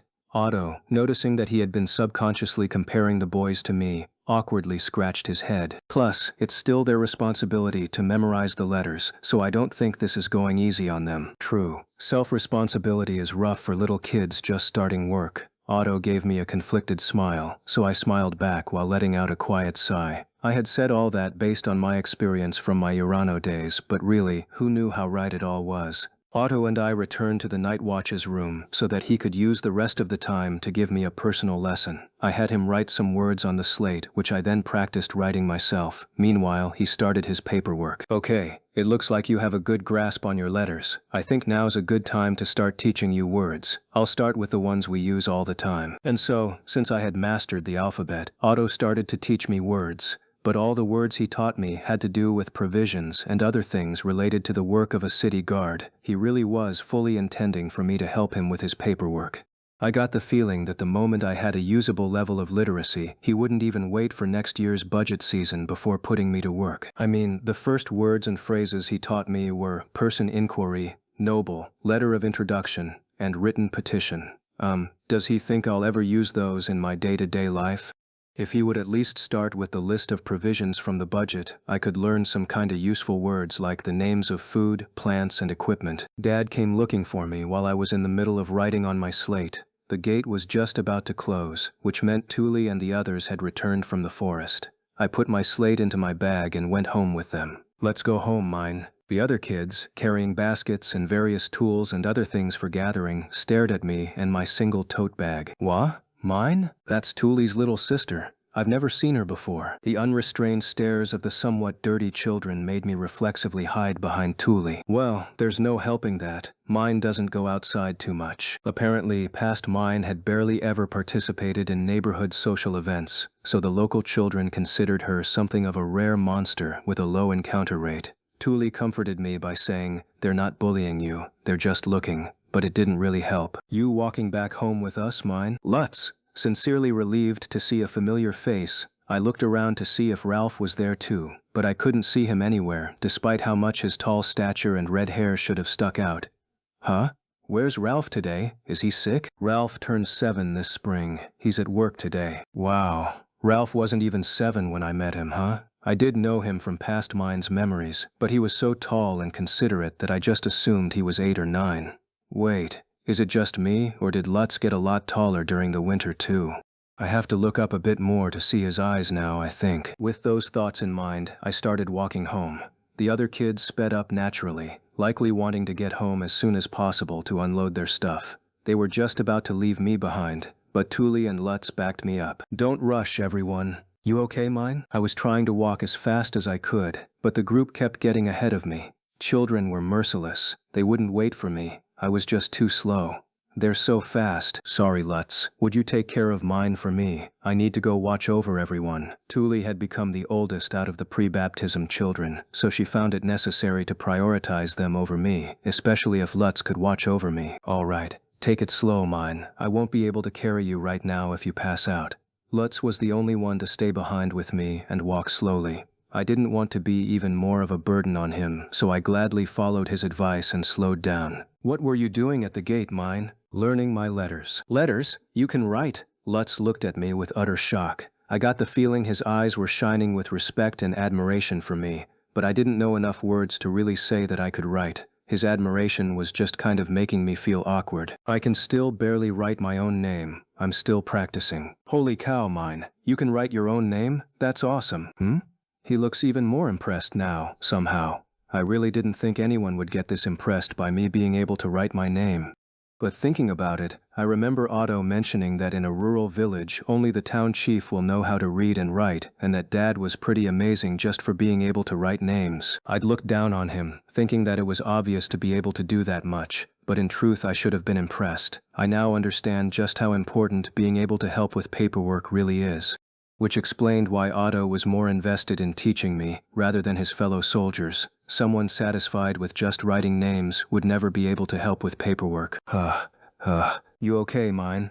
Learning letters was simple for me, but building strength was something else entirely. Whether I liked it or not, I had to recognize here that everyone had their own strengths and weaknesses. By the time I reached home with a worried Lutz by my side, I was so tired I couldn't even talk. As expected, I caught a fever and ended up in bed for 2 days. Goodness gracious, I told you not to push yourself. Mom was peeved, but I really had gotten stronger. A fever that normally would have knocked me out of commission for 5 days only lasted 2. By the 3rd day I was up and about. I walked to the gate with Dad, ended up tired out halfway through, and got carried the rest of the way. From noon onwards I studied reading and writing, plus helped Otto with his calculations. I walked home with the others, but soon ended up left behind and out of breath with Lutz beside me, worried. When I got home, I ended up in bed. That routine repeated for about a month, but I was unmistakably building up strength. At first I rested for 3 days after each trip, but soon those 3 days became 2, and eventually I alternated between going and resting. I was still slow then, but I could manage to walk all the way to the gate on my own. Eventually, it became 2 trips per 1 day of rest, then 3 trips per 1 day of rest. My family threw a huge celebration the day I finally went 5 days in a row without getting sick. You did it, mine. You went the whole week without resting for the first time. My little girl's all strong now. Daddy's proud. You'll be able to go to the forest soon, dear. My family's excitement encouraged me to push myself harder, but that led to me getting a fever that knocked me out for 2 days. Things wouldn't be that easy. It was 3 months after starting to go to the gates that I finally got permission to go to the forest. Signs of summer were beginning to show, marking the end of spring. Today is the first day I'm going to the forest, on my own 2 legs. Rather than my usual tote bag and stone slate, I had a basket, somewhat smaller than everyone else's, on my back, and a spade for digging into clay, though it really just looked like a wooden spatula. I got the feeling that the wood spatula thing would be less reliable than a children's toy made of plastic, but maybe that was just me. As I swung the flimsy spade around, expecting it to break any second, Dad grabbed onto my shoulders. He was no doubt about to repeat the same lines I had heard 1,000 times since he decided to let me go to the forest. Mine. Today you're gonna go to the forest and come back, nothing else. Everyone's gonna be tired and weighed down. You need to rest in the forest and aim to come home with everyone. Understand? I understand. Either because my answer wasn't enough for him, or because he could tell how annoyed I was getting by his repeated warnings. Dad looked at Thule with a grim expression. Thule, I know it's gonna be rough, but I'm counting on you. Talk with Lutz and make sure mine will get home before the gate closes. Right, I'll make sure we leave early today. Thule's always been overflowing with a sense of responsibility, and Dad's reliance on her was igniting her determination. She would probably be a bit strict today. We went outside and met up with several other kids, all carrying similar baskets. There were about 8 of them, some about as small as me, some big and tall like Thule and Faye. The pink-headed Faye took the lead while Thule watched the back. I started off walking at the front, but by the time we reached the gate I was in the back. All right, mine, let's go. Walk as slow as you need. I could walk to the gate on my own easily, but it was my first time walking all the way to the forest. Thus, Lutz was following along as my pacer. Over the 3 months that he walked beside me from the gate to home, Lutz had apparently memorized the best speed for me to walk without pushing myself too far. The fact I could walk so far lately was largely thanks to his help. And today, Dad was actually paying him a little to keep his eyes on me. Thanks, Lutz. Hey, it's the least I can do to pay you back. Lutz's house had recently taken care of all the Peru remnants they still had. Perus could only be harvested in the winter, and apparently they went immediately bad once it got warm. As a thanks for all their help, and as a sign I wanted to keep up our cooking relationship, I taught them how to make a not quite okara hamburger, known as a Peru burger. I took a palm, which was a fruit that looked like a yellow bell pepper at a glance but tasted like a tomato, and turned it into a sauce which I then covered with a layer of cheese. The combination brought out the Peru's gentle sweet flavor so well, even I ended up surprised. Incidentally, first Lutz, and then all his older brothers actually cried afterward. They were sincerely thankful for how I had not only given them delicious food, but more food than they normally got to eat. Even their mom Carla was extremely thankful, since my recipes were easy on their budget.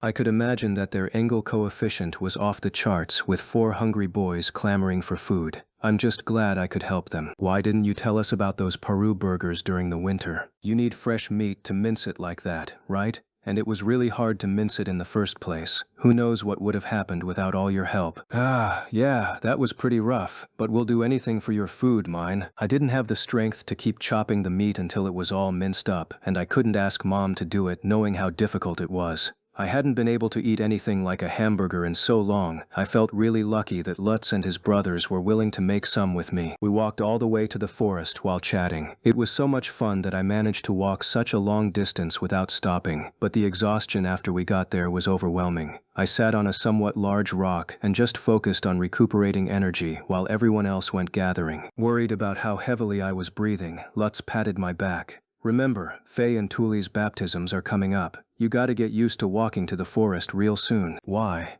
I knew Thule's baptism was soon given how we'd spent the winter making clothes and her hair ornament, but I didn't understand what specifically would change after it happened. Once a kid gets baptized, they start apprentice work, right? That'll mean for about half of each week, you'll be the only one in your family who has time to go to the forest, mine. I opened my eyes wide in surprise. Thule starting apprentice work meant that I would have to help around the house more in her stead. What should I do?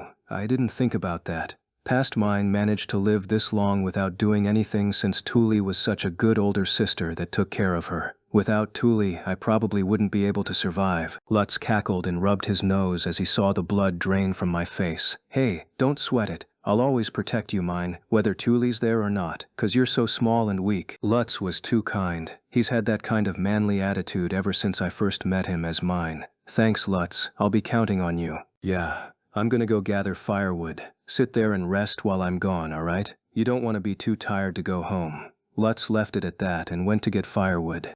Once his footsteps faded into the distance and there was nobody around me, I grabbed my wannabe spade and started digging a hole. My goal for today was go to the forest and get home. Try not to catch a fever. I knew that. But although I felt bad for Lutz and my family, could I bear coming to the forest and then just leaving without doing anything? No, I couldn't. Dig as far as you can. I wanted sticky clay, but who knew how much I could get? Assuming the ground layer here was similar to Earth's, I'd need to dig fairly deep to find sticky clay. Hiya! I thrust the spade into the ground, putting all my strength into it, but the flimsy branch my family called a spade didn't even go a single centimeter into the ground. So hard, bois?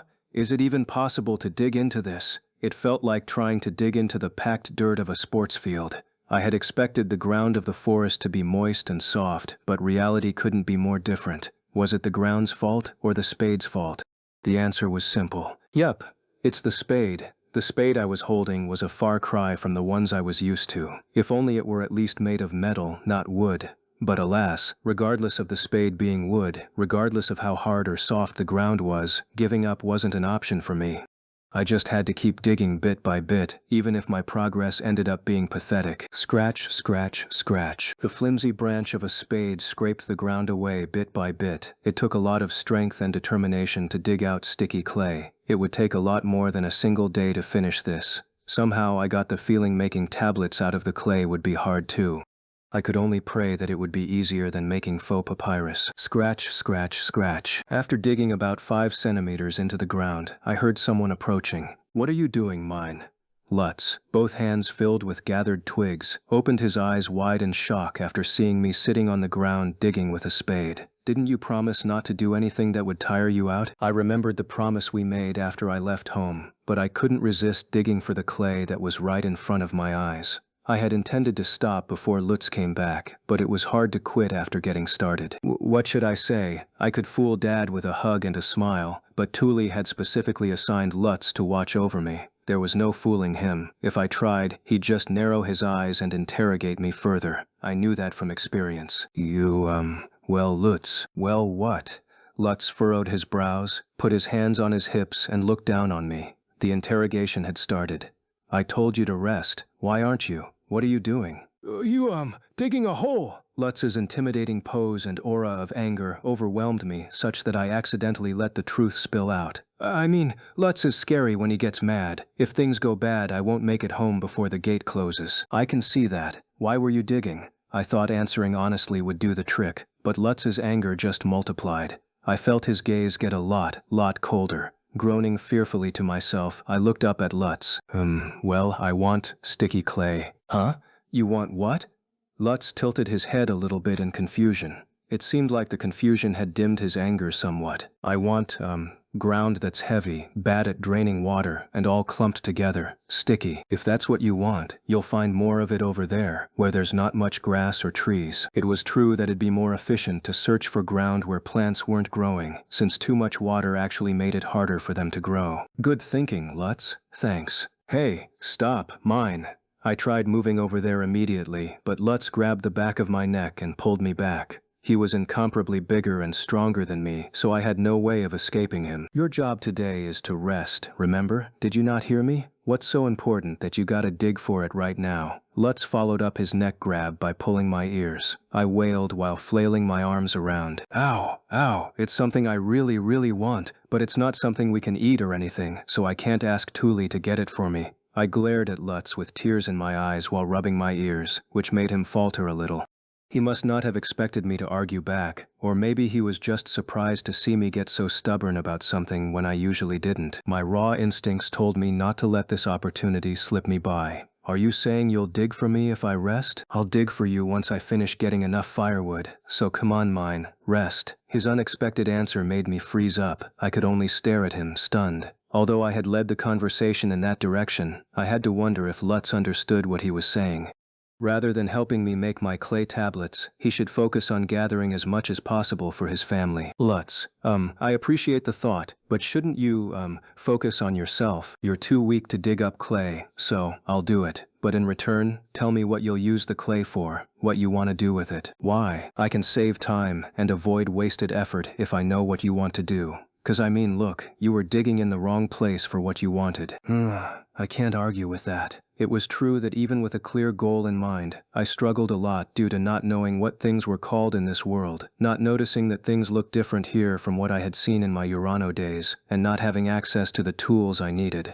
Thanks to Lutz firmly pointing out my error, I knew that he hadn't said he would help without thinking, but I didn't know why he was willing to help. It made me feel weird. Why are you willing to help me, Lutz? Huh? I mean, you made those Pyryu cakes for me when I was real hungry, right? That day I decided to help you with whatever you needed, no matter what. Blah? Just that? He'll help me dig out clay just for that? To be honest, it was hard for me to understand Lutz's willingness to perform hard labor for me. But maybe he was just the kind of person who cared a lot about repaying gratitude. If he wanted to help, that was fine with me. I felt kinda bad about it, but when it came to matters of strength, I would leave everything I could to him. Okay, Lutz, I'll leave it to you. I can just wait here. Alright, I'll be back in no time.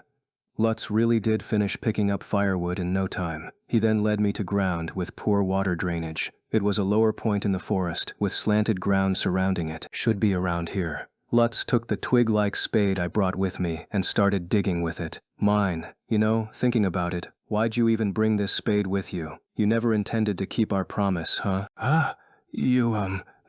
Well, I was just so excited to go to the forest. I just accidentally brought the stuff I needed with me. Lutz flinched a bit and thrust the spade hard into the ground as if to release his burning emotions. Sheesh, you look all nice and sweet on the outside, but I can't let my guard down around you. Actually, I think you should let your guard down a bit more. Why do you have to be smarter than Dad? Mr. Gunther is just too soft on you. I could only watch silently as Lutz used his anger to dig. Somehow, the twig was steadily making progress through the ground. Unlike my scratching, the ground was getting flung away chunk by chunk. It was so weird, I couldn't understand it. Is he just that much stronger than me? Is he holding the spade differently? Is there some trick here? Wait, is it just me or is the ground a different color now? After Lutz dug about 50 centimeters into the ground, it changed color. Is this the stuff you want? I grabbed some of it and tried squeezing it in my hand. It was cold, heavy, and changed shape inside of my hand. This was definitely the sticky clay I had been looking for. This is it. It would have taken me days to dig this far. You're amazing, Lutz. So strong. There's not a guy alive who's not stronger than you, mine. Despite sounding peeved, Lutz kept on digging up the sticky clay. Giddy with excitement, I brought chunks of the clay and set them on top of a large rock, bit by bit. I wonder how many clay tablets this will make. That alone made me grow terribly fond of this clay, as silly as that sounded. So, what do you need this stuff for? I'm gonna make clay tablets with it. Clay tablets? I took the clay, acquired through Lutz's hard labor, and squished it into the shape of a thin tablet. I then grabbed a nearby tiny stick and started carving in a Japanese bedtime story that my old mom had told me. I would have preferred to write in the language of this world, not Japanese, but Otto was only teaching me words that had to do with work. I could write the basic template for a letter of introduction, and I could write out various things related to noble offices, but I couldn't write words related to my basic daily life. Are those letters you're writing? Basically. If I write something down here, I can remember it later just by reading. Written records are amazing, don't you think? And books are just filled with these written records, so they're even more amazing. Wow. Lutz, thanks for digging up this clay. You really saved me. If you still need to gather stuff, go ahead. I'll be sitting right here and writing. All right, you better stay still. I was writing a story aesthetically similar to The Elves and the Shoemaker, Isekai edition. It was such an epic tale that even if I packed each clay tablet with letters, I would need 10 to tell the whole story. Yay, I finished!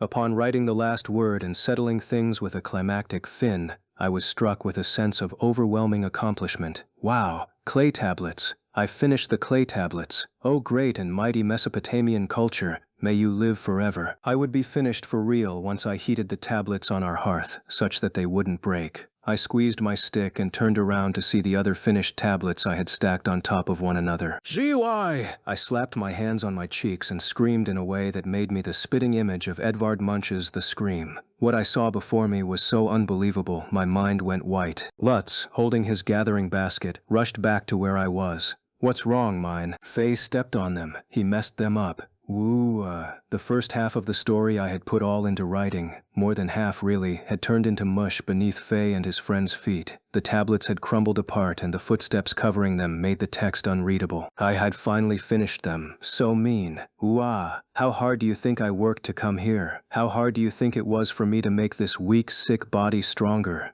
I even wrapped Lutz and Thule into this to finish them, and yet, stupid dumb idiots. I glared at Faye and the others as hard as I could, choking back sobs as tears streamed down my face. Rage coursed through my body as if to set my blood boiling, but somehow my mind was frighteningly calm. I knew on the inside I was being immature, but I couldn't calm myself down. Faye and his friends flinched from my glare and slowly backed away, trembling in fear. I was almost there. I was one step away from getting a book, and now it's all a mess. How are they going to make up for this?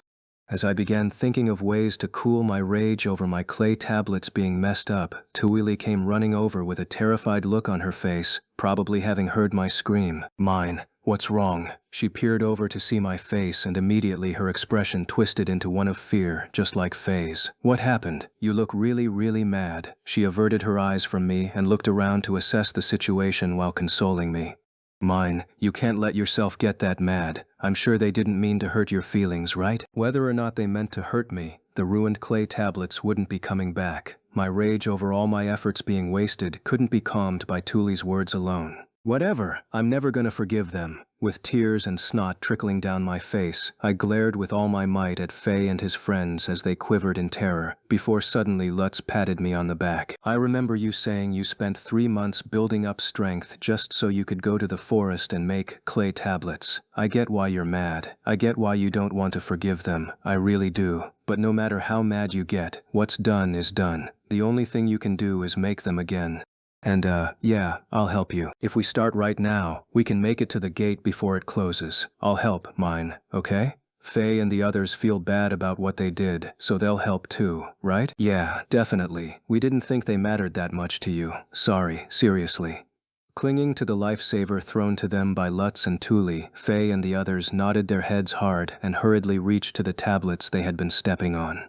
Faye's apology and the assurance that we could make new ones before the gate closed made the anger drain out of me. Staying angry wouldn't be as productive as getting to work making new tablets. Okay, I'll make new ones. I had more or less managed to finish writing the story on the old tablets, so my approach in making them wasn't flawed. I had to be satisfied with how much easier they were to make than papyrus. But I didn't forget to drive the point home to Faye and his cronies. Don't think any of you will get a second chance. Apparently, I reigned as the queen of the rumored top people you should never make angry rankings for some time. As expected by basically everyone, going to the forest, making clay tablets, and exploding with rage all took so much out of me that I ended up bedridden with a fever. Apparently I had murmured clay tablets under my breath over and over the whole time. I clenched my fists, resolved to go right to the forest to make more clay tablets, but Dad wouldn't let me. No way, not a chance. We gotta see how your health holds up. Wait until tomorrow, alright? Okay.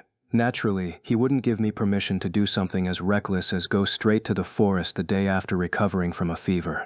But still, he said I could go to the forest tomorrow if I didn't get another fever today, so I started preparing for tomorrow with excitement in my heart. First, I took a board from the storage room, whose true purpose I didn't know, and put it on the bottom of my basket for stability. I then took some torn-up cloths that Mom was intending to sew into rags and stealthily put them into my bag. With all that done, I could wrap the clay tablets up and bring them home with me. Okay, time to make tons and tons of clay tablets. I woke up in excitement the next morning, but it was raining hard. In fact, it was a torrential downpour, which was rare for this area. Things were so bad it was like a typhoon.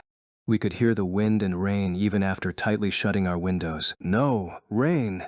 In a world without weather forecasts, we were at the mercy of Mother Nature's whims. Or really, I was sick so much that I only ever left the house when my family said I could, which meant up until now I never had to worry about the weather. Visions of the clay tablets falling apart beneath the rain flashed through my mind. Although I had hidden them beneath some sturdy-looking shrubbery, they would definitely not survive this storm unharmed. NGY, my clay tablets, they're gonna turn into mush. Hold it, mine. Just where do you think you're going? To the forest.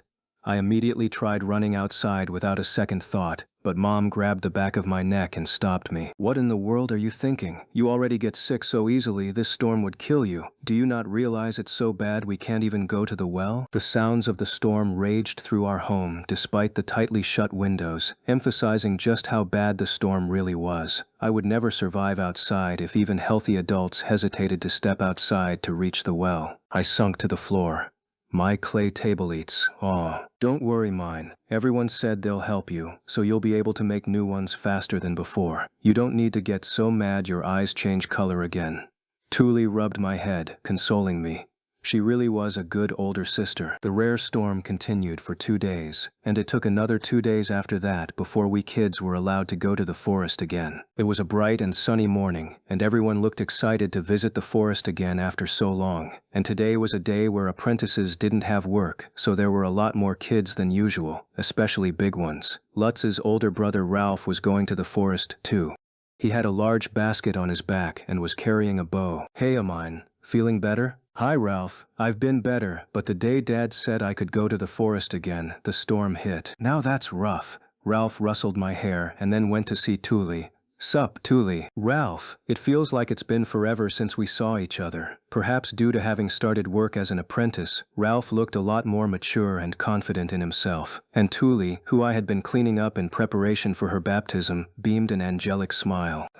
These two would definitely be a nice couple, I think. Ralph and Thule both care a lot about others, so I think they would be a good fit for each other. I watched the two of them grinning, when suddenly Lutz pulled me over to him. Mine, get a grip. You gotta start at the front of the group since you walk so slow, remember? Right, sorry. The platoon of kids, myself included, walked on and passed through the gate. What was normally a grassy wonderland had been scarred deeply by the storm, with mud scattered everywhere. Does this world have financial assistance for natural disasters? I kept moving, looking around me in a dazed surprise, when something suddenly got in the way of my eyes. Surprised, I looked to the side and saw that Lutz was waving his hands in front of my face. What? Is something up? Nah, I was just wondering if you were actually awake. Hey, mine, are you gonna make those, clay tablets again? What are they, anyway? Even if I wasn't writing in Japanese, Lutz was illiterate. He had no idea what I was writing, not to mention that his daily life involved no paper or writing whatsoever. There wasn't a single letter written anywhere in his home.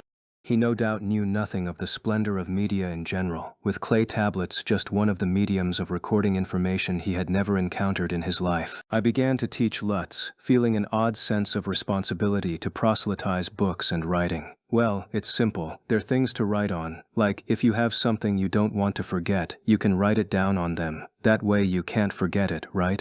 If you store the tablet properly, you can look at it whenever you want. That's what clay tablets are for. They're just one medium of recording information out of many. Clay is so squishy that you can just use a finger to wipe away mistakes, and once you're done, you can harden them with fire. Don't you think that's amazing? Yawning cladily. Mianda yamyada, Myonya myandanda, Myomyananda, Myonya myanda, Myonyamya, Myonya myandamanda kyanya, Myonya myanda, Myonya myanandanda, Mya mamyanda, Myonyananda, Myonyania, Myonyania, Hoya, Myonya mya, Myonya, Myonya, Myonya yanda, Myonya, Myonanda, Myonyaninda, Myonya, Myonyana, Myomya, Myonania, Myonyamanda, Myananda, Myonania, Myonanda, Myananda, Myonanda, Fonda, Maybe due to how I had said that all without pausing, Lutz just tilted his head a bit, mouth hanging open. Ya lost me. Anyway, what'd you write down? I wrote a story, one my mom told me, like I won't forget it if I write it down, you know? What I really want are books, but there aren't any here, so I'll just have to make them myself. So that's what you really want to do, mine? I thought about Lutz's question and suddenly realized something. I had been thinking for a long time that I wanted to make books, since they were too expensive for my poor family to own. But what I really wanted deep inside wasn't to make books. Not quite. What I really want is to live a life surrounded by books. I want tons and tons of new books to be made every month. I want to buy all of them, and I want to spend my life reading them. So basically, you want books? Yes, I want them right now, so bad, but they're too expensive to buy. They're out of reach for me. So what can I do but make them myself? Paper's also too expensive, so I'll make clay tablets, write stories on them, and harden them. With that, Lutz finally clapped his hands together in understanding. You're making replacements for books right now, huh? Yeah, things didn't go well last time, but that's the past. I'll make sure it works out this time. All right, I'll help out. Lutz was willing to go this far for me just because I shared a few recipes, which made me want to help him too. Okay then, what do you want to do, Lutz? It sounded like you have something you really want to do yourself. Yeah, I want to go to other cities. You know how the bards and traveling merchants go to all sorts of places and know all sorts of things? I want to do that too. That sounds really cool. Speaking of which, back in my Urano days, I often dreamed of traveling the world to visit all sorts of foreign libraries and read their books. Thoughts of that now unattainable dream flashed through my mind, and soon I lowered my eyes. You really think that? I mean, I'd be leaving this city, you know?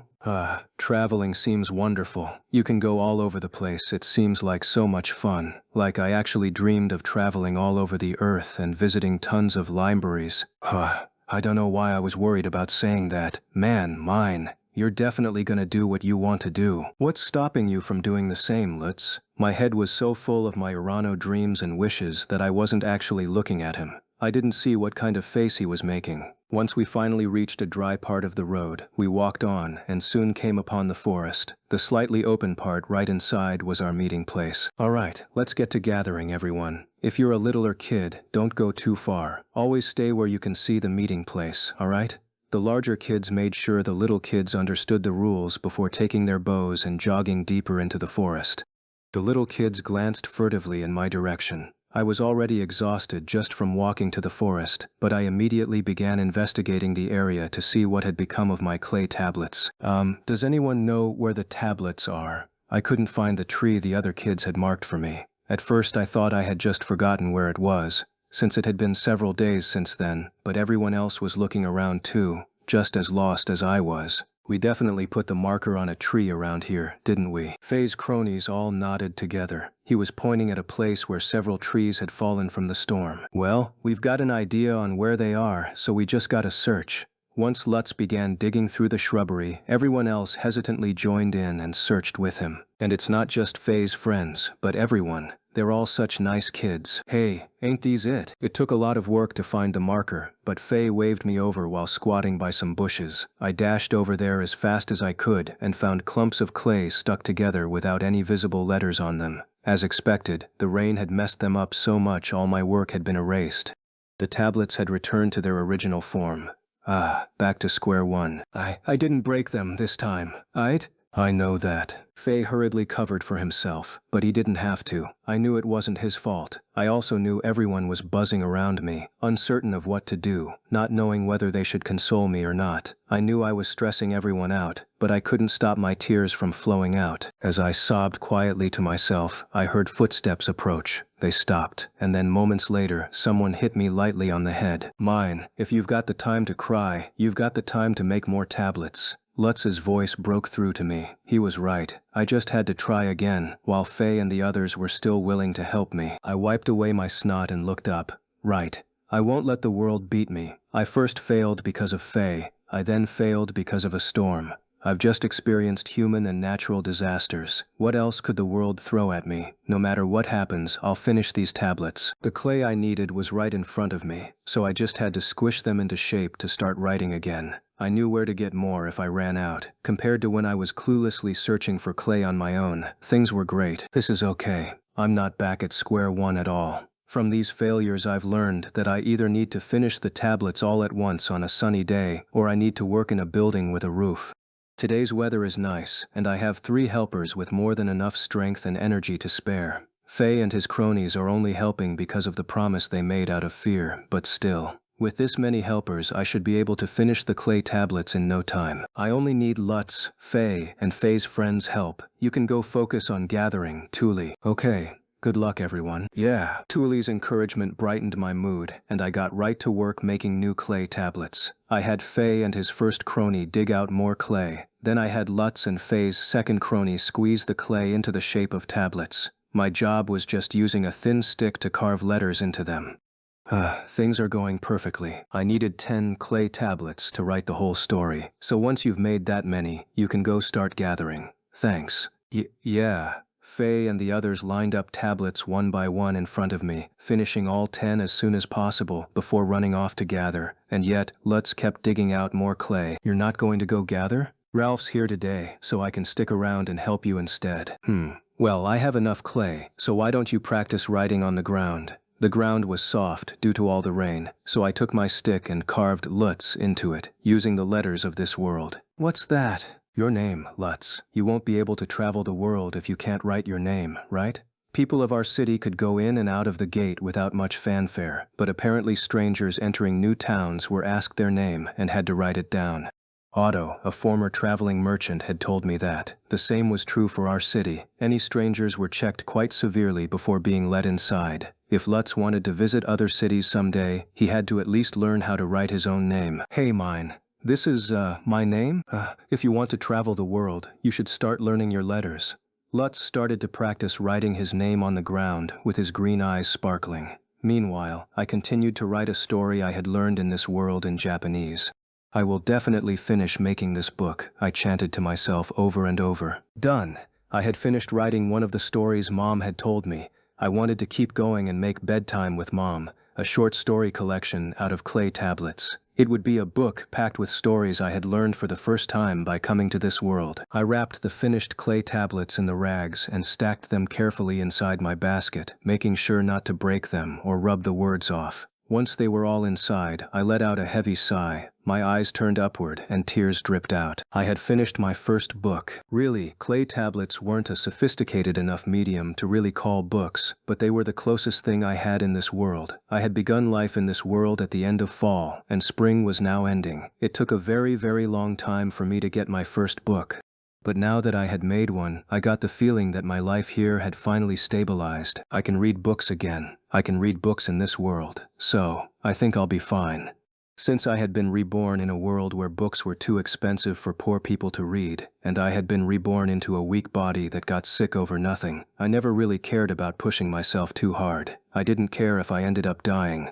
This sickly child's body didn't feel like mine, and I couldn't imagine living in a world without books. I had no attachment to anything. But now that I had a book, I had something I wanted to take care of. I got the feeling that I had finally found something worth living for in this world. I had found my path in this life. You finished mine. I finished, thanks to everyone's help. Even if Lutz and Thule's feelings were for mine, not me, they had in fact helped me make this book. I took off the rag and showed Thule and Lutz the finished clay tablets.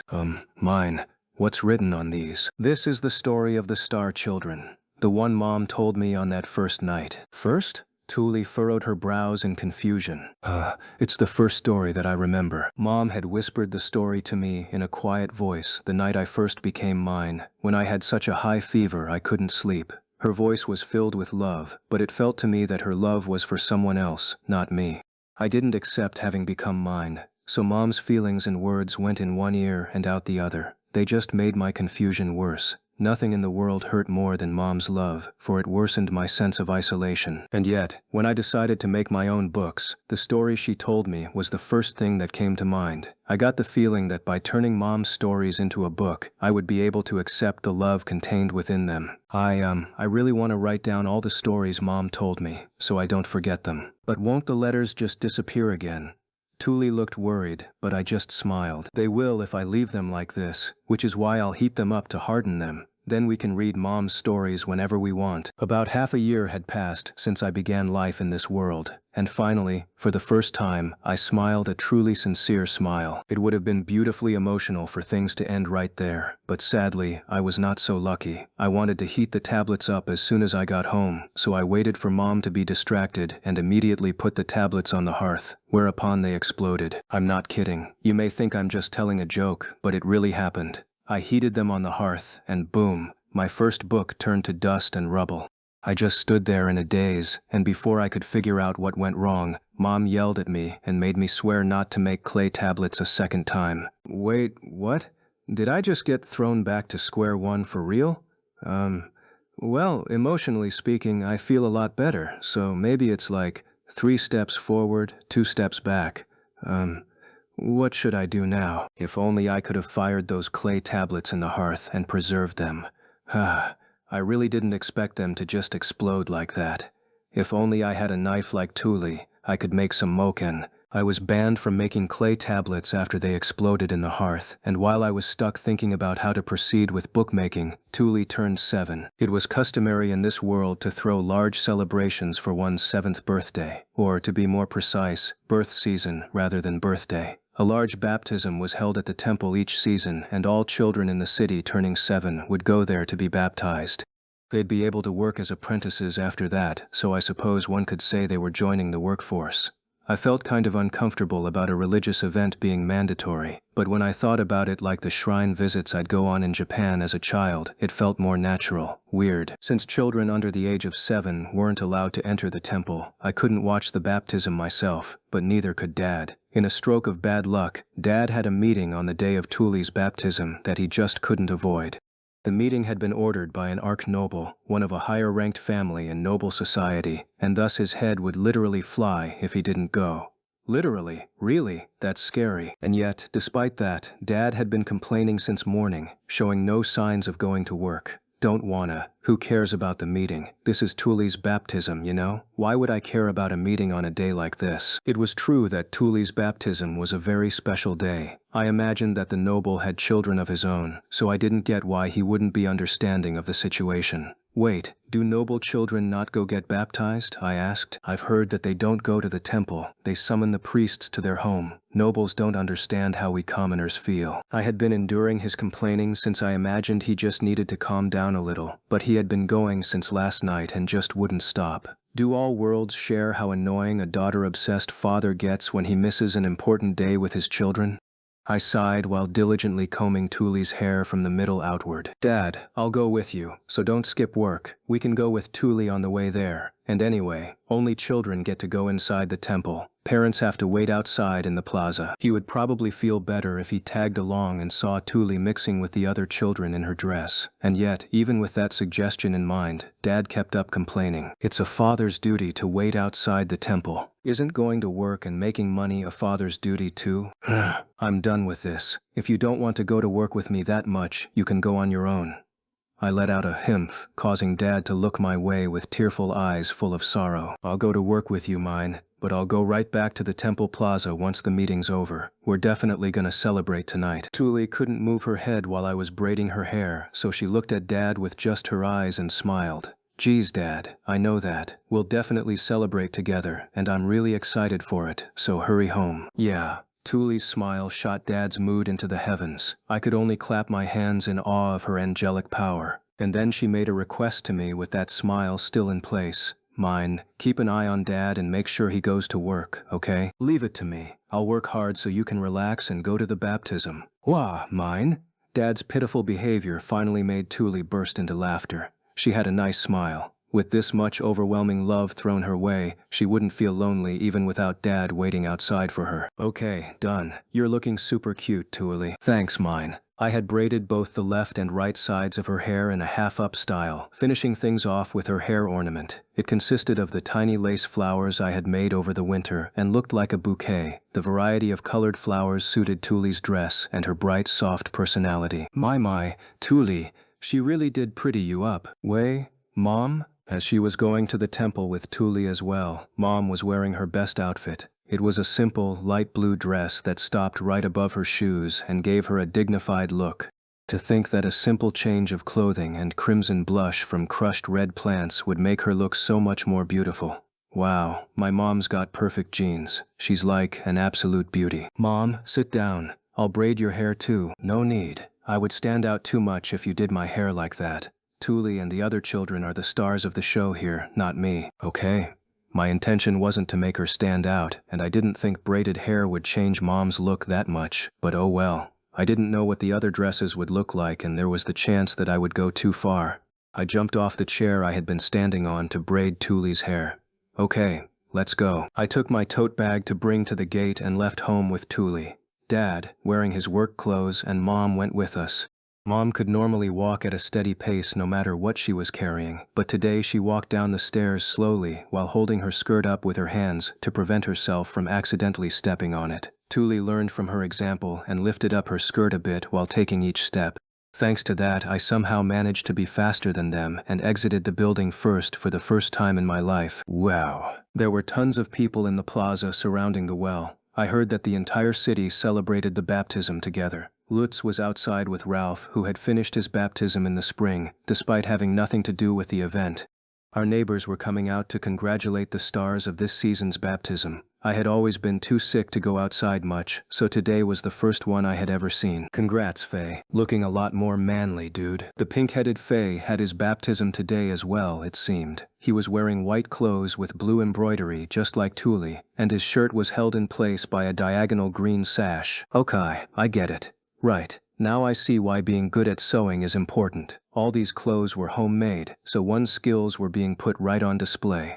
Sewing skills were never that important in Japan, and even in this world I wore raggedy clothes most of the time, so I never understood it when Mom told me that being good at sewing was required to be a beauty. I never knew since I didn't have a point of comparison until now, but my mom really was great at sewing. I could see why she was so proud of herself. I hate working with needles, so I guess I'm pretty much guaranteed to never find a boyfriend or get married here. Wow, Tuli, you're so cute. Lutz's mother, Carla, slapped her cheeks with overwhelming surprise after seeing Tuli and complimented her in such a loud voice everyone in the plaza heard. Immediately, everyone's attention fell on Tuli and words of praise flew in from every which way. Congrats, Tuli. Your hair's all braided and it's super cute, like a princess's. Tuli blushed with embarrassment at Carla's praise and smiled. Her white dress and green hair, with the light forming a halo on it due to the style of my braid, fluttered around her. Our Tuli really is an angel. I can tell why Dad's such an obsessive parent. Mine worked hard to braid it for me. Oh goodness, mine did that. To think she's good at something other than weird cooking. Mrs. Carla, that's just mean. Despite feeling depressed on the inside, I was a little relieved too. I might have been totally useless around the house, but I did have some skills that even this world valued. This looks really complex. How do you tie it together? Let me see, too. Women and girls of all ages peered toward Tuli's hair. Ah, they're just simple braids. Don't stare at them. I didn't have a proper comb, so the parting lines are kinda messed up. That's so nice, Tuli. My baptism's this winter. I wish I could have my hair braided like that, too. Once one girl let out a jealous sigh, cries of agreement rang out. People just kept saying me too, with no end in sight. Mine. Everyone wants you to do their hair. I think that's a great idea. Thule happily suggested that I braid everyone's hair, but I shook my head immediately. I couldn't. Why not? I could get sick at any moment. This is the first time I'm even seeing a baptism, remember? I hated to disappoint Thule, knowing that she wanted to show off her little sister, but I didn't want to braid the hair of a bunch of girls I didn't know each baptism. In the first place, none of them would end up with braids like Thule's. None of them took proper care of their hair, just like Thule didn't before I came around. I especially didn't want to start cleaning and maintaining the dirty hair of strangers I didn't know. Oh, okay, you're healthier now, but we really can't tell when you'll get sick. That's too bad. I wanted everyone to know how amazing you are. I really wanted to grant Thule's request since I was generally a useless waste of space, but this was physically and emotionally impossible for me. I could braid your hair while they watch, at least, but I won't promise to braid their hair myself. Yeah, okay. Dad always says not to make promises you can't keep, right, everyone? Mine said she could teach you all how to make braids like this. Thule, satisfied with my compromise, went ahead and planned a future gathering by the well where I would show them how to do the braid. I really hadn't expected my simple braids to get so much attention. Now I knew why Mom declined to have hers braided too. So, what about that hair ornament? Who made that? Mine. No, Thule. Our whole family did. Mom and I made the flowers. Dad made the hair stick part. Lacework was so rare that even Mom didn't know about it, despite being such a talented seamstress. The older ladies here were fascinated by it. Hey, Mine, would you teach them how to make these too? I could, but they'd need to make thin needles first. Plus, Mom would be a better teacher than me. I'm not as good at sewing as she is anyway. I wasn't the most social person out there, and I ran the risk of saying something weird due to my lack of familiarity with this world. Who knew what I should and shouldn't say to the moms around here? It would be best to just keep my distance and avoid accidentally exposing myself somehow. Clang, clang, clang. The temple's bells rang 3 times. Whenever the temple in the middle of the city rang its bells, the ringing echoed throughout the entire city. All of us who'd been making noises around the well fell silent for an instant, and then someone let out a cheer. It's time. Let's go to the main street. With the kids being baptized in the lead, we walked onto the main street and saw other groups all doing the same from other alleys. A group of kids wearing white clothing was going from the edge of town to the temple in the center.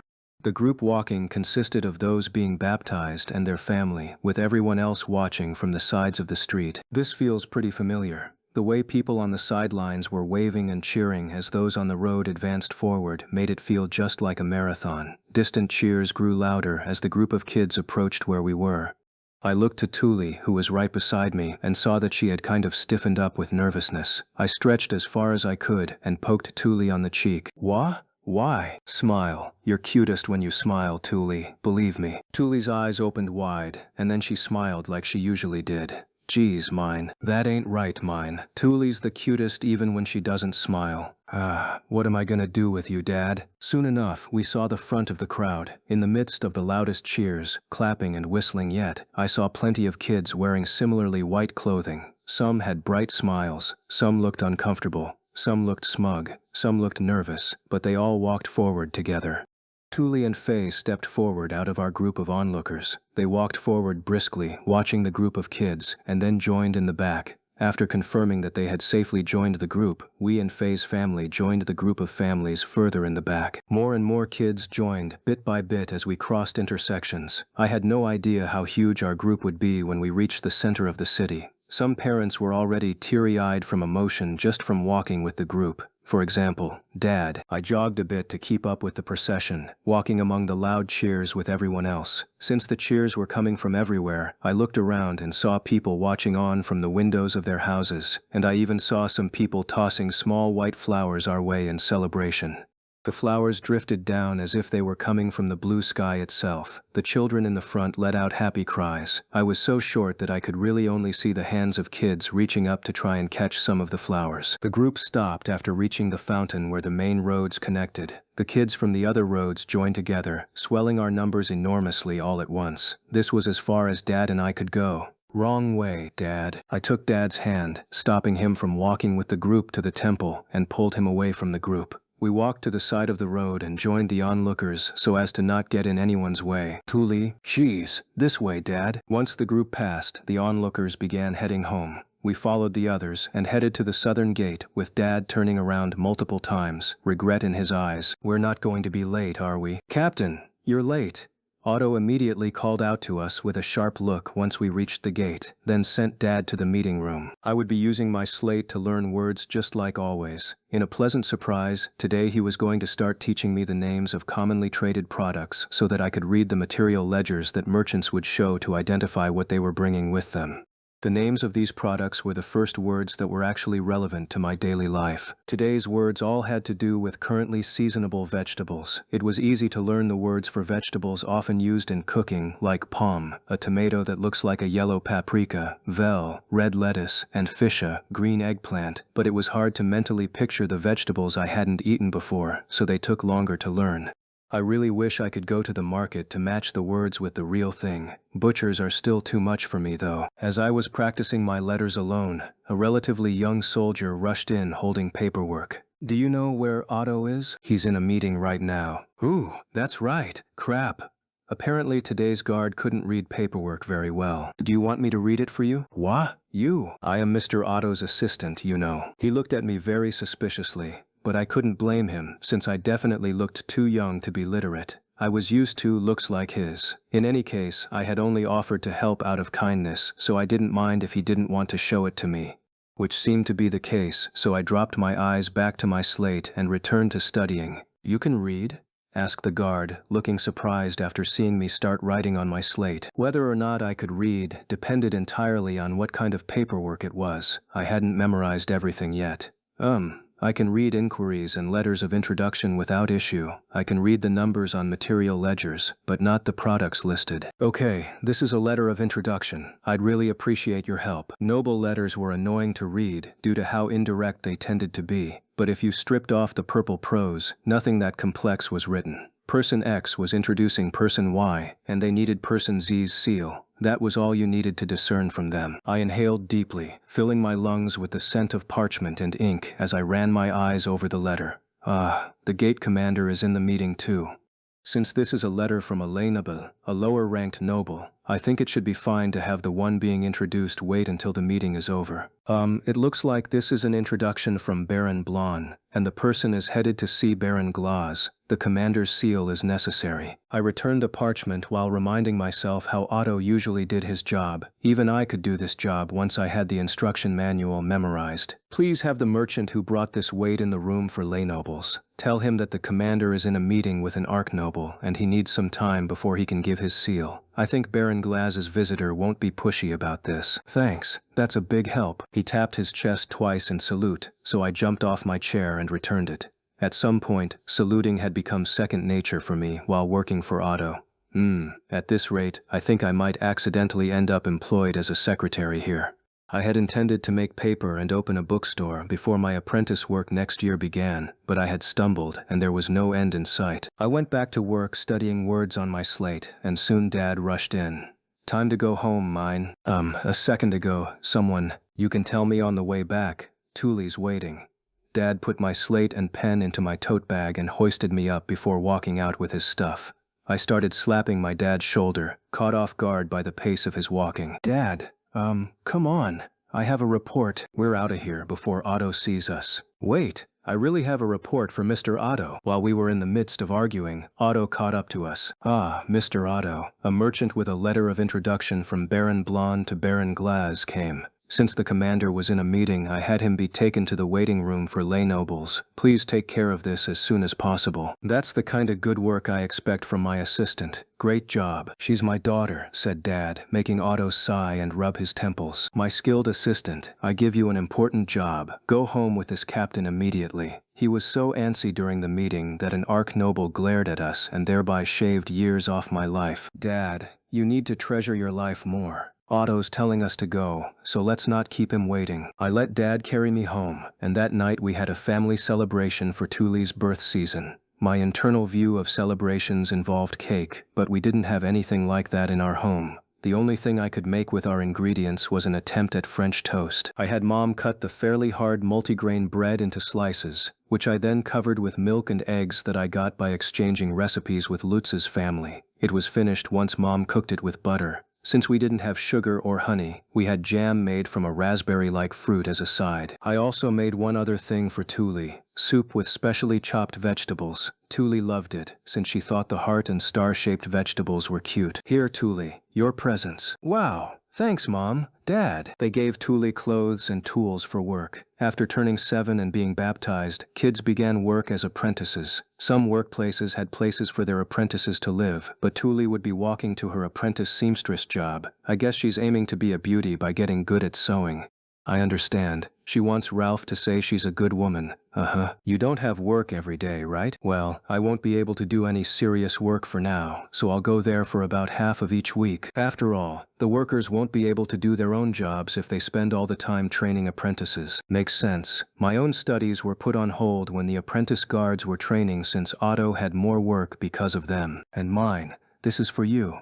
My parents took a long bundle of cloth and placed it on the table. Blinking, I tilted my head in confusion, not understanding why I was being given a gift on Tuli's baptism. But I didn't get baptized today. Now that Tuli has work, it's your job to pick up firewood, mine. You'll need this. I opened the bundle of cloth and saw a gleaming knife. The blade was thick, and it was heavy enough to weigh my hands down. If this were Japan, my parents would be chastised for giving such a dangerously sharp thing to a child. But in this world, you couldn't even protect yourself without a knife. Those who can't help or do anything are treated like babies. I have my own knife now. Up until now, I've been treated like a baby, helping Tuli do the real helping at best, and just getting in the way at worst, which is most of the time. But since Tuli was starting work as an apprentice, they had no choice but to give me my own knife. A knife! Now I can make moken. Wooden moken. The day Tuli went to work as an apprentice for the first time, I was stunned. I could barely do any of the chores entrusted to me. I had the knowledge of my past life in a modern world, which I thought would have made things easier, but it absolutely didn't. Tuli was truly a mighty older sister. First of all, I couldn't carry water. I couldn't even get it out of the well properly. I was too weak. The best I could do was get a little water into the bucket and struggle back up the stairs. It took me 5 trips just to get one normal bucket's worth. Of course, one bucket of water wasn't enough. We needed our whole home water jug to be filled. Mom would help, but she was so much faster she would fill the whole jug by the time I had brought a bucket's worth. I was useless. Mom told me to light a fire in the hearth so she could prepare lunch. I had spent some time camping in the past, so I knew how to organize firewood. I put thick wood next to thin, easier to burn wood while leaving passages for air. I even put dried grass on top since it was easier to ignite. That was all easy, but I couldn't start the actual fire. When camping, I had used a lighter. I had no experience using flint stones. I tried remembering what Tuli had done and mimicked her. Ha! I slammed the 2 rocks together, and naturally sparks flew, but the sparks surprised me to the point I reflexively dropped the stones. After that, I became unable to slam the stones together at all, fearing that the sparks would burn me. Someone else ultimately had to do it for me. I was useless. I could help with cooking, at least, or so I thought, but no. The knives were too heavy, and I needed both hands just to lift them, and I froze up looking at the chicken being held down. The best I could do was take food Mom had chopped up and slice it into smaller pieces, plus tell her recipes. I couldn't do much myself. I was so short I couldn't stir a pot even when standing on something. Mom complimented my recipes, but my own weakness was seriously depressing. I really was useless. What's wrong, mine? Said Tuli after coming home from her first day on the job and seeing me thoroughly depressed. Mom, forcing a smile, answered for me. She's sad that she couldn't do any of the chores I gave her today. What? Didn't we all expect that? Indeed, everyone had expected it, including myself, but still, I was shocked by how useless I really was. I tried doing lots of things, but they were all too much for me. Well, now that you know your problems, why don't you get to work fixing them? Mine, you may be feeling sad right now, but just know you're better at cleaning than any of us. When it came to sweeping with a broom and wiping things down, neither took much strength, and I had plenty of experience with both, though I would get a fever if I got too enthusiastic about it. Plus, I didn't consider cleaning as part of my chores. I just couldn't stand to live in a filthy environment. I was already sickly enough. I didn't need a dirty home making my health worse. My actions were motivated by self-interest and nothing more. I knew how to clean, wash dishes, and cook thanks to my Urano days, but none of that knowledge was useful here. To be honest, I had no idea doing chores would be this difficult. Tuli could do it, and she was only a year older than me. Why was I so weak? Why was I so useless? I wish I had been reborn into a healthier body, healthy enough to at least not be dead weight. Yeah, mine. Are you really that worried about being useless? Asked Dad. Obviously. Yeah, figures. But I'm not expecting that much from you anyway, mine. Is it just me, or did he say something really mean with a smile on his face? I knew I wasn't the most helpful person around, but I didn't expect a father this obsessed with doting over his daughters to just up and say, "I'm not expecting that much from you anyway," right in front of me. As I stood there stunned, Dad patted my head and spoke with tears forming in the corners of his eyes. "For years I've been worried that the next time you got sick would be the last day of your life, but you're healthier now, and that's good enough for me," said Dad, which made Thule shrug. I think Dad's right, but who would hire mine at this rate? I mean, mine can't do anything on her own. Dad shook his head. Nah, we could hire her at the gate. Huh? What job could mine do there? Mom and Thule looked confused, but really I had no idea why. Dad and I had talked to them about what I was doing at the gate before. What are you two confused about? Paperwork. She's been helping Otto each time we go to the gate, though most of the time he's teaching her to read and write. What? She hasn't just been resting at the gate? Mine wasn't exaggerating about all those things. Thule, why are you that surprised? And ouch, Mom, that hurts. I can't believe you thought I wasn't telling the truth. Mine's especially good at math, I hear. If she doesn't find a job she wants by her baptism, she can work at the gate. And you want to work with your daddy anyway, right, mine? What? No way. I want to be a librarian or own a bookstore. Unfortunately, my list of dream jobs did not include doing paperwork at the gate with my dad. Though naturally, since I had never seen a bookstore or librarian in this world, none of them understood what I had just said. Mine. What are you talking about? Someone who sells books. So, a merchant? I don't think I have the personality for being a merchant, but I want a job that deals with books. Well, I don't know what you mean, but I hope you can do what you want. For now, just do what you can. Half a year ago, you couldn't walk to the forest. You didn't even want to go outside. But now you can walk to the forest and back on your own. With all that said, they told me to do my best with gathering firewood, so both Thule and I left home with baskets on our backs. Although it was true that I could walk to the forest, I had to take a break once we were there before I could move again, and if I wasn't careful, I'd be bedridden the next day. I really hated how weak my body was. After reaching the forest and catching my breath, I started picking up firewood. I was just looking around and picking up whatever looked good, but Thule used a billhook-esque blade to chop sticks off a tree. You're amazing, Thule. I was once again reminded of Thule's dexterity. I need to start at the bottom and do what I can for now, I guess. It didn't take long for me to run out of breath picking up branches. I sat on a rock to rest and took out my knife to get right to work on a mokan. Nah, I didn't expect it to be so heavy. I sighed with the dully gleaming knife in hand. It wasn't as if I had never used a blade in my life. I used kitchen knives and box cutters all the time in Japan, but I didn't have any experience carving wood. At some point in elementary school, a lesson involved me using a small knife to manually sharpen a pencil.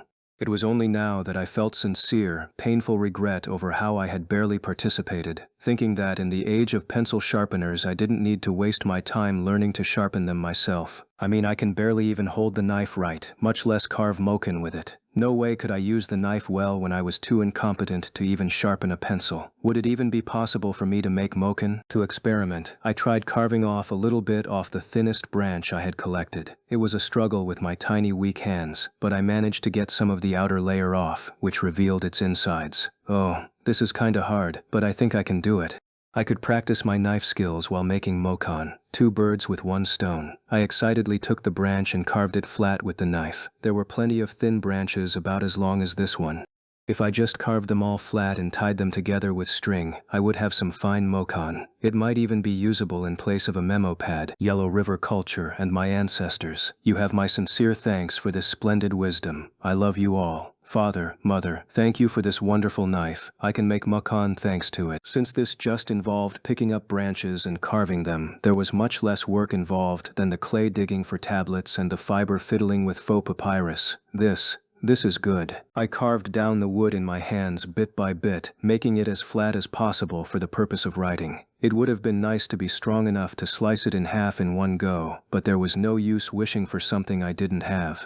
I just had to take my time and put in the work to make as many mokan as I wanted. It was hard enough for me to cut branches that I would only be able to write a single line of text on each mokan, which meant I would want a lot of them. Mine, is that what you're making to replace the clay tablets? Asked Lutz as he peered over my shoulder, seemingly finished gathering his firewood. His unexpected question threw me off. Whoa, how'd you know these were replacements for the clay tablets? 'Cause mine, you look like you're having tons of fun. Wha? Fun? You look like you're about to rub your cheeks on that wood. I remember you looking at clay tablets the same way. Wait, what? I was carving wood all by myself while looking one step away from rubbing my cheeks against it? Wouldn't that mean it looked like I was in love? Boo! Subconscious stuff is the worst. I'm so embarrassed.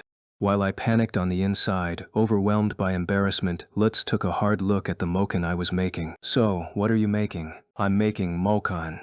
What? Is that something else you can write on? Haha, so I want a lot of them. It's too hard for me to make big ones on my own. I readied my knife again and began carving the branches.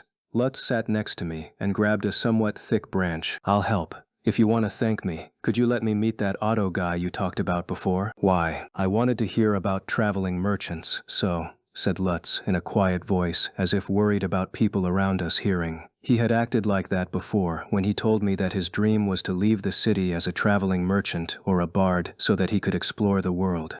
I could guess then that traveling merchants and bards were frowned upon in this world. Weird. But regardless of what I thought, the best thing for Lutz would be for him to meet Otto and hear what he had to say. He seems like a busy person, but I'll try. Sorry if he turns me down. Hey, that's all I can ask for. Lutz let out a sigh of relief, as if a heavy burden had been lifted off his shoulders. I could tell that he had never been able to talk to anyone about this before now. The two of us steadily kept carving, without talking too much. Lutz unsurprisingly had a billhook-esque knife just like Thule, which allowed him to make several large mokan out of the thick branch. I used my knife to smooth their surfaces further.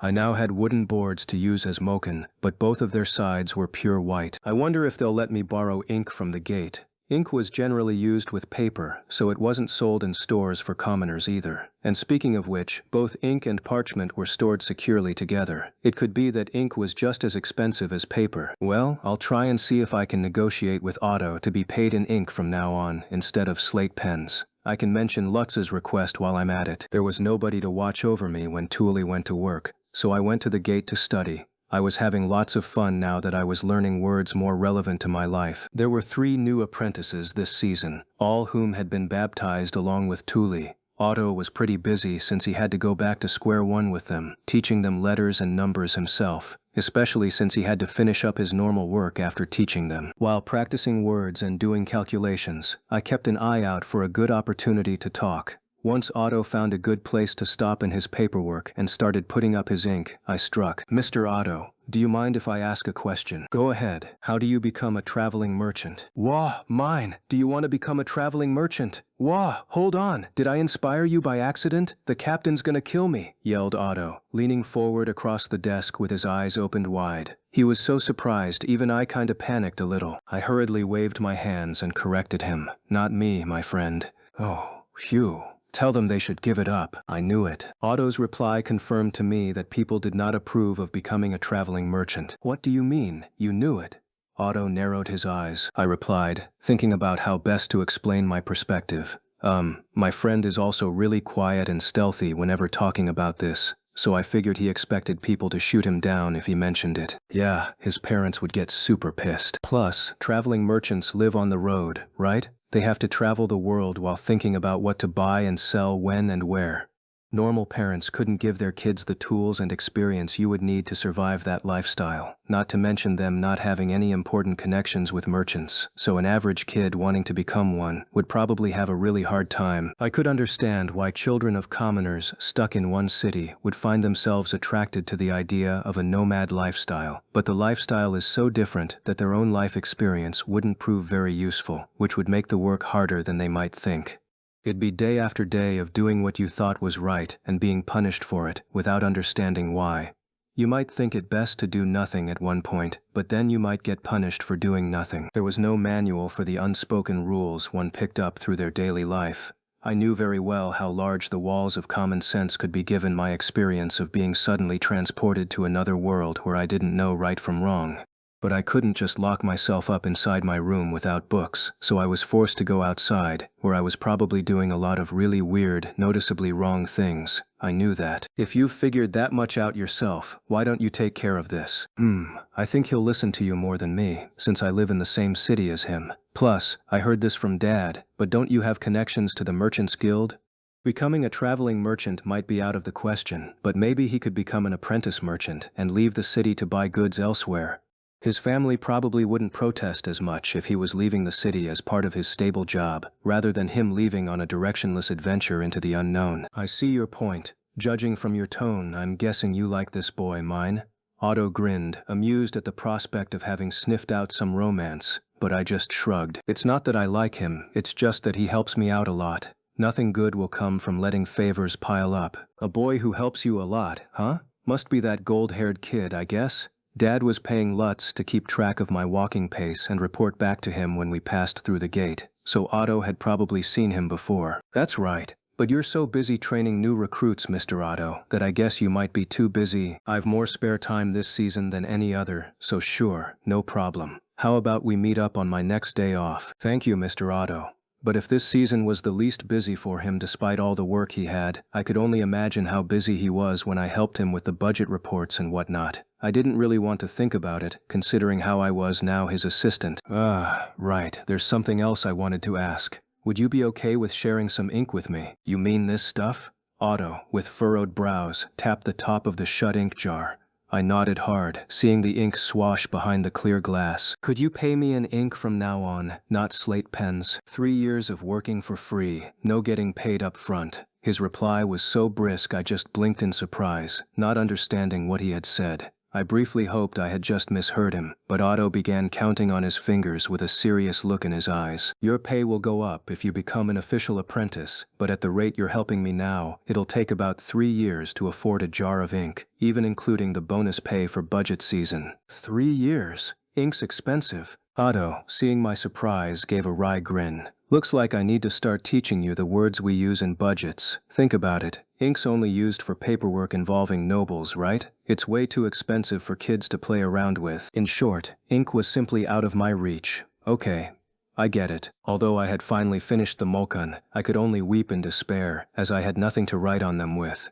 Nigh. The second I solve my paper problem, I realize I have an ink problem. What's with this? Naturally, there were no ballpoint pens, mechanical pencils, or even ink sold anywhere near me. I could use a pointed stick to write with if I just had ink, but that ink was too expensive for me to buy.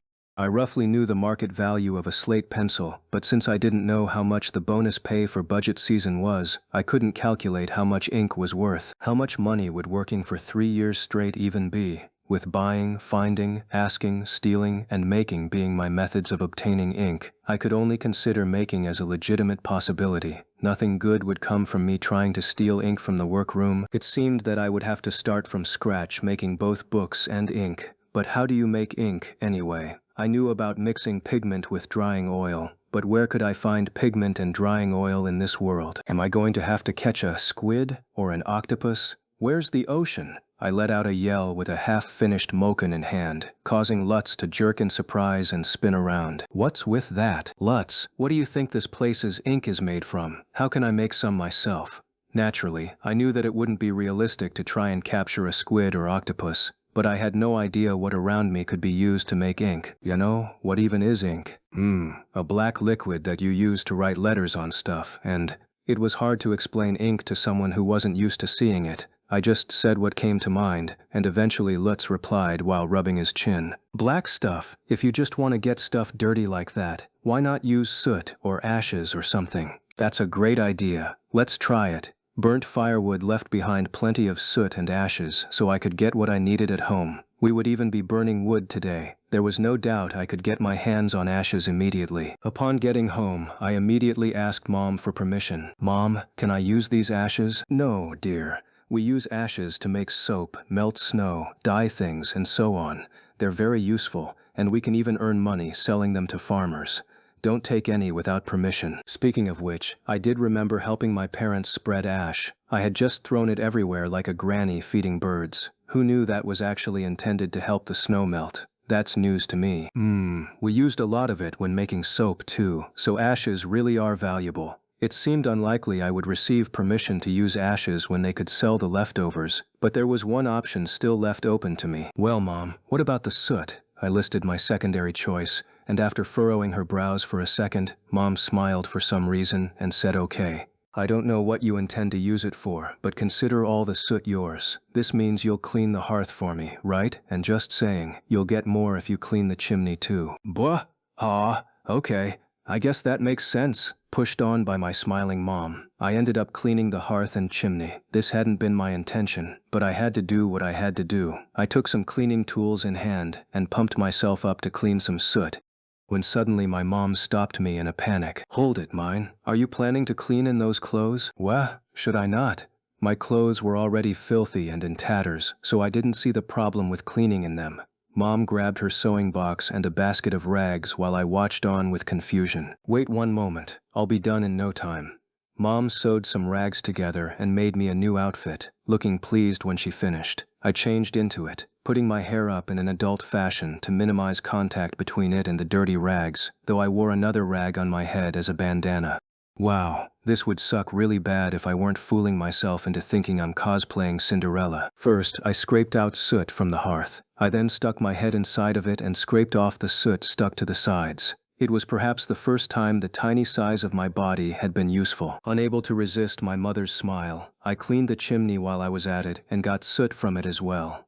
Black stuff fell out in clumps as I cleaned, steadily giving me more of the soot I wanted. It honestly got kind of fun once I started, but that led to too much excitement. I got a fever and collapsed. I had worked so hard that I ended up filthy and unconscious, but I had somehow gotten the soot I needed, and now I was healthy again. I just had to somehow turn the soot into something I could write with. Mine. What are you gonna do with this stuff? Mix it with water, I guess? The first thought that came to mind was dissolving the soot in water. I got the feeling that would make something like ink. Somehow, I put some river water in a wooden bowl and used a stick to mix it with soot. The soot just floated in the water without dissolving. Maybe that's enough? Try writing something with it. I took a stick with a shaved down tip and stuck it into the water, then tried writing the number 1 on the mokan. But most of the soot just stuck to the stick instead of the mokan, and the resulting number was too blurry to read. Nope.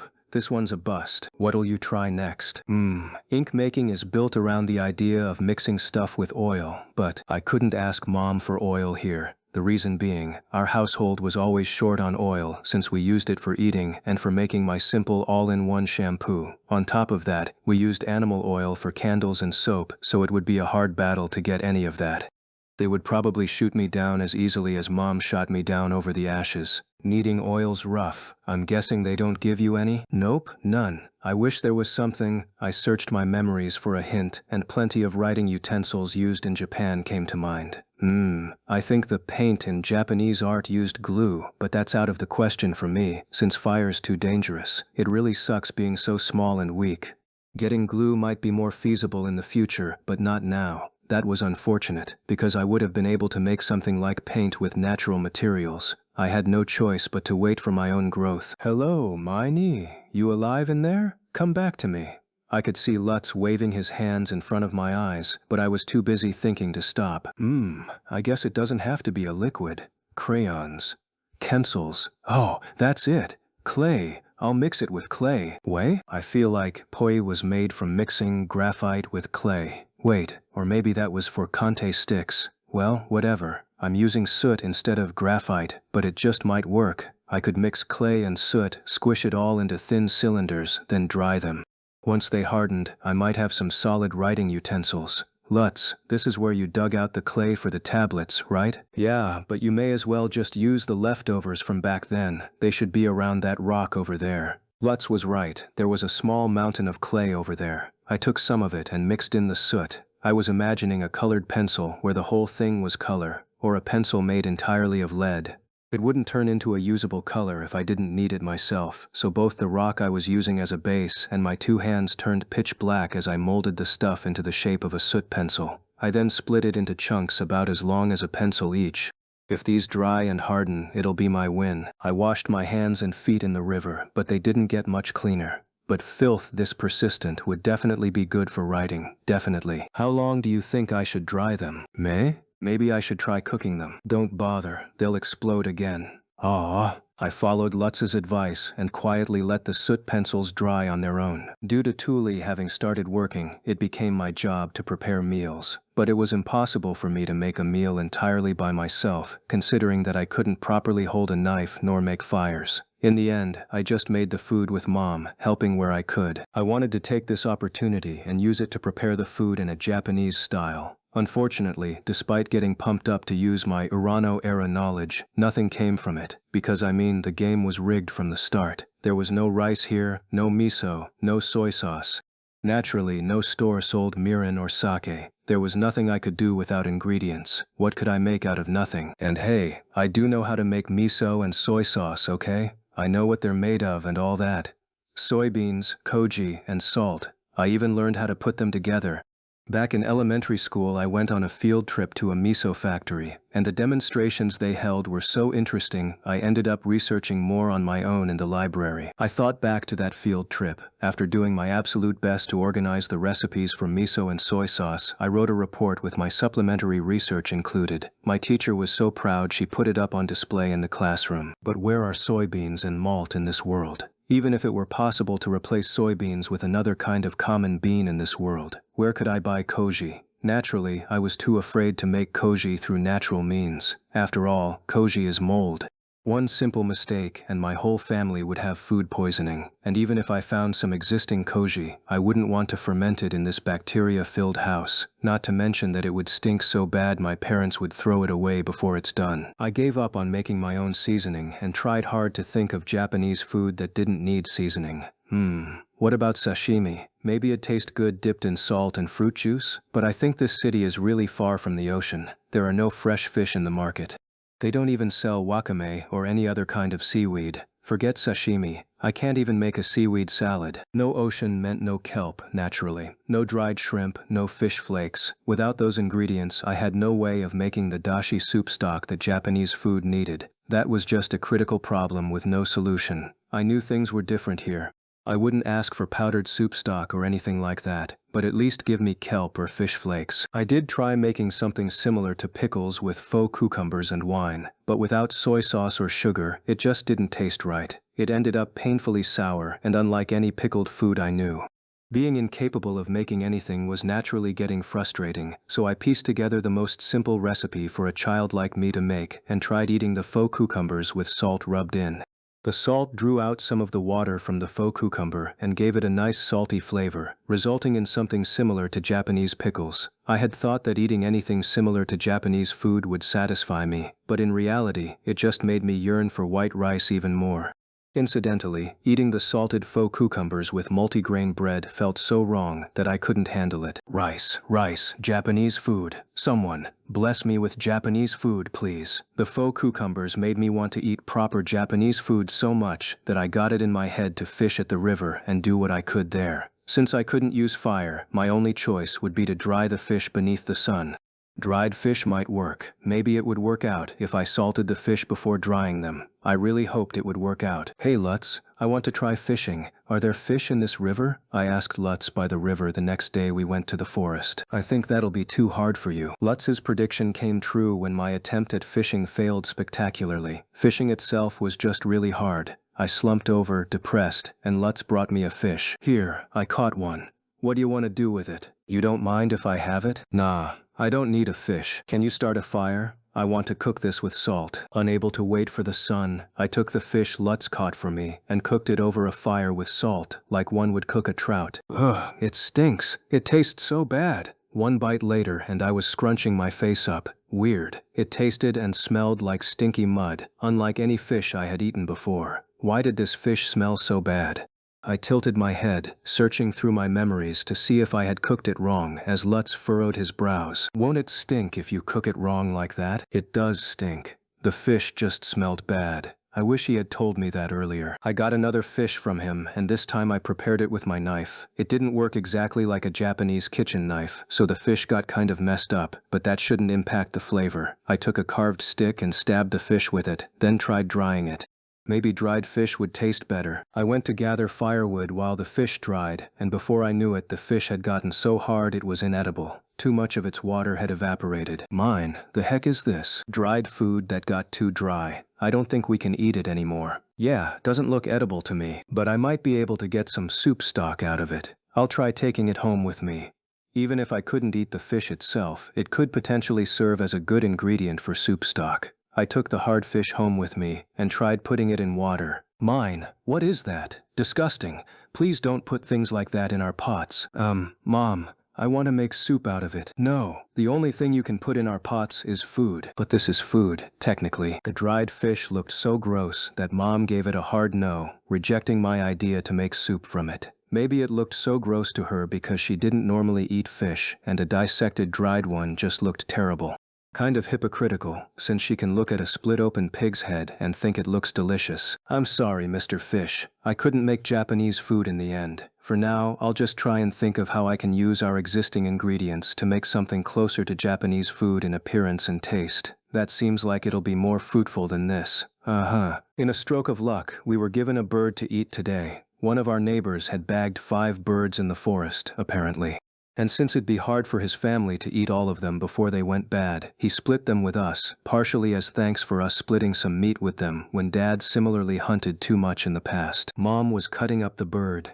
I didn't know what species it was. The knife she used for cutting meat was so heavy that neither I nor Tuoli could use it yet. Mine. Come now, pick the feathers.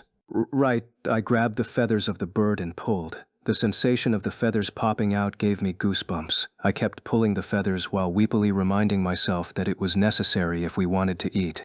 It would be a long time before dealing with dead animals didn't bother me, but if I do say so myself, I think I've grown a lot, considering that I didn't scream or pass out at the sight of Mom gutting the bird. Now mine, it's time to cook. Okay. While we were at it, I thought about making broth from the bird's bones. Bird bone broth would definitely alter the range of the food's flavors. It would be no replacement for kelp or fish flakes, but it could go well with dried mushrooms. However, it was a real struggle to get that bird bone broth. Mom didn't understand what I was trying to do, and thus wouldn't help me at first. In these parts it was normal to just cook the meat and eat it plain off the bone. I managed to convince her to at least chop the bones though, by reminding her that today was my turn to cook. Everything else was up to me. I threw bird bones, tenderloin, and herbs into our biggest pot. I chose herbs which smelled and tasted similar to what I was used to despite looking different. The ones I used smelled or tasted of onion, ginger, garlic, and bay leaf. Really, I put in anything that seemed like it would help cover the smell of the meat. Mine! Wait, that one's too much for you. It's dangerous. Mom stopped me before I could cut the leaves off a white radish-looking thing. She took the knife and, as if to stop it from running away, grabbed onto its leaves and held it against the cutting board. The moment she glared at the white radish and sharply cut it in half, I heard a loud scream from the radish. What? I blinked in surprise, wondering if I were just imagining things, when Mom let go of the leaves and slammed the flat part of the knife against it. She had crushed it just like you would crush garlic.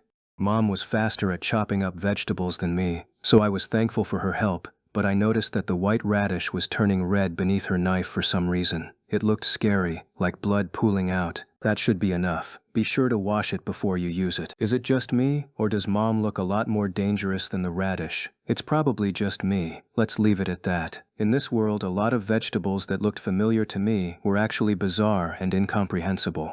Each time I encountered one of these weird vegetables, I was reminded that I really was in a world different from my own. A lot had happened, but once the seasoning herbs were inside the pot, all I had to worry about was getting out the scum that would build up. I had heard it was best to just dump all the water once you got it boiling, then refill it with water, but the scum didn't actually impact the soup's flavor, and doing all that would be tedious, so I didn't bother. Once it was boiling, I kept an eye on just the tenderloin and took it out once it was ready. I dipped it into water, shredded it, and that was that. It was ready to be put on the side of some salad. I prepared the other parts of the meat while the soup was cooking. I chopped the heart, gizzard, and other easily spoiled parts into small chunks and sprinkled them with salt and alcohol. These parts were fine to just cook with salt before eating. That was, as expected, the method of preparation my family was fastest to accept. The word char grilling ran through my head briefly, but I had other work to do, so I forgot about it. Today we were eating the organs and thigh meat. Mom would be putting her all into making something like roast chicken with the thigh meat, so I was forbidden from interfering. I salted and rubbed alcohol into the breast meat, then put it in the winter storage room.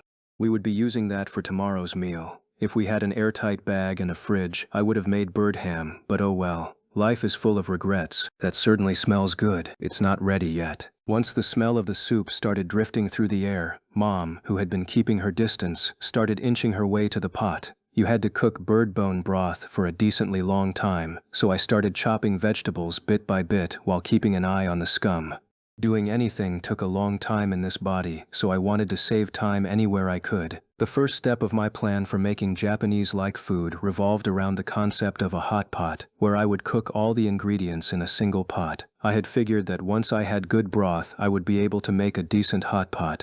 I wouldn't be able to make the kind I was used to, but now I had bird bone broth. Since I lacked any ponzu sauce, I was taking pomes, the yellow paprika-esque fruits that tasted like tomatoes, and boiling them with herbs for flavor in the hot pot.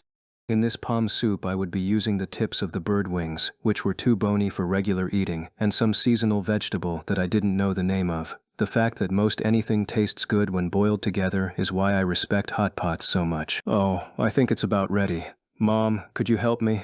I put a strainer on top of the second biggest pot and called for Mom. What do you need me to do? I want you to pour the soup out of this pot. It'll get rid of the stuff inside of it that we don't want. So we won't be eating all that then, said Mom, sounding relieved for some reason as she strained the chicken bone soup. I cleaned the biggest pot and had her put the strained soup into it. We used the second biggest pot the most, so it would be a pain to put the soup stock into it. My plan was to use the second biggest pot for the pomme soup after all. I put dried mushrooms into the prepared soup and got to work starting the pom soup. As the wing tips boiled, I loosened the edible meat from the bones and added it all to the pot. The bones were sharp, so I had to grab the meat bit by bit, making sure not to leave any within.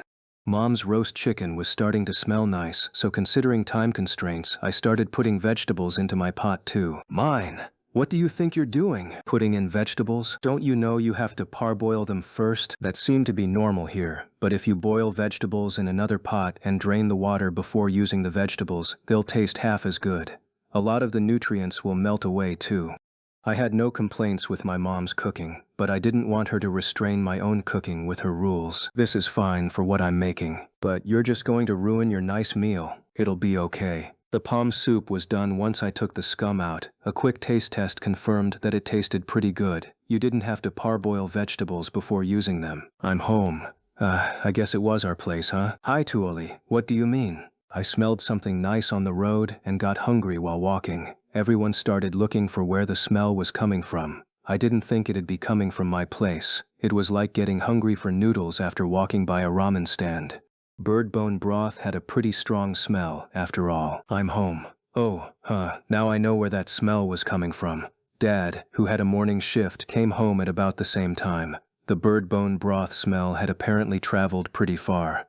Dad sat at the table with excitement on his face. Our family had gathered just in time for dinner. Al gave us a bird for today. He said it was thanks for the meat you gave him earlier, Gunther. I made it with mine. You're saying mine made this stuff I don't recognize? That's right. Mom's roast was placed in the center of the table, and beside it was salad with tenderloin placed on top. The salted organs were placed next to Dad as finger food, and pom hot pot was in everyone's bowls. The hot pot soup now looked like regular soup. What's this? It smells really nice. Can I eat some? It's pom soup.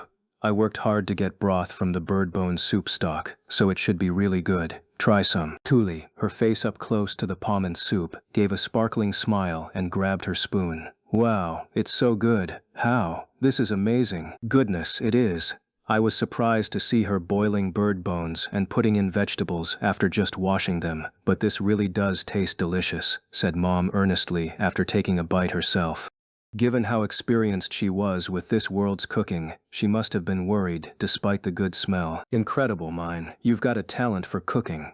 Dad, overjoyed, shoved the food into his face at an immense speed. I tried eating some of the pommy soup myself. The bird bone broth had a really nice flavor and the vegetables added a lot. It tasted good, it really did. But it wasn't Japanese food. The next day, I finished gathering firewood in the forest and went home as soon as possible. Small kids had to stick together in a tight group at all times, but kids like Tuli, who had finished their baptism, could leave the group and do whatever they wanted, with some prior notice. Thus, I went home early with Tuli. I wanted to use the rest of the bird meat today, so Tuli and I were sharing cooking duties. The second step of my plan to make Japanese-type food was to try and sake steam the meat. I figured that any alcohol would work, not just Japanese sake. So I'm guessing you already know what you want to make, mine? I'm planning on sake steaming the meat and making gnocchi with a salad. What do you think? I don't really know what you're talking about. But okay, I'll leave it to you. First came the gnocchi. I boiled potatoes, crushed them, and mixed in a bit of salt and multigrain flour. Commoners couldn't afford to just casually use wheat flour, so we were left with multigrain flour. It was mostly made from rye, barley, and oats. Once the dough was about the consistency of an earlobe, I stretched it into round sticks and chopped them into centimeter-long chunks. Could you stretch out the chunks I cut so they look like this? Tuli nodded enthusiastically after seeing me somewhat struggle to stretch out the dough while rubbing ridges in with the back of a fork and my thumb. The ridges would allow sauce to catch and stay on top of the gnocchi more easily. Tuli stretched out the chunks of dough I cut one by one. She was stronger than me, so she prepared them faster and more neatly than I could have. You're better than me at this, Tuli. You think so? Mine. Don't watch me. Keep cutting. I'll run out. I had Tuli boil some water and begin cooking the gnocchi. Once it started really bubbling and the gnocchi floated to the top, they were ready. I added more pomes to yesterday's leftover soup and boiled it down into pome sauce. I would be mixing the gnocchi in before we ate, so that was all I could do right now. I think that's enough for now. We can finish the salads really fast, so Mom's coming home soon, so I think making the salad now would be smart. Tuli got to work making the salad and Mom came home before long. Once I saw her, I asked her to get the breast meat I prepared yesterday so I could start the sake steaming. Despite having been stored within a cold room on cold stone, it wasn't winter anymore and I felt compelled to sniff test the meat. Okay, it's not rotting. All good. Mine. Is this the skillet you want? Thanks, Tuli. I salted and rubbed alcohol into it yesterday, so it should be ready soon. Not having any pepper hurt, but there was nothing I could do about that. Sake steaming the meat would be simple. I browned the skin side of the seasoned breast meat before flipping it, adding more alcohol, and covering the skillet. Since I had the opportunity, I wanted to add in the mushrooms I had gathered in the forest. I cleaned the mushrooms and got ready to cut them, when all of a sudden Tuli shouted with her eyes open wide, "Don't, mine! Those mushrooms will dance if you don't burn them first." Tuli immediately skewered the mushrooms with a stone stick and, after salting them, heated them on the hearth's fire. Mushrooms? Dance? Does she mean like how seaweed can wiggle around from the heat? I really don't get it. I tilted my head, confused, and Tuli offered me the now slightly burnt mushrooms. Now they're okay. Thanks. I was really thrown off, but if that's all it took to make them edible, okay. The mushrooms were probably just another member of the bizarre food group. I needed to be careful before judging things by their appearance. Taking care not to get burned by the heated-up mushrooms, I got to cutting. Mom, which alcohol would be best for cooking? Just a little won't make it taste that much better, so I want about half a cup. Good question. This is what you want. Mom filled about half a cup with alcohol, which I took and poured into the pot by standing on something and stretching as much as I could. I put the cover back on the pot, and once the sizzling got loud enough, I took it off the fire and let it sit. Now we just had to wait for the lingering heat to do its work. You're already taking the pot off? It's already hot enough to cook properly on its own. If you cook breast meat too much, it'll get dry and hard to eat. I warmed up the gnocchi and pom sauce made from the leftover soup, mixing them together as I did so, while Tuli finished making the salad. Just like last time, the salad was topped with tenderloin. It seemed that everyone really loved it yesterday. Today's dinner is looking really fancy again, huh? 2 days in a row. We really gotta thank Mr. Owl. Considering our financial situation, it was fairly rare for us to have this much food on the table. That bird really helped out. I'm home. Things are smelling good again. Dad came home with a broad smile. He had been looking forward to today's dinner ever since yesterday. He puffed out his chest and told us about how he'd bragged about our cooking at work. I got the feeling that in reality, he had annoyed everyone by being extremely proud and not shutting up about it. If that were the case, I'd feel kinda awkward going to the gate. Time to eat. Wow, amazing. This tastes so good, mine. Tuoli's eyes shot open with joy after she bit into the sliced, sake-steamed bird meat. Mom also smiled after taking a bite. It's a simple meal, but the breast meat is soft and nice. The mushrooms add a lot too. This truly does taste delicious. Was it because of the nice alcohol, I wonder? Maybe. The sweetness of the honeyed alcohol is really seeping into the meat. The moment I said that, Dad paled, shot up out of his chair, and ran to the shelf with his liquor bottle. He hung his head, looking close to tears upon seeing that the already small jar was now half empty. My secret stash. Sorry. But Dad, when I asked for some, Mom gave me a meaningful smile and told me that you had stealthily bought that without telling her and that it'd be a waste if everyone didn't get to enjoy it. For once, I actually managed to read between the lines. The honeyed alcohol made the food taste great, but it was sweet in a way that Japanese sake wasn't, so the meal didn't really taste like Japanese food. It was something entirely different. I miss Japanese food. Being told all about the food here that supposedly danced and was dangerous surprised me a lot, but in the end I could cook with similar recipes as I did back in Japan. On future days I made potato gratin, quiche out of hardened multigrain bread dough, and so on. My family loved it all, but I personally wasn't satisfied with any of it. I lacked the seasoning and spices to even make proper Western food, so everything ended up tasting more or less the same. At least give me pepper, and I'd be extra happy if you gave me some curry powder. My struggle to improve my diet was far from over. The soot pencil I worked so hard to make dried and hardened after I left it to dry for a while. I wrapped it in a cloth to make a handle that I could hold without getting dirty. Once that was done, I sharpened its tip with a knife and tried writing. It worked! The pencil crumbled easily, but it did write. I had invented a form of recording information even more ancient than books themselves, but still, success was success. Yay! It can write, Lutz! Oh nice. Congrats. Excited to have finally created a writing tool, I began to excitedly make more mokan. I could make mokan while picking up the firewood our family needed anyway, so it wasn't too hard to make more of them. The best part was that I could do all of it by myself without relying on anyone else. I would run out of space eventually if I kept making them, but the same would have happened with clay tablets. I just had to endure until I grew up and could live on my own. Basically, I was pretty satisfied with my mokan, but one day I came home from the forest to find them all gone. They weren't where I left them. What? Where are they? Huh? What's wrong, mine? Mom poked her head into the storage room while I searched for the mokan. I asked her where they were, thinking maybe she had moved them. Mom, do you know where the mokan are? What? What are they? Mom tilted her head in confusion, so I explained what mokan were as simply as I could. Some are thin and some are thick, but they're all pieces of flat wood with words written on them. Oh, the pieces of firewood you gathered? I used them. What? Huh? You used them? My head went blank. You worked so hard to reach the forest and gather firewood for us, mine.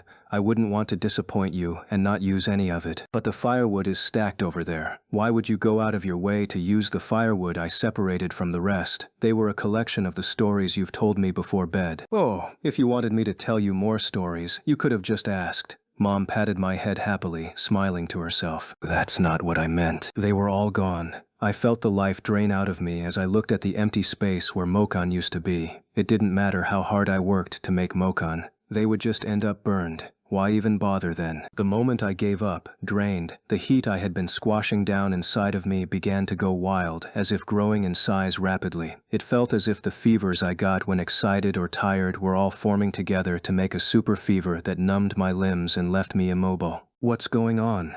Without even understanding what was going on within my own body, I suddenly collapsed, stricken by an extremely intense fever. My consciousness fluttered. It felt like the heat stirring inside was slowly swallowing up my soul, eating me away bit by bit. It was only then that I realized the original mine had probably been eaten away by this fever. It was burning hot, and it hurt more than anything. Lacking the strength of heart to resist, I felt myself getting eaten away as my worried family flitted in and out of sight. In the midst of all that, I saw Lutz's face drift through my mind for some reason. Why Lutz? I tried to make eye contact with him, and in my efforts I pushed my consciousness out of the heat swallowing it up. I tensed around my temple and tried to look at him as hard as I could, which finally resulted in me seeing Lutz properly, rather than just as a vague vision. Mine? Lutz? Mrs. Effa, mine's woken up, yelled Lutz. Mom immediately burst into the bedroom. Mine, you collapsed in the storeroom and just wouldn't wake up. I was worried about you. I know. I saw your face sometimes. Sorry for worrying you. And, Mom, my throat's dry. Also, I'm super sweaty. I want to wipe myself off. Can you bring me some water? Certainly. I'll be right back. After seeing Mom turn around and leave the room, I squeezed Lutz's hand while lying in bed, too weak to even lift my head. Lutz, it didn't work again. Mom burned my mokan. Well, they probably just looked like pieces of wood with weird markings on them. But I worked so hard to make them and separate them from the rest of the wood. I'm done. Finished. My dreams will never come true. I'll never make a book. I let out a sigh and felt the heat within my body intensify. I had to shake my head to stop my consciousness from fading away. Cheer up. You just have to make 'em out of something they can't burn. Wood's no good, so I just make it out of something else. Something they can't burn. Lutz's advice gave me a flash of inspiration. Now's not the time to be lying in bed with a fever. I need to figure out what else I could make something with. I tensed my whole body, determined to survive, and felt the heat shrinking into the middle of my body. What do you think I can use that won't get burned? I thought hard about it, but couldn't think of anything myself. Maybe because the fever was making it hard to think. Maybe because I wasn't familiar enough with what materials even existed in this area. Like bamboo or something. Lutz, you're a genius. Bamboo exploded when burned, so Mom wouldn't try using it as firewood without good reason. I felt hope brimming within me, and somehow that made the heat shrink a little further, making it easier to breathe. My, what are you two talking about? Mom walked in with a bucket of water. Lutz and I looked at each other, then laughed a little to ourselves. It's a secret, Mom. I'll go get some for you.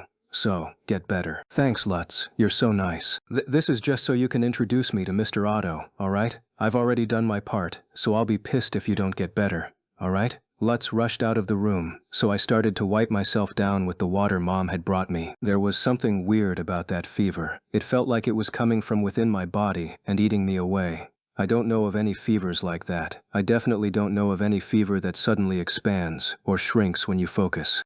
Just what is the fever stirring inside of my body right now? When I first came to this world, I caught fevers so often I didn't think anything of them. But now that I had built up strength and could move around without issue, there was definitely something weird. What in the world am I sick with? Unfortunately, this world wasn't prosperous enough for commoners to casually see doctors, nor were there any home medical almanacs. It would take some time for me to investigate this. Since the fever shrinks if I focus hard on it, maybe I don't need to rush. I passed 2 days thinking about how to deal with my fever, and then Lutz really did bring me some pieces of bamboo perfect for making into mokan. He had already carved them flat so that I could write on them. Don't even think about touching them until you're better. You break this promise and I won't ever help you again, alright? Okay, thanks Lutz.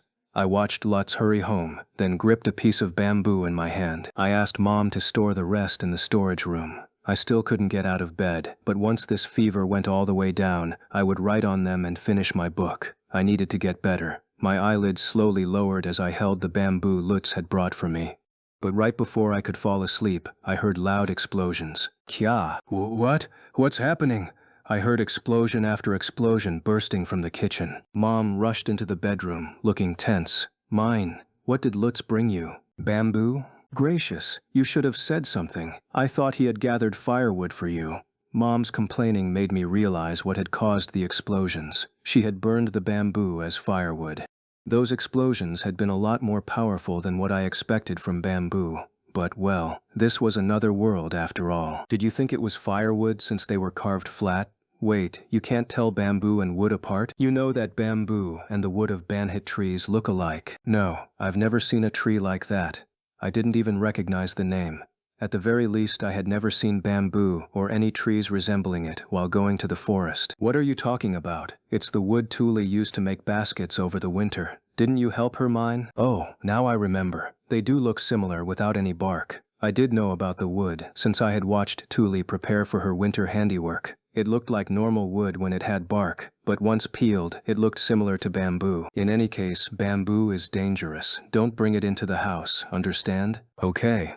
After giving a quiet reply, I was consumed by an intense fever as I gripped the last remaining piece of bamboo in my hand. The rage of having my belongings burned. The frustration of my anger not being understood at all. The despair of repeatedly failing to obtain a book despite my best efforts. I threw my all at the world and got nothing in return. A sense of powerlessness spread through me. I didn't feel like doing anything. I didn't even care enough to fight the fever inside of me. At this point, I didn't even feel mad at Mom for burning my mokan, and then the bamboo Lutz brought me. If only my body had been healthy and strong like an adult's. If I were all grown up, I could have ignored papyrus, clay tablets, and mokan to just make washi right away. If I at least were as healthy as Lutz and had the strength to do a fair bit of physical labor, I could have given paper making my best shot. But my weak, sickly child's hands couldn't even cut down the wood I needed to make paper. I couldn't draw the water I needed, nor could I start fires. Maybe all my problems would go away if I waited until I was an adult, but that was just far too long to wait. And would I even grow like a normal person? Would I get bigger and stronger? Doubtful. If nothing I did mattered, why not just let the raging fever inside of my body take over? What's the point in living in a filthy, uncomfortable world if all my best efforts and all my endurance wouldn't get me books? It'd be better to just disappear. The second that thought crossed my mind, the heat inside my body energized as if to swallow me whole. I stopped thinking about anything and encouraged the fever to spread so that I might disappear. I only had one regret. I hadn't apologized to Lutz. He worked so hard to prepare those bamboo shoots for me, and I hadn't apologized for how they had ended up getting burned. What Lutz said to me before leaving to get the bamboo flashed through my mind. This is just so you can introduce me to Mr. Otto, all right? I've already done my part, so I'll be pissed if you don't get better, all right? I hadn't kept my promise to him. He helped me so much, and I promised to help him in return. Should I really let myself give up and run away into this fever? Lutz was right. He already did his part. Letting myself disappear into the fever would be simple, but before that, I needed to get better and fulfill my promise to Lutz by introducing him to Otto. Repeating to myself that this was for Lutz's sake, I pushed the heat back down. I could let the fever consume me after I had fulfilled my promise to Lutz. Settling matters before death was important. Last time I died so suddenly, I didn't have the time to do anything. Yeah, exactly. I was totally not ready to die in that earthquake. What even happened after that? It's so embarrassing. I have to know. I have to. I can't die yet. All the embarrassing memories of my past life drifted up one by one, and after enough shouting that I couldn't let myself die yet, the fever within my body somehow got a lot smaller. 2 days had passed since I pushed thoughts of my dark past into the corner of my mind and swore never to think about them again. Dad finally gave me permission to go outside again, barring that I did not go further than the gate, which meant I could see Otto again. I'm sorry, Mr. Otto. You went out of your way to set up a meeting for me, but I just got sick. Indeed. Otto's day off passed while I was bedridden with a fever, so I missed the opportunity to introduce Lutz to him. I heard from the captain that your fever didn't go down for 5 whole days. Are you feeling better? Thanks to you, I smiled. But Otto just furrowed his brows and gave me a hard look. Are you really feeling better? You don't look so good. I didn't look good, but not because of the fever. It was because I couldn't make paper no matter how hard I tried. I have a problem that I'm having trouble solving. Would you mind telling me what you would do if you were in my situation? What? You don't mind telling me your problem? Otto opened his eyes wide and peered toward me. I nodded hard. He had surely experienced things I could never imagine as a traveling merchant, and it was more than possible that he could think up a solution I couldn't. I don't mind. There's something I want right away, but I don't have the strength or stamina to make it by myself. I could maybe make it by myself after growing up, but I don't know if my body will be healthy enough to grow like a normal person's. I might not even be alive for much longer. What would you do if you were me, Mr. Otto? Otto, who had been nodding as he listened, immediately replied with raised eyebrows. If you can't do it yourself, just hire someone who can. Is that all you're worried about? Wah! The scales fell from my eyes. I hadn't even considered hiring someone else to get what I want for me. That was just the kind of insight I expected from a former merchant. I could easily imagine others hiring me to do things, but I had never even considered hiring someone else to do things for me. I think that's a really good idea, but I couldn't afford that. Yeah, you're a bit too young for that. Well, if I were you, I'd find someone capable and guide them into doing whatever it is you want out of their own volition. That's no easy feat, but it's no sweat off your back if they willingly do it for free. Yup. There's a former merchant for you. His warm smile belied his wonderfully dark ideas. He's definitely guiding me into doing what he wants already. I remember him saying that paying a mathematically skilled assistant in slate pens is nice for his budget. I'll keep that in mind. Find someone who would do the work for me, get involved with them, and make them do it of their own volition. That would be pretty hard for me, but I could worry about that later. Otto patted me on the shoulder and held out a slate. Talking time was over. This was his way of silently saying, let's start studying. Oh, right. Now that you're healthy again, could you tell that kid that we can meet up the day after tomorrow? We can go to, let's see, the Central Plaza. How does the Central Plaza at Third Bell sound? You mean Lutz? I was just about to ask you about that myself. Thank you. I didn't think I would forget, but nonetheless I wrote Central Plaza, Third Bell. I looked up and saw that Otto was grinning while rubbing his chin. His smile made a shudder of danger run down my spine for some reason, so I instinctively straightened up and looked back at him. Yep, I'm betting any kid you want to introduce me to will be real interesting. I'm looking forward to a fun meeting. Well, I think I can interpret that as him saying, don't introduce me to someone boring. I'm spending my precious day off on this, you know. Otto, isn't this just going to be a casual meeting where you talk about what it's like to be a traveling merchant? I swallowed my inner panic and nodded with a smile before dropping my gaze back to the slate. I burst into a cold sweat. Oh no. The meeting was so soon, but I didn't understand what this meeting really meant, and it was too late for me to say that, considering I was the one who started it all to introduce Lutz. I desperately tried to piece together the implicit meaning of the meeting while scribbling away on my slate. Mine, we're going home. It was a bit early to go home, but Dad came calling for me, so I got my stuff together and left the room. Hey Dad, I told Mr. Otto the first wanted to introduce Lutz to him. Do introductions like that have any special meaning? Given his age, I'm guessing he's looking for apprentice work. I figured he was going to follow the family line of work. Is he hoping to be a merchant instead? Looking for work? No. This isn't anything that serious. I mean, we're just kids, come on. We're going to meet up so Otto can tell him what it's like to be a traveling merchant. Yeah, that's definitely going to be interpreted as him hoping Otto can introduce him to some apprentice work. Though any friend of yours is going to have a hard time with that, mine. Why's that? Think about it. Taking on an apprentice means looking after them for the rest of their lives. Even if they split and go independent, there's still going to be a connection between they can't cut. Things were more serious than I had anticipated. It wasn't just a meetup for chatting. It was Lutz wanting the former traveling merchant Otto to introduce him to someone that would take him on as an apprentice merchant. Which means tomorrow's meeting will be like a job interview, right? I can't believe I was setting up something so serious. The day after I got home and realized just how serious the situation was thanks to Mom and Dad explaining the details about apprentice work, I went to the forest with a fully loaded basket. On the way there I apologized to Lutz about how the bamboo he gave me had been mistaken for banhit wood and told him that the meeting was set for tomorrow. When he heard about the bamboo, he sighed and said, "Banhit, huh? Those get mixed up a lot, yeah."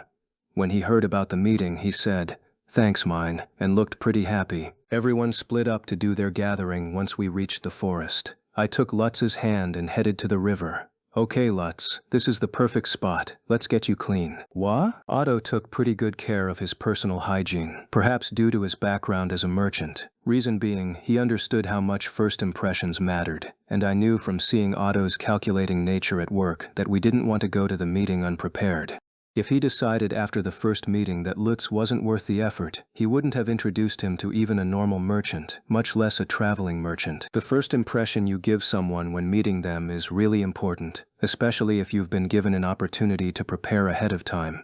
I don't want him to look down on you just because of your appearance. I don't think a wash will change that much, really. The ideal would be to borrow the clothes Ralph wore at his baptism, but I didn't know if he would be willing to lend them. Neither I nor Lutz had any special clothing and would thus need to go wearing our normal outfits, but I wanted to dress things up where I could. Thus, while explaining to Lutz about the effects one's appearance has on others, I washed his hair with my simple all-in-one shampoo. I had brought rags, a comb, and a bucket with me to really clean him up until he shined. I put river water and shampoo into the bucket before washing his hair over and over, just like I normally wash Thule's hair. Of course, I wouldn't stop there. I fully intended to wash his entire body. "Hey Lutz, I can think of you wanting to talk to Mr. Otto as you wanting to become a traveling merchant, right? You want an introduction so you can become a traveling merchant's apprentice?" I talked to Lutz while washing his hair, feeling kind of like a hairdresser talking to a client. Huh? Yeah. The more I wiped Lutz's hair with a rag, the more his golden blonde hair gleamed. It was such a pretty yellow color that I wanted to trade hair with him. I combed it to increase its luster and, feeling a little bit jealous, continued my questioning.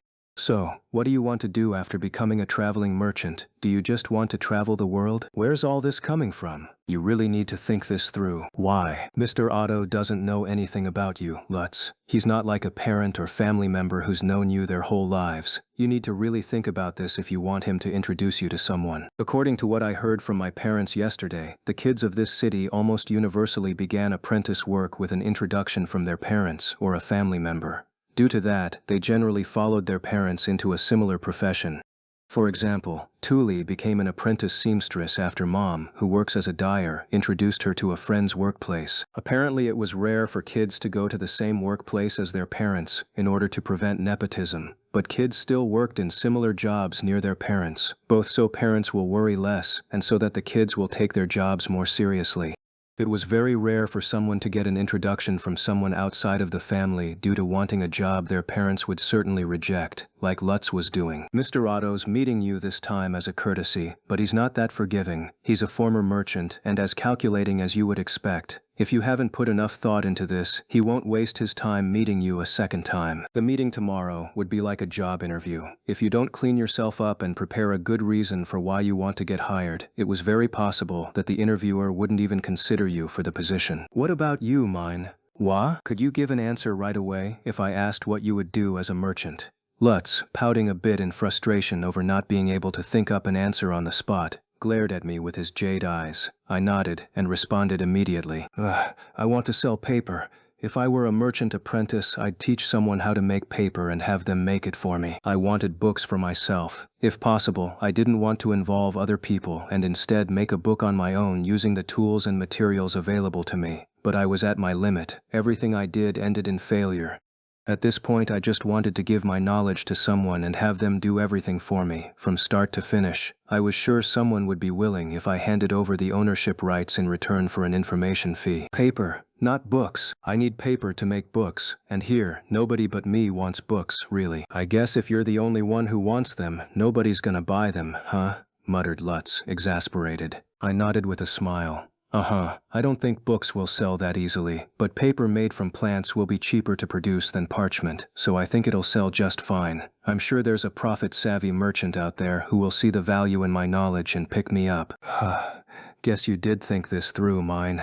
I'll give it a shot too. I think a friend of Otto's assistant is a weak enough connection that most people will reject it. But if you make your intentions clear and show that you can bring value to them, I think a merchant would be willing to take care of you too. As Lutz glared at the water's surface and fell deep into thought, I urged him forward and made him clean himself. Lutz, this will take too long if you don't wash while thinking. Lutz asked Ralph if he could borrow his special outfit, but got rejected for fear of it getting dirty, apparently. Therefore, he and I were walking to the central plaza in our normal clothes, though he was a lot more clean than usual. Hey, isn't the meetup at Third Bell? We're super early. That's the idea. If we get there after them, we're done for. You really want to get there first. Time will fly by if we sit down and talk. In this city, time was told by the temple's bell ringing once every 2-3-ish hours. Being late wouldn't be as big of a deal in this city without clocks, but emotionally speaking, I didn't want us to arrive last. We were already in a weaker position. You know, my mom asked what was up with my hair last night. It took forever to get her off my back.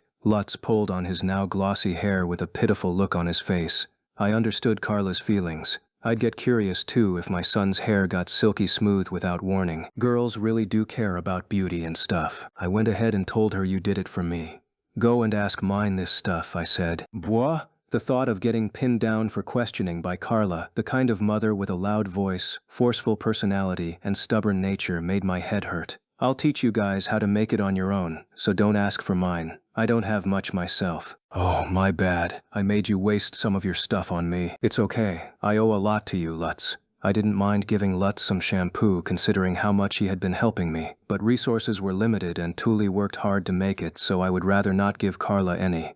As it stood, I was already having to suffer with washing my hair only once per 5 days, with just water to tide me over in the interim. But you know, if it bothers you that much, you can make some extra for me. I'm so weak it's hard for me to squeeze out the oil. Oh, that's your problem? We talked to each other for a bit, and eventually Otto walked into the central plaza. He stood at the entrance, looking around, and upon seeing us, grinned widely enough that I could see it, despite being so far away. He was definitely testing us. I've been careful ever since he gave me that dangerous-looking smile, and that was definitely the right call. He was definitely testing to see if we would come before the bell rang. Otto smirked, looking impressed, and waved his hand in another direction, whereupon a different man appeared and started walking this way with Otto. I felt a cold sweat run down my back. Instinctively, I grabbed Lutz's hand. He was beside me. "He's here, Lutz. Remember to be polite." Right. I could tell from the way they were casually chatting that the other man was Otto's merchant friend, and when that friend looked in our direction, his eyes gleamed sharply, like a predator sizing up its prey. I thought this would be an interview between Otto and us. I didn't hear anything about a third person. Neeg, this is Lutz's interview, but I'm the one getting nervous now. I had been right to clean Lutz against his will and teach him about how interviews worked. Otto and his friend were both well-dressed and groomed, significantly more so than the majority of people passing through the plaza. I really wish Lutz had managed to get Ralph's good outfit. Their clothes looked kinda weird, or rather, I just wasn't used to the style. They used a lot of cloth that formed large drapes, and I couldn't find any stains or parts traced of patchwork, a stark difference from the clothes I was used to seeing. Judging from his clothes alone, I could assume that Otto's friend was making decent money. His clothes, posture, and sharp look were all leagues above the merchants I saw in the market. But although he was a successful merchant, he wasn't like a wizened company president. He had the intensity of a CEO running a venture capital firm.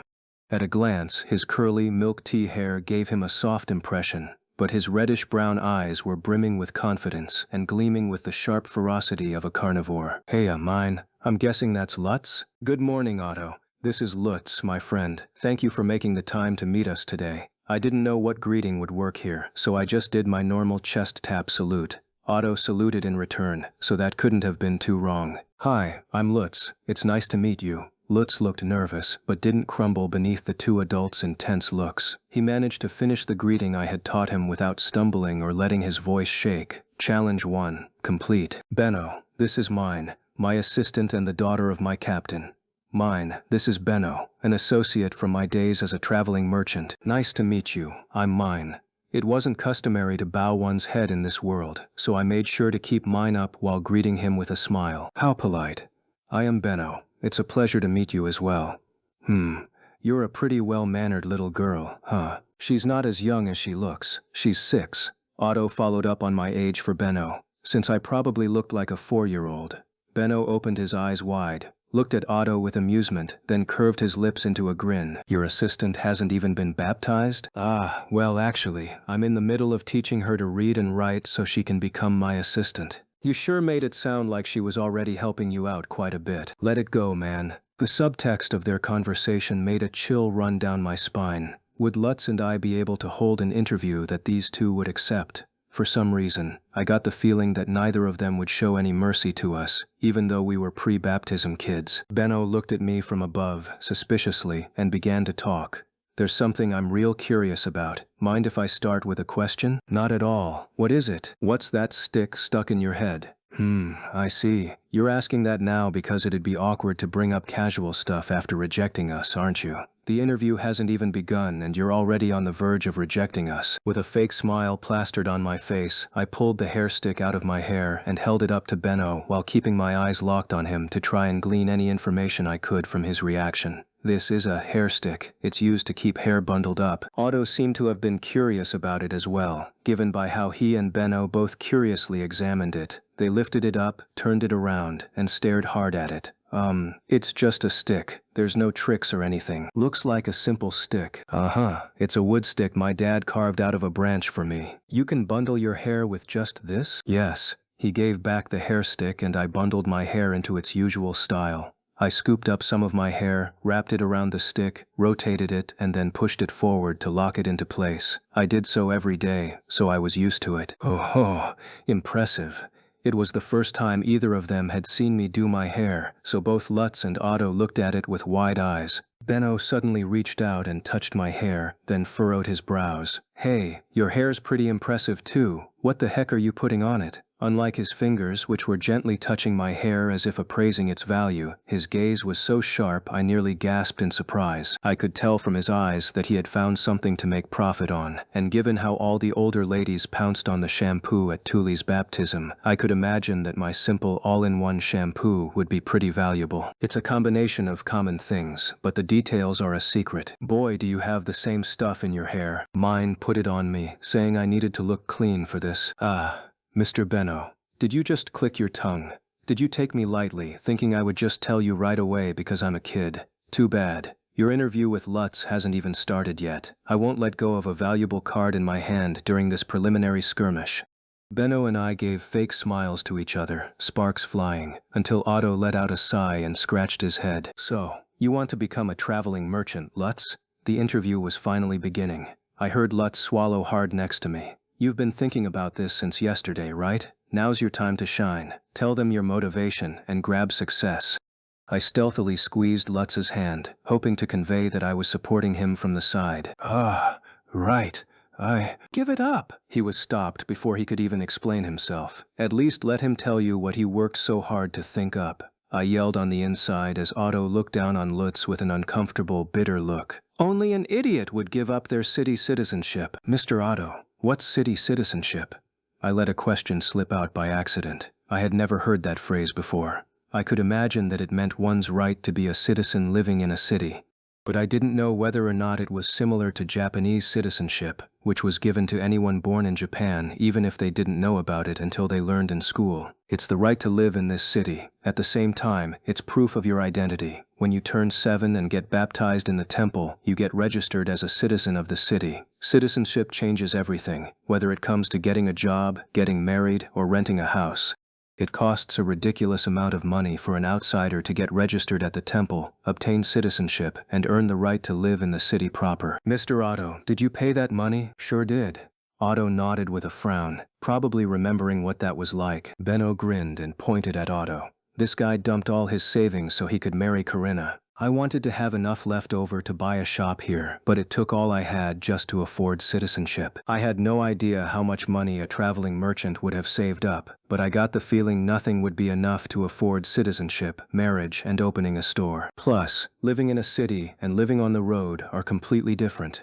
Listen, Lutz, do you know what it's like to live most of your life in a horse-drawn carriage? No. Lutz shook his head. It took at most 2 hours to walk from one side of the city to the other, so the kids of the city fundamentally walked everywhere. Lutz had probably never ridden in a carriage in his life, so he probably couldn't imagine such a life. Take water, for instance. What do you do if you need water? Draw it from the well. Right, but there aren't any wells on the road. You gotta find your own sources of water. A river could. Lutz immediately imagined using a river as a source of water, like the one in the forest. But it's not like he would be traveling alongside a river the whole time. And given how expensive paper was, I couldn't imagine that every traveling merchant had a good map. When a traveling merchant first leaves town, they won't know where the rivers are, Lutz. You won't be traveling beside one the whole time, so, I said. Mine's right, so usually, you always follow the same routes. You learn more as the years go on, you trade information, and you gradually get to know which roads are safe and where the usable sources of water are. You pass that information on to your kids, and they inherit your routes. There's no room for other people in the middle of the cramped carriage you live in. And now, the most important part, where traveling merchants end up. Do you know what traveling merchants want more than anything else? Lutz fell silent and shook his head. City citizenship. Wah! They want to end their hard life on the road and live in a city someday. They want to own a store in a city and do business safely. That's what they save up money for. That's the dream of a traveling merchant. No traveling merchant will take a kid who already has a citizenship. If you want to go down this road in life, you gotta start on your own. There's no apprentice system for traveling merchants. If the dream of a traveling merchant was citizenship, then Otto had already achieved his dream. He didn't get the store he apparently wanted, but still, I didn't know why a merchant would have become a soldier. Mr. Otto, why did you choose to become a soldier? Wait, stop. Don't ask that. Mig. Benno started to say something, but Otto clamped a hand over his mouth and made a bold proclamation. To marry Corinna. I want to know the details. Listen, girl, I don't want to hear them. He'll never shut up once he gets going. Benno hurriedly tried to stop me, but Otto's eyes were already shining. Indeed, it all began not long after I entered adulthood. I came to this city and fell in love with Corinna at first sight. It was like an arrow piercing my heart, or the heavens themselves shining down upon us. In either case, I could see nothing but Corinna. I knew in my heart she was the only one I would ever want to marry, and I immediately wooed her. I didn't expect you to be so passionate, Mr. Otto. Apparently, even a calculating former merchant with pitch-black ideas hiding behind a warm smile could be driven wild with love. His brown eyes and dark brown hair gave him a composed and down-to-earth aura, so it was hard for me to imagine him getting passionate with love. That's just how wonderful Corinna is. Well, I launched a pretty impressive attack, but she turned me down at first. She's a famous, skilled seamstress and wanted to preserve the working relationships she'd formed in the city. She told me she couldn't live a life of traveling, as I remember. It's true that you need to value your regulars, and if she's skilled, she probably makes enough money to have a satisfying life. I can't blame her for not throwing away her stable life to become a traveler. Not to mention that from her perspective, Otto coming out of nowhere and trying to flirt with her would look pretty suspicious. I could imagine her suspecting that he was trying to trick her. I nodded in interest as I listened, and Otto's tales of love gradually escalated and heated up. He spoke louder with more force and began waving his arms around. When Corinna told me she planned to marry a man from this city, I was so shocked it was like lightning had struck me. I couldn't even imagine another man marrying Corinna, and after desperately thinking of a solution, I went straight to the temple and bought my citizenship. What? Hold on a second, isn't that a bit sudden? I looked at Benno to see if Otto's behavior was normal for this world, and saw him rubbing his temples with an exhausted expression. Yeah, even a kid would realize that. And that's not all. The money Otto spent on citizenship here was the money he planned to spend on opening a store in the city where his parents bought their citizenship. Wow! The price of purchasing citizenship in a city was halved if your parents had citizenship in the city, and Otto had been planning on using the rest to open a shop, according to Benno. Using your life savings to have a chance with a girl you just met instead of opening a store wasn't something a calculating merchant would do. It was something a rampaging bull with only their goal in sight would do. I wanted to open a store in this city, but I didn't have the money, nor did I have the connections back then. I knew becoming a soldier would show Corinna that I was determined to abandon my life as a merchant and start a life here with her, so I asked your father, who I had gotten to know while passing through the gate, and he hired me as a soldier who would deal with their paperwork. Thinking about it now, Corinna sure was surprised when I proposed to her after buying my citizenship and becoming a soldier. Well, I mean, naturally, there's not a young woman in the world who wouldn't be surprised to see someone dump their life savings and change their life just to marry her. I want to ask Corinna her perspective. Did she say yes because she felt the need to keep Otto in control, or because her heart fluttered at the sheer intensity of his love for her? I feel like her story will be completely different from Otto's. I spent days wooing her, and eventually I married into her family, rather than her into mine. You have no idea how cute Corinna looked when she laughed and called me the most persistent man she'd ever met. And now, Otto began talking at length about just how cute his wife was. He just wouldn't stop. I wished he wouldn't use the excellent communication skills he built up over years as a merchant just to brag about his wife. I mean, Lutz was just sitting there, overwhelmed by the endless flood of bragging. I had heard that Otto was all about his wife, but I thought Dad was just exaggerating. He wasn't. What should I do? I didn't think Otto was this kind of person. I looked to Benno for help, and after making eye contact, he gave a light shrug. He seemed used to this. Otto, don't forget why we're here. Drop the wife talk and get back on topic. Sorry. Anyway, that's that. Give up on being a traveling merchant. What do you mean, that's that? I wanted to tease him a bit, but I swallowed the urge. He got pretty off topic, but we did learn that traveling merchants didn't have an apprentice system, that being a traveling merchant is rough, that the citizenship we have is important, and that falling head over heels in love is too scary. Lutz, having been told to give up his dreams, hung his head to a depressing extent. He had thought hard about his motivations, but got rejected before he could even say them, then got the harsh reality of being a traveling merchant slammed into his face along with endless bragging. Anyone would get depressed. Lutz, this is something mine suggested, but why don't you try becoming a normal merchant apprentice? You'll at least get to leave town to buy merchandise. Mine? Lutz's head shot up and he looked at me. His eyes burning with anger made it clear he was thinking, you knew I wouldn't be able to become a traveling merchant? I thought it would be better for you if you heard it directly from a former traveling merchant. You'd believe Otto sooner than you'd believe me, right? Since we've grown up the same way. I must have been exactly right, given how Lutz looked away awkwardly. I knew from Otto that being a traveling merchant would be hard, so I thought it might be better if you start a job that both lets you go outside the city and won't get rejected by your family. Plus, I didn't even know about this until now, but I don't think you should take a job that would make you lose your city citizenship. Yeah. Otto's speech had definitely given Lutz something to think about. Listening to Otto's real-life experience was definitely more influential to him than anything I could have said. Dad told me that Mr. Otto had some connections with merchants of this city, so I was just asking him to introduce you to one of them if you ended up wanting that. You can turn him down if you want, Lutz. You really thought this through. Lutz let out a sigh and looked up at Benno. I looked at him too. If Lutz wanted to be an apprentice merchant, we would have to deal with Benno, not Otto. And that's why I'm here. You want to be a merchant, boy? Yes. Lutz nodded, and Benno narrowed his red eyes. The casual atmosphere he had when listening to Otto brag about his wife was completely gone. He looked down at Lutz with the narrowed eyes of a predator who had found prey to conquer. So, what do you have to sell? What would you want to sell as a merchant? What? It was normal for interviewers to ask why the applicant wanted to work for them, but Lutz had been thinking of reasons why he wanted to become a traveling merchant. It wasn't so easy for him to come up with a new reason for becoming a normal merchant on the spot. I'm asking what you want to do as a merchant, and what you can do. Yeah, this interview is way too intense for a 6-year-old. I wanted to tell Benno to ease up a little, but for merchants, each apprentice involved a significant amount of time and money spent. He had no reason to take Lutz under his wing and take a loss over a connection as weak as friend of Otto's assistant. If Lutz didn't have something useful to Benno, like proper determination, motivation, or information about a product that would be worth money, it wouldn't be surprising for him to get rejected immediately. Really, we should be grateful that he was willing to meet us at all. If you don't have an answer, we're done here. I could see Lutz lower his eyes a little and bite his lip in frustration. I didn't know if what I was about to say would help Lutz or push him onto a road of unnecessary struggling. It would be up to him. I whispered quietly to Lutz such that only he could hear.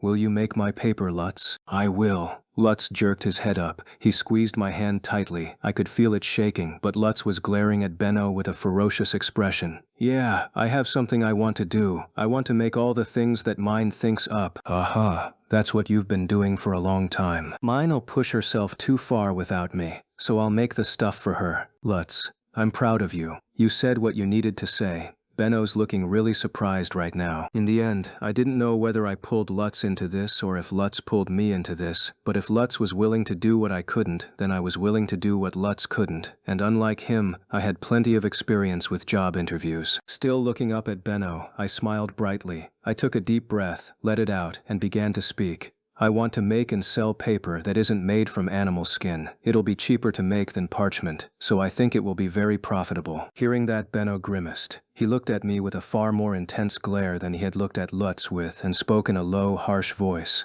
You want to be a merchant too, girl? Yes, it's my second choice.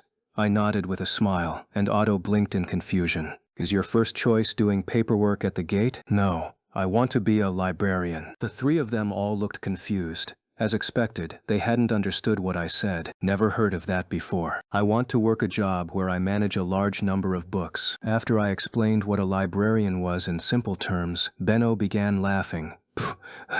Sorry, but that's a job only nobles get to do. I knew it. Curse you, nobles. I figured that if only nobles had books, then the librarians managing them would be nobles as well. Status-based discrimination ticked me off. But wait, paper that isn't parchment, you say? Do you have some on hand? He glanced at me, visibly on guard. I could guess that he was calculating the effects and potential profit that introducing paper other than parchment into the market would have. Not yet. Then we're done here. He said we were done, but he was definitely interested. I could probably push him into a compromise in no time. I broadened my smile. If you just want a real-life example, I can make one. Our baptism is summer of next year, so I'll make prototypes of my paper by spring.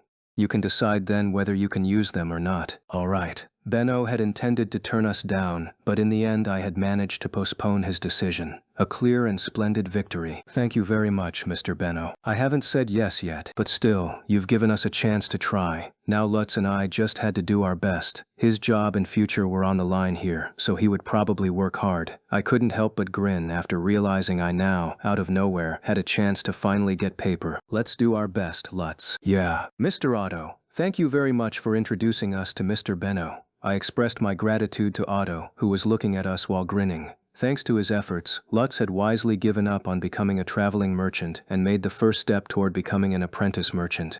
That was the best possible result I had envisioned for this meeting. This day off ended up pretty fun. I'm looking forward to the next time you drop by the gate. Me too. It seemed that Otto gave us a passing grade too. I sighed in relief and, having noticed that Otto was subtly suggesting we end the meeting here, started walking off with Lutz. Ah, wait, I forgot. I just remembered I have something I want to ask you too, Mr. Otto, Mr. Benno. I stopped, turned around, and saw that Otto and Benno had likewise started walking off. They both turned around at the same time. Yeah? What's up? Said Otto. Do either of you know of a disease where there's like heat inside of you that grows and shrinks rapidly? Otto had traveled the world, and Benno seemed like a guy with connections everywhere, so it was possible that one of them knew about the heat inside of me. It feels like the heat is eating away at your very being, and if you desperately push it back, it shrinks. Sorry for the subjective explanation, but no clue. I've never heard of anything like that. Otto casually shrugged. I looked toward Benno. He briefly lowered his eyes, then slowly shook his head. Never heard of it. If neither of them were familiar with it, then it was safe for me to assume that nobody in my sphere of interaction knew what it was. Apparently, I was sick with something fairly rare. Okay, thank you. Lutz and I resumed walking, holding hands. I didn't learn anything new about my sickness, but I had won conditional employment and gained a helper for making paper. One step forward. Let's make paper together, Lutz. Yeah. Lutz, having managed to forge ahead a path in life without his family's help, gave me a smile filled with hope and excitement. Otto returned home to his loving wife after the meeting with mine and Lutz. I'm home, Corinna. Just got back. Benno's with me. Welcome home, Otto. I hope you kept a good eye on my brother, though I can't say I approve of you coming home with a smile after teasing those young pre-baptism kids. You look cute even when you're pouting. Otto wrapped his arms around his adorable wife's hips and kissed her cream-colored hair repeatedly before heading to the parlor. Benno thumped him on the head and said, "Do that when I'm not around." Otto, being as utterly devoted to his wife as he was, wanted to reply with, "Don't interrupt our sweet time together." But if he said that in front of Corinna, she'd probably get mad and say not to embarrass her in front of her brother, so he had to swallow it down. The parlor in Otto's home was usually used as a room for Corinna to have meetings with her clients. The center of the room had a circular table, unlike the dining room, and it had four-legged chairs placed around it. The right side of the room had a shelf with samples of clothes she had sewn before. On the left wall hung tapestries that she had sewn with leftover cloth. Man, I didn't expect things to go like that at all. To think she'd force Benno into negotiation like that. Otto, having sat in one of the chairs, grinned at the frowning Benno sitting across from him. Oh? My brother, forced to negotiate? Please share the details with me, Otto dear.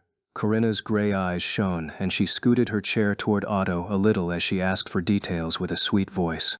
It was rare for her to act so sweet, so while clapping enthusiastically in thanks for mine on the inside, Otto casually told her what had happened. And just like that, mine made the meeting a lot more interesting than I thought it would be. Mine is the daughter of your captain, isn't she? The one you said was incredibly smart. Yep, that's the one. But you know, it's been about half a year since she became my assistant and I still don't get her. She's so abnormal, I really have no idea what kind of parenting would make a kid like her. Otto had met all sorts of people of various statuses across the world as a traveling merchant, so mine's abnormality stood out even more to him. The same went for Benno, who had accompanied him to meet her today.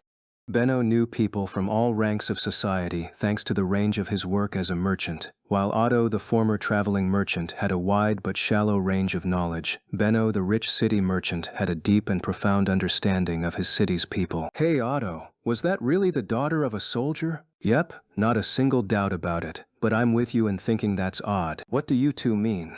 Corinna tilted her head, curious. Otto thought of what made mine seem weird and said what came to mind. First, her looks. She's way too clean to be a soldier's daughter. Her clothes are the kind of raggedy hand-me-downs you'd expect, but her skin and hair are as clean as a whistle. The captain's an older man like any other soldier, but neither of his daughters are dirty at all. Perhaps their mother just takes good care of them. Corinna had been raised as the daughter of a wealthy merchant, and although she had seen poor people around the city, she didn't have a good understanding of their lifestyle. It took time, money, and resources to take care of one's skin and hair. She didn't understand that those in poverty did not have the leeway to spare any of those. I saw her during the winter, and it didn't look like their mother was putting that much effort into grooming. Though she and mine do look alike, she's a real beauty, totally wasted on the captain. Mine had been told to wait at the gate during the winter once when the family went out to gather peruse. Otto saw her mother when she came to get mine, but didn't get the impression that she was particularly more clean than average. Do you think mine is odd as well, brother? Benno put down his cup, looked up at the ceiling, and let out a slow sigh. Yeah, her hair was the color of the night, so silky that light gleamed off it. Her skin was pure white with not a speck of dirt to be found. Her hands were smooth like those of a noble who knows nothing of labor or household chores. Even her teeth were white. Everything about her conflicted with her raggedy clothing. No matter how I look at it, things don't add up. Hair so silky that light gleams off of it, you say? What does she do to make it like that? What? Corinna, you're plenty pretty already. Quiet, Otto. I'm asking my brother. Otto blinked in surprise at just how serious she was. Women really did care quite a lot about how silky their hair was. Corinna rarely showed this much interest in anything but sewing. Seems like she's putting something on it, but she wouldn't tell me what. Benno's answer led Corinna to look at Otto, eyes full of hope. Would she tell you, Otto? She's probably on her guard now. I don't think she'll tell me. Otto nonetheless resolved to ask mine the next time he saw her, for the sake of his wife, who wanted to know the secret to silky hair. He was a man who would do anything for his beloved. Otto continued. Well, besides her hair, she's got clean hands since she's too small and weak to help around the house much. Her skin's probably so white because she's bedridden with fevers all the time and doesn't go outside in the sun much. Now that you mention it, our meeting originally got postponed because she got sick, murmured Benno to himself. Otto nodded with a frown, remembering how much of a pain it had been to deal with how on edge the captain had gotten after 5 days of Mine's fever staying strong. If Mine looks the way she does due to being sick, should you two really be calling her abnormal? Corinna determined from their conversation that Mine wasn't a big deal. She shrugged as if having lost interest, but Benno shook his head. No, it's not just her looks. What really got to me was her attitude and tone. She carried herself in a way only those trained to do so would. This is a stretch, but her parents aren't fallen nobles who are strict with their parenting, are they? The captain's got another daughter, and she's normal. She's got silky hair too and relatively clean skin, but that's all. She doesn't stick out like mine does. Benno nodded at Otto's explanation and looked Corinna head on. Corinna, there was a lot more off about that girl than her looks. She had enough guts to not look away when I glared at her, the smarts to hide the details of her hair from me and turn things in her favor, the courage to gamble on making a prototype with a deadline, the negotiation skills to add conditions to her terms. Nothing about her was like a kid that hasn't even been baptized yet. There exists a child that didn't look away after you glared at them. That girl is certainly odd, no doubt about it, exclaimed Corinna, her eyes wide. Benno was the oldest child of the family, and Corinna the youngest, so when their father died not long after her birth, Benno had taken his place in many ways. She had grown up being scolded harshly by Benno, and thus knew very well how terrifying his glare could be. She's got a great memory and mind for math too. I couldn't believe it when I gave her that slate. She knew how to hold the pen and use it without any instruction at all, almost like she already knew how to write, somehow. Perhaps she learned from watching you? Suggested Corinna as she poured Otto more wine, having noticed that his cup was empty. Otto took a sip while thinking about how to word his response. Well, I did show her how I did it, but it's not so simple to write without hands-on practice. You could explain how to hold a pen to a kid for 100 years and they'd still struggle to draw lines at first. Letters, all the more so. You do have a point. Corinna knew from teaching her own apprentices that verbal explanations alone were not enough for children to learn. Mine's math skills are bizarre too. She said her mom taught her numbers at the market, but knowing your numbers doesn't mean you know how to do math, yeah? Hold on, Benno said. The apprentices at my place know how to do a little math. They learn it from spending time with their parents.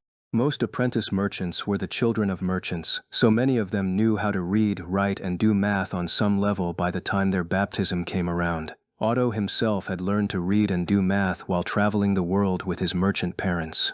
But the math mine could do was on an entirely different level. Mine knows a lot more than a little math. Budget reports involve calculating the stock and price of all the stuff we use at the Southgate, yeah? The numbers get a lot bigger than the small ones at the market, multiple digits larger. But she can calculate them without issue, like it's the most natural thing in the world, and she doesn't even use a calculator, she just writes the numbers next to each other on the slate. I knew it. You have been making her work as your assistant. How could you make a little kid like that help with budget reports? Shameful. Otto, glaring at Benno's amused grin, lowered his voice.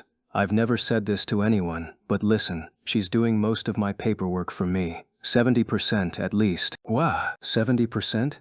Dear. Both of them were shocked. Benno briefly froze, eyes opened wide in shock, and Corinna wasn't much different. Otto couldn't help but laugh. If she knew how to read more words, she'd be doing it all. She's something else. One time, I was away at a meeting, and she dealt with a noble's letter of introduction perfectly. That incident really surprised him. Otto had received Mine's report after the meeting. She told him that a merchant with a letter of introduction from a lay noble was waiting.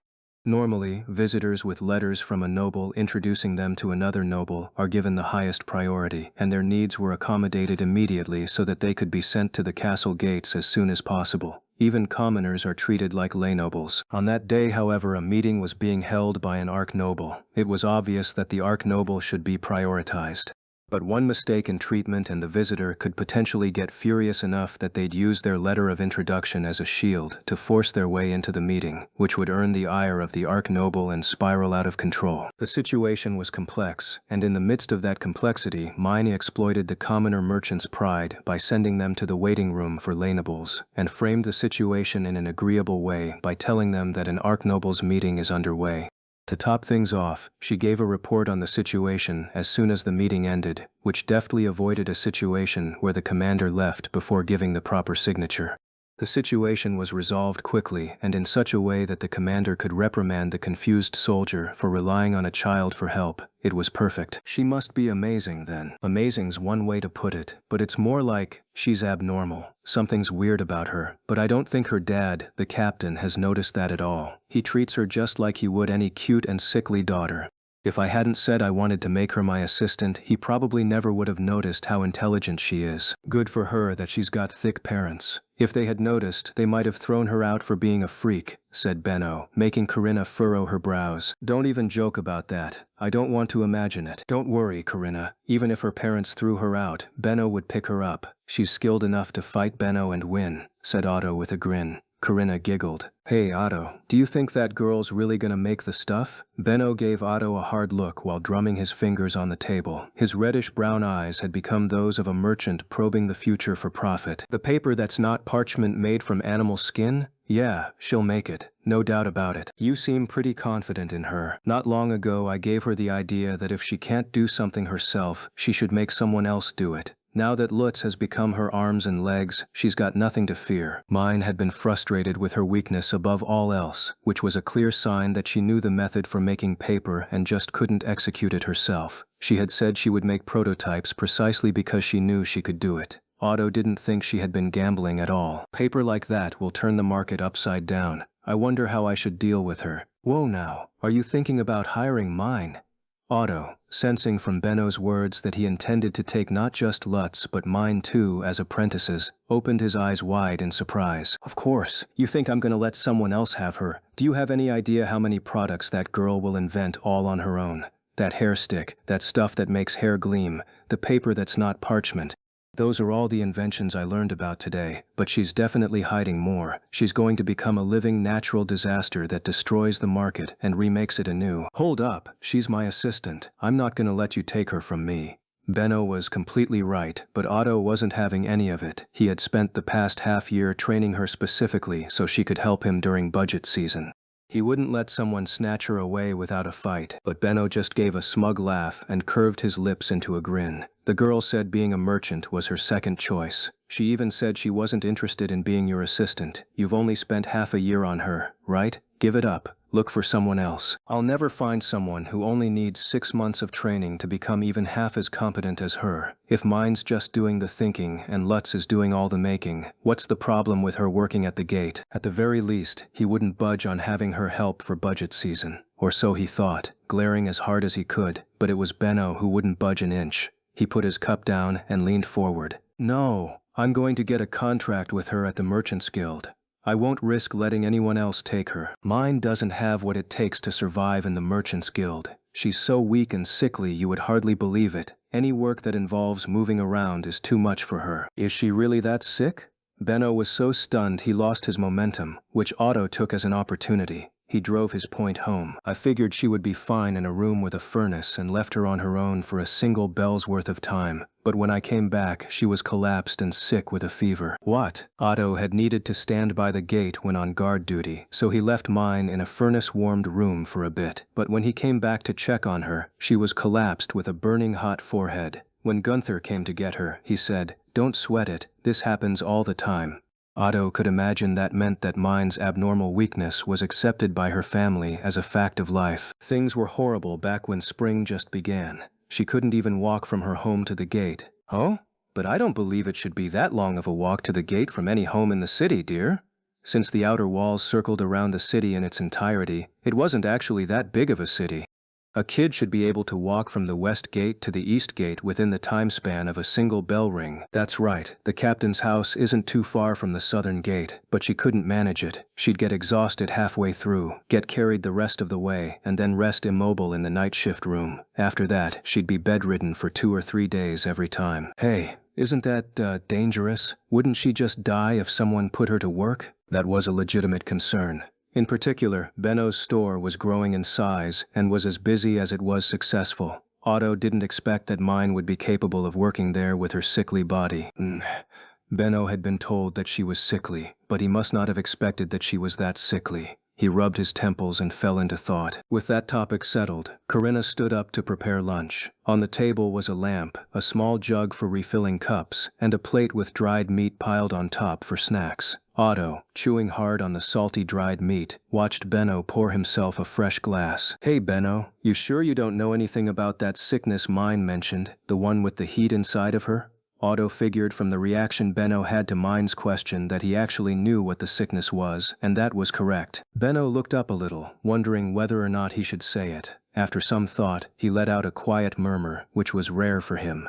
I figured she might have the devouring, but I can't say for sure. Not enough evidence. The devouring? What kind of disease is that? It's not a disease. It's when the mana inside of you grows too much and eats you alive from the inside out. Otto's eyes shot wide open in surprise. Mana was a mysterious, powerful energy that commoners didn't have. He didn't see it that often and thus didn't know too much about it. But as far as he knew, it was said that no country would be able to survive without the assistance of mana. Which is why nobles, possessing mana as they did, stood above commoners and led countries. It's rare, but sometimes those who aren't nobles end up having mana too. But magic tools needed to unleash mana are incredibly expensive, so it's true that only nobles are capable of properly using mana.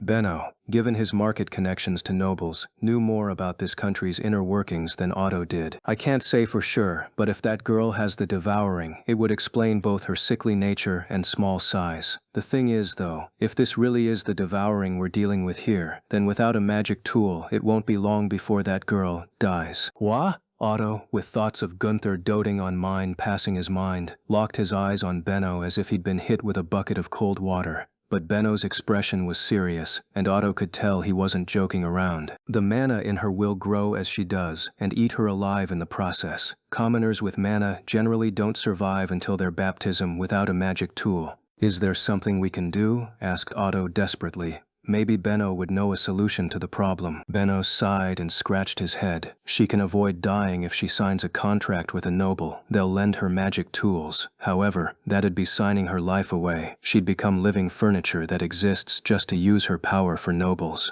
Hard to say whether dying young with her family would be better or worse than that. Benno's words provided no easy out. Otto himself couldn't tell which would be better. He didn't want to die, but he didn't want to live a life serving nobles like cattle either. Otto, don't get too serious. We don't know if she really does have the devouring yet, said Benno. In the first place, she would already be on the verge of death if she really did have it. She wouldn't be able to walk around outside like that. I see. Otto's chest was flooded simultaneously with slight relief and great unease. Mine had been on the verge of death multiple times. He heard that she was only capable of walking outside due to months of hard work, and that before now she had barely gone outside at all. Would she really be okay? Should he report this to Gunther? Otto swallowed down the whirlwind of feelings within him by taking a gulp of alcohol from his cup. Hey Lutz, I'm going on ahead. Got it. I'll be right behind you, Ralph. Upon hearing that my brother Ralph was on his way out, I hurriedly wrapped my ham and bread before stuffing it into my basket along with my hunting tools. Then I hitched the basket on my back and dashed out of my house. Ralph didn't have to go to the forest with everyone else anymore, since he was baptized and working every other day. But now he could go to the forest whenever he wanted, which meant he generally went with friends from work. I didn't get to go to the forest with him often anymore, so I felt a little excited as I ran down the steps. Oof, guess today's gonna get pretty hot. As I headed to the group of kids who were waiting to go to the forest, I felt the changing of the seasons through the heat of the sunlight hitting my skin. I could see Faye and Thule at the meeting place too. Despite also being baptized, they were going to the forest with the little kids today. Seeing all three of them together here made me feel nostalgic. Ralph, Lutz, good morning. Thule turned this way and waved after seeing us. Morning, Thule. How's mine? It's been 3 whole days, so I'm guessing her fever's going now. Mine had apparently gotten so exhausted from cutting wood and making those moken things that she ended up bedridden for days. No, not at all. It's been 3 days since she collapsed in the storage room and her fever's still super high. I'm really worried. Thule, brows furrowed, looked down and shook her head. A day or two of being bedridden was normal for mine, but not a high fever lasting 3 days. She looked sick with worry. She'll be fine, I'm telling you. Mine hasn't made a book yet. She won't die that easily. Mine was weak and sickly, but she was always chasing her dreams with all she had. I never understood what she was talking about when she brought up books. The explanations just didn't get through to me. But I did know that mine was doing absolutely everything she could to make them. Nothing inspired me to do my best more than seeing her work so hard to get what she wanted in her tiny, weak body. Plus, she said she would introduce me to a former traveling merchant. Since traveling merchants were always moving between cities, it was hard for me to find one that would take me as an apprentice. I heard that mine's teacher at the gate used to be a traveling merchant, so I asked mine to introduce me to him. Someone like him probably still had connections with current traveling merchants. Maybe he could introduce me to one and I could become their apprentice. When mine promised to introduce me to him, she said, "I'm helpful to you too sometimes, Lutz," and then laughed kinda proudly. I've got a promise with mine, so she's definitely gonna get better. You're right, Lutz. Mine will be okay, definitely. Thule's expression brightened a little. We're heading out. With Ralph's announcement, the group of about 10 kids started walking to the forest. We can walk a lot faster without mine, huh? Mine really does walk slow, but that's okay, since you're always helping her. Once the group of kids was past the city walls, Thule, being an older girl with a strong sense of responsibility, always ended up taking care of everyone. She wasn't able to spend all her time watching over just mine. Ralph, I'm going with Faye to lead the group. Would you watch over the back with Lutz for me? Yeah, anyway, Lutz, I'm surprised you bother doing all that, Ralph murmured to me in an exasperated tone of voice after seeing Thule walk off. I glared at him. Doing all what? Taking care of mine. I can tell just by watching it's a huge pain in the ass. Ralph was known throughout the neighborhood as a nice guy that takes care of others, but he just acted that way in public because he wanted to show off to Thule. He treated me completely differently when she wasn't around. I'm glad I'm the same age as Thule. His tone was pretty heartfelt, but I just shrugged. I was taking care of mine partially for my own benefit, so it wasn't a big deal. Nobody else seemed to know this but me, but mine knew all sorts of weird stories, and she knew how to write. She could even introduce me to a traveling merchant. Mine's good in her own ways, I said, almost reflexively. Ralph peered toward me, eyes full of interest. Like how? The first thing that came to mind was the stuff about the traveling merchant, but I didn't want to talk about that. Ralph and my other older brothers always laughed and called me stupid when I said I wanted to become a traveling merchant. I wanted to become one in secret and surprise my whole family. Mine shares her food with me and teaches me good recipes, so yeah. All you care about is food, huh? Ralph laughed, but food really was the biggest reason why I was so serious about watching over mine. Spending time with her meant more food for me, and if I helped her, I could eat really tasty food. What are you getting smug about? You eat that food too. Yeah, 'cause it tastes good and I help make it. Why wouldn't I eat it? My older brothers generally stole my food, so I filled myself up by eating nuts and fruits while gathering. Winter was the worst, since I couldn't go gathering. No gathering meant no fruit, and since the blizzards kept us locked in all the time, food was more scarce than other seasons. The paru cakes that mine thought up one day to help fill my stomach over winter were simple to make, using mainly the paru leftovers we normally left for birds. You could make tons of them no sweat, and they were so good I still couldn't believe it. And best of all, since everyone got their own plates with their own paru cakes, I didn't have to worry about my brothers stealing them from me. That day marked the beginning of mine teaching us delicious recipes. Each sunny day we gathered perus. If I followed mine's instructions, I would get lots of tasty food. The moment I realized that, I promised her that I would help her and be the strength she didn't have. In return, I would get to eat a lot of food. I would work as hard as it took to get tasty food. Okay, we're meeting back here once fifth bell rings, alright? Okay. We settled on a meeting place upon reaching the forest and then let the kids scatter to do their gathering. Since Ralph and Faye were here today, I was going hunting. Should be about shumel season now. I'm betting there's tons of them running around here. Ralph grinned, holding onto a net. Shumels were small fey beasts that even kids like us could hunt. They were about as tall as my knees and were useful for their meat, pelt, bones, and fat. Their meat was especially soft and delicious compared to other things we could hunt. Since shumels loved to eat rutribs, a summer fruit, their meat got even better as they grew in number over the summer. When hunting shumels, you wanted to split into groups. One to chase the prey, one to lie in wait with a net. Me and Lutz will chase 'em.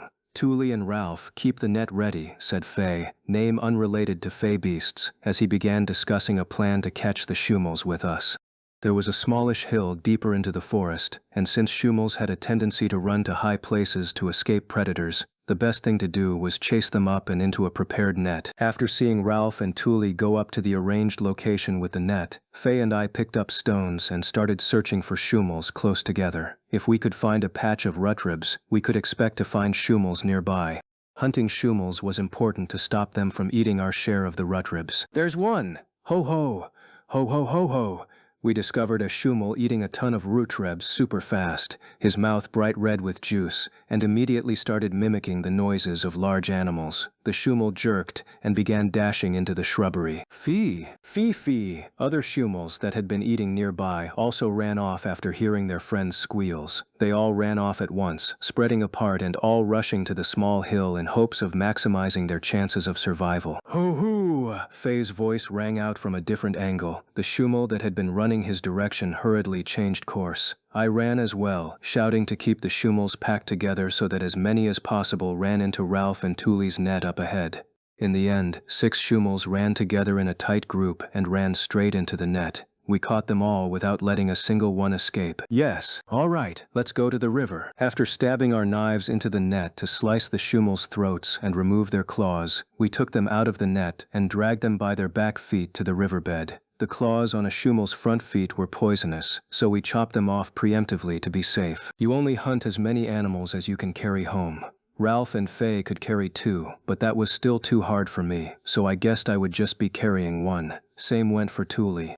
Even while being dragged to the river, those shumels that hadn't finished dying flailed and struggled, trying to attack with their front legs. I tightened my grip so that mine couldn't run away. When we reached the river, we began butchering them. I felt a pulse in my shumel and let out a sigh of relief. If it had died, the stench of blood would have seeped into the meat more. The faster I could bleed its meat, the better. Be careful, warned Ralph. Everyone nodded as we readied our knives. Shumel were fey beasts, magical creatures. If we didn't butcher them carefully, our knives would hit the hard stone known as a feastone within their bodies, and the moment they did the shumel would melt and disappear. We all smacked the shumel's heads with the handles of our knives to knock them out before stabbing their lower stomachs and drawing the knives upward. Kya, I messed up.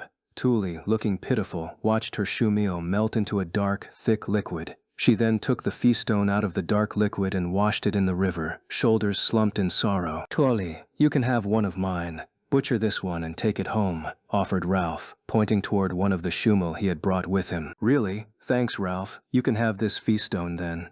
Thule, resolving not to mess up this time, delicately slid in her knife. Faye gave a mean smirk.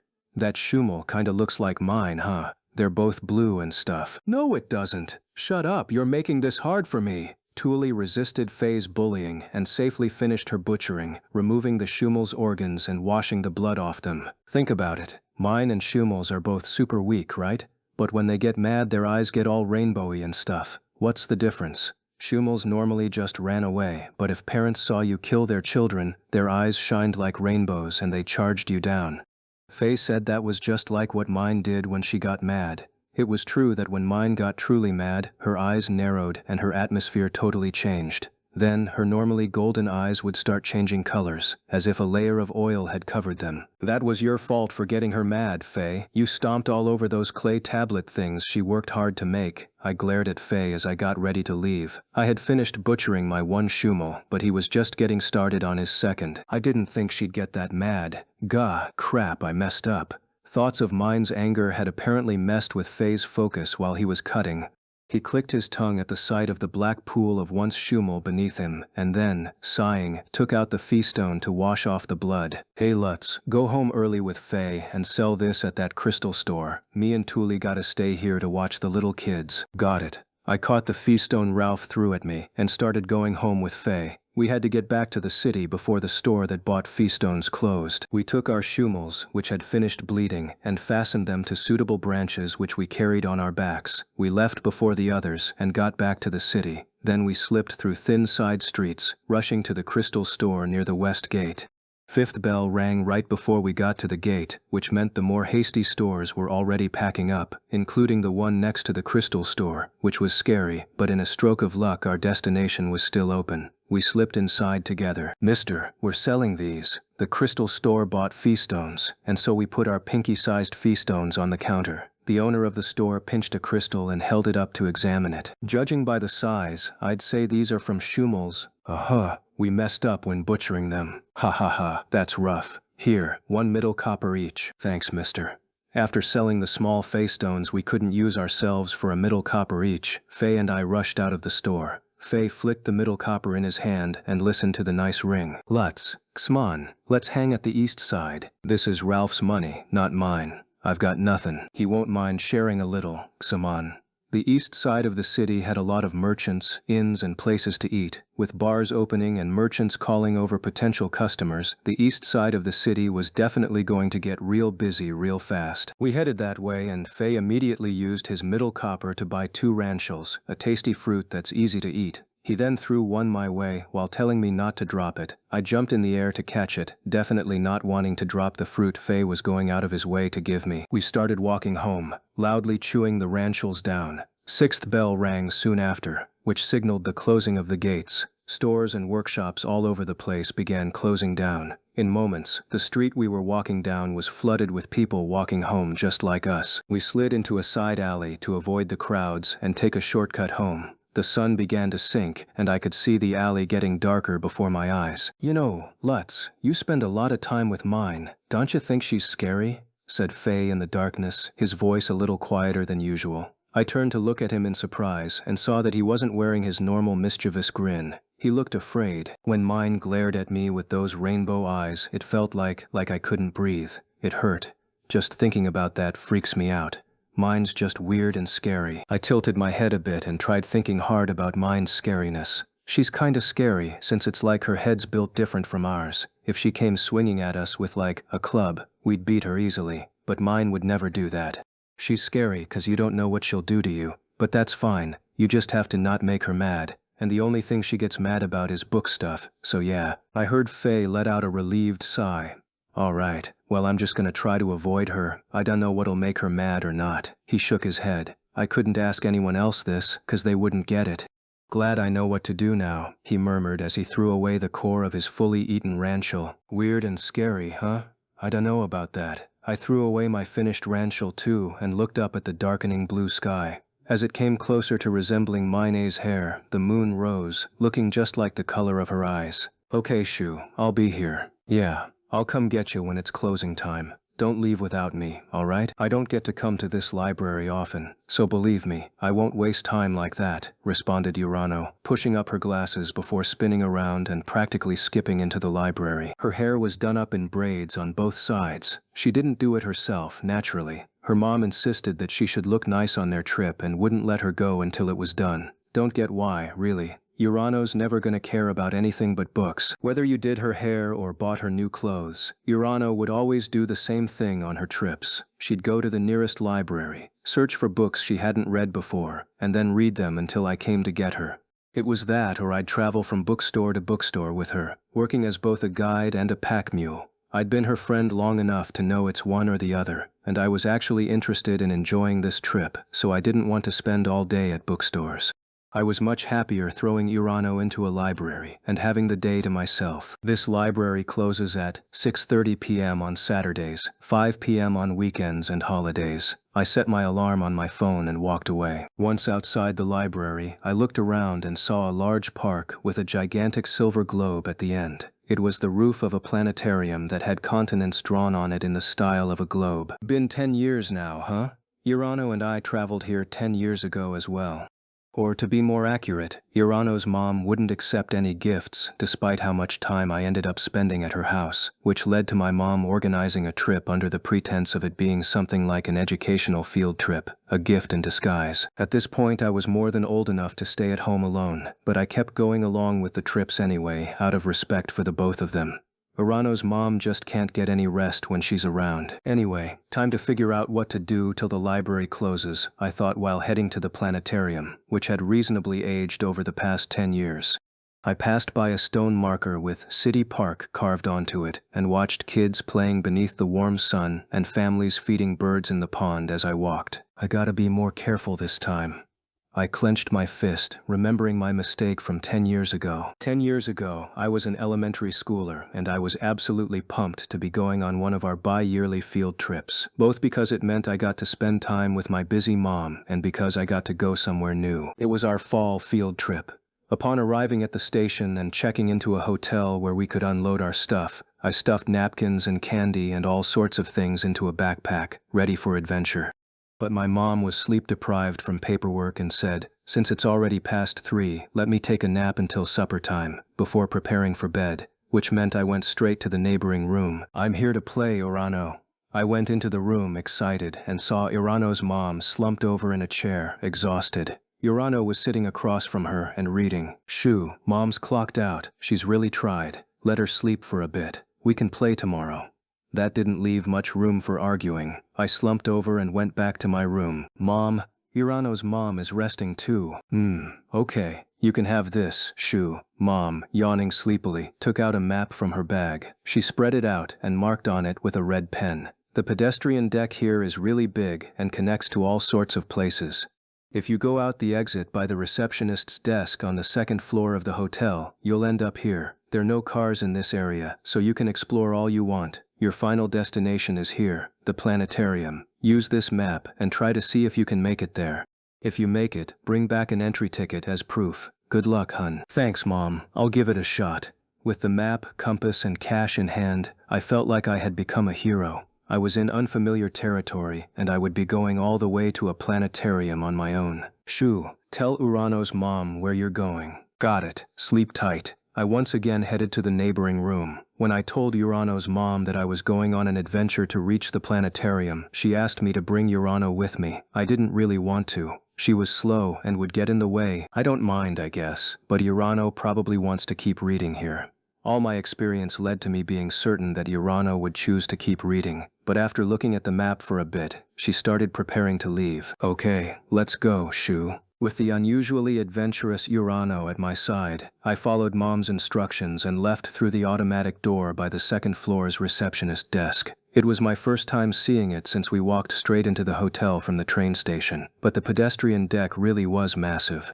It branched off in 1,000 directions, and my job was to find the right way to go. I grinned with the map spread out in front of me, but my first obstacle appeared immediately in the form of a fearsome foe. Shoo, let's go to that department store over there. It definitely has a bookstore inside, said Urano, pointing toward a building on the other side of the deck from the hotel. but I wouldn't have any fun going there. This freaking super monster bookworm. No way. No. I'm going to the planetarium today. A new bookstore will definitely be way more fun than a planetarium. Not for me. Urano mumbled unhappily under her breath and started reaching into her bag for a book, but I grabbed her hand to stop her and instead walked to the city park. The planetarium was at the back end of the park. I won't let this super monster bookworm get in my way. We walked along the pedestrian deck, and after crossing the big street, it sloped downwards and led to a path with big trees lined up on both sides. Once on the path, the sounds of cars on the street faded and were replaced with the cries of playing children and the rustling of leaves in the wind. Shoo, it's a library. There's a library here. Hold on, Urano. We're going to the planetary. I was about to stop her, like normal, but suddenly realized something. If I let her go into the library, she definitely wouldn't leave on her own. And thinking about it, Urano was just getting in the way of my adventure. If I came to get her at closing time, she could read like she wanted to, and I could explore like I wanted to. It was perfect. Okay, Urano, don't leave until I get back. Okay, I'll read books and wait for you. Urano waved goodbye with a broad smile while dashing into the library. Having vanquished the super monster bookworm, I spread out my map, heart racing with excitement to begin my adventure as originally planned. I turned my back to the library Urano entered and ran toward the big silver globe I could see further inside the park. That was fun. The globe contained more than just a planetarium. There were tons of interactive science exhibits I could play with, so I just did that instead of seeing the show. I made friends with the kids there and competed to see who could move the most sand with magnets. We got stunned together over the weight of a meteor and fought to see who could generate the most electricity by pedaling. I kept playing until it was closing time at 5:30 p.m. When I left, it was already pretty dark, since the sun fell early in autumn, and I felt the temperature drop immediately. It had been warm at noon, but not even a jacket was enough to stop me from feeling chilly. I jogged down the path lit by streetlights to the library with the shadows of swaying trees falling over me. The library's entrance was lit, but it was completely closed. The windows were covered with white curtains, and what I could see of the inside was pitch black. Nobody was there. I circled around the library, checking for lit-up places where Urano might be reading and waiting for me. But I couldn't find her. She's gotta have gone back to the hotel by now. The hotel was close enough that it was just across the street. It just made more sense to go back to the hotel than to wait around for someone in an unfamiliar place. I ran toward the hotel. Urano.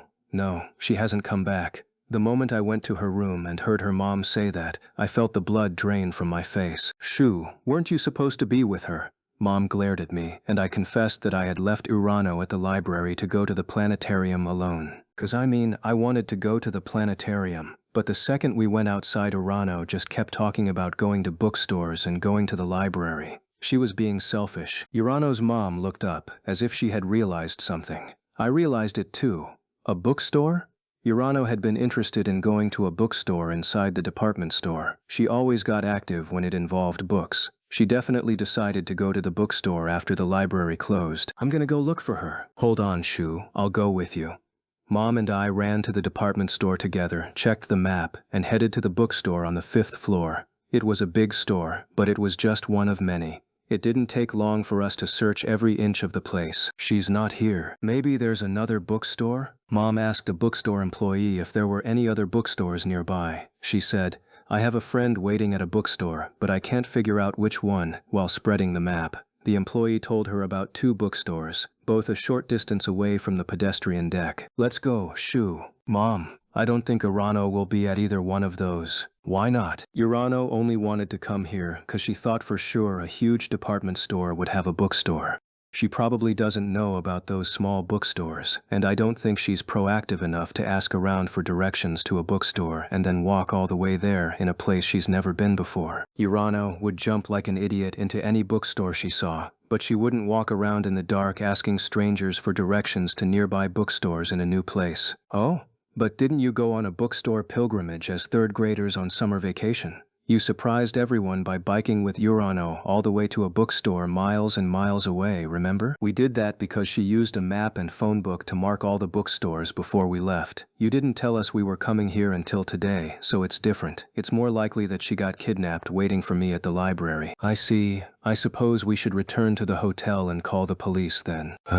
It was very likely that she had just been kidnapped while waiting in front of the library. She'd probably get tricked in a second by any kidnapper saying, "Get in the van, I've got books." This never would have happened if I checked when the library closed first. She wasn't there then? I'll call the police. Urano's mom sighed, her brows furrowed. She first contacted the local city hall and told them a girl might be closed inside the library, but they replied that an employee had confirmed that nobody was still inside. We should still go to the library and check, just to be sure. Urano has a history. Urano had a habit of sitting in the oddest places to read, so back at home, she had once before been shut inside the library without realizing that it had closed.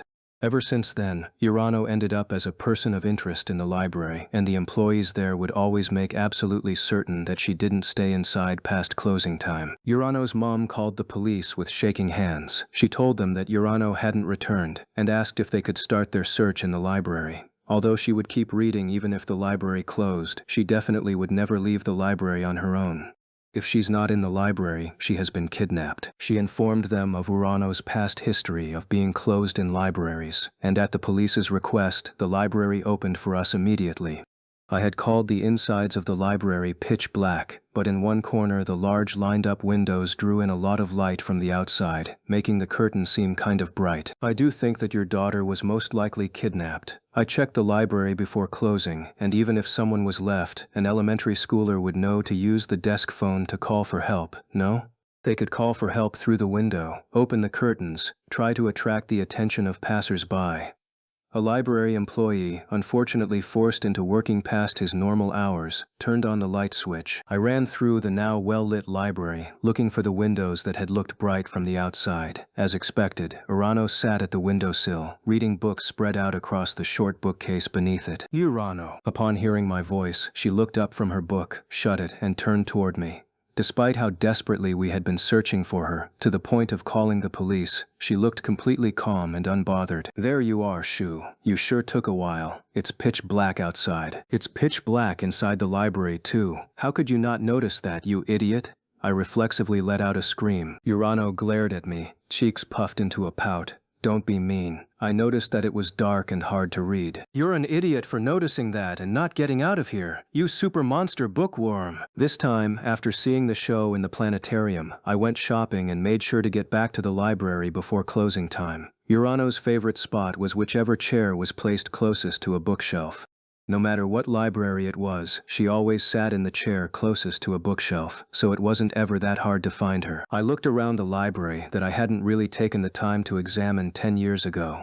The underside of the staircase had a plastic chain with a no entry sign on it, which was fitting because Urano had avoided the light from the setting sun 10 years ago by moving to the underside of the staircase. Really, it was probably there because of her. As those thoughts crossed my mind, I soon found Urano. She was reading books, like always. Despite her newly bought clothes and her dressed-up hair, she was doing the same thing she always did. Her eyes ran across the page as she consumed word after word with a slight smile on her face. Urano, it's almost closing time. Oh, Shu, looks like you managed to get here before dark this time. Urano shut her book and stood up, smiling. You remember that? Of course. Mom got mad at me and said she'd never buy me a new book again if I kept reading after dark. Ever since then, I kinda snap out of my trance whenever it gets dark while I'm reading. Urano sighed, which reminded me that ever since then she would also say, I'm still here.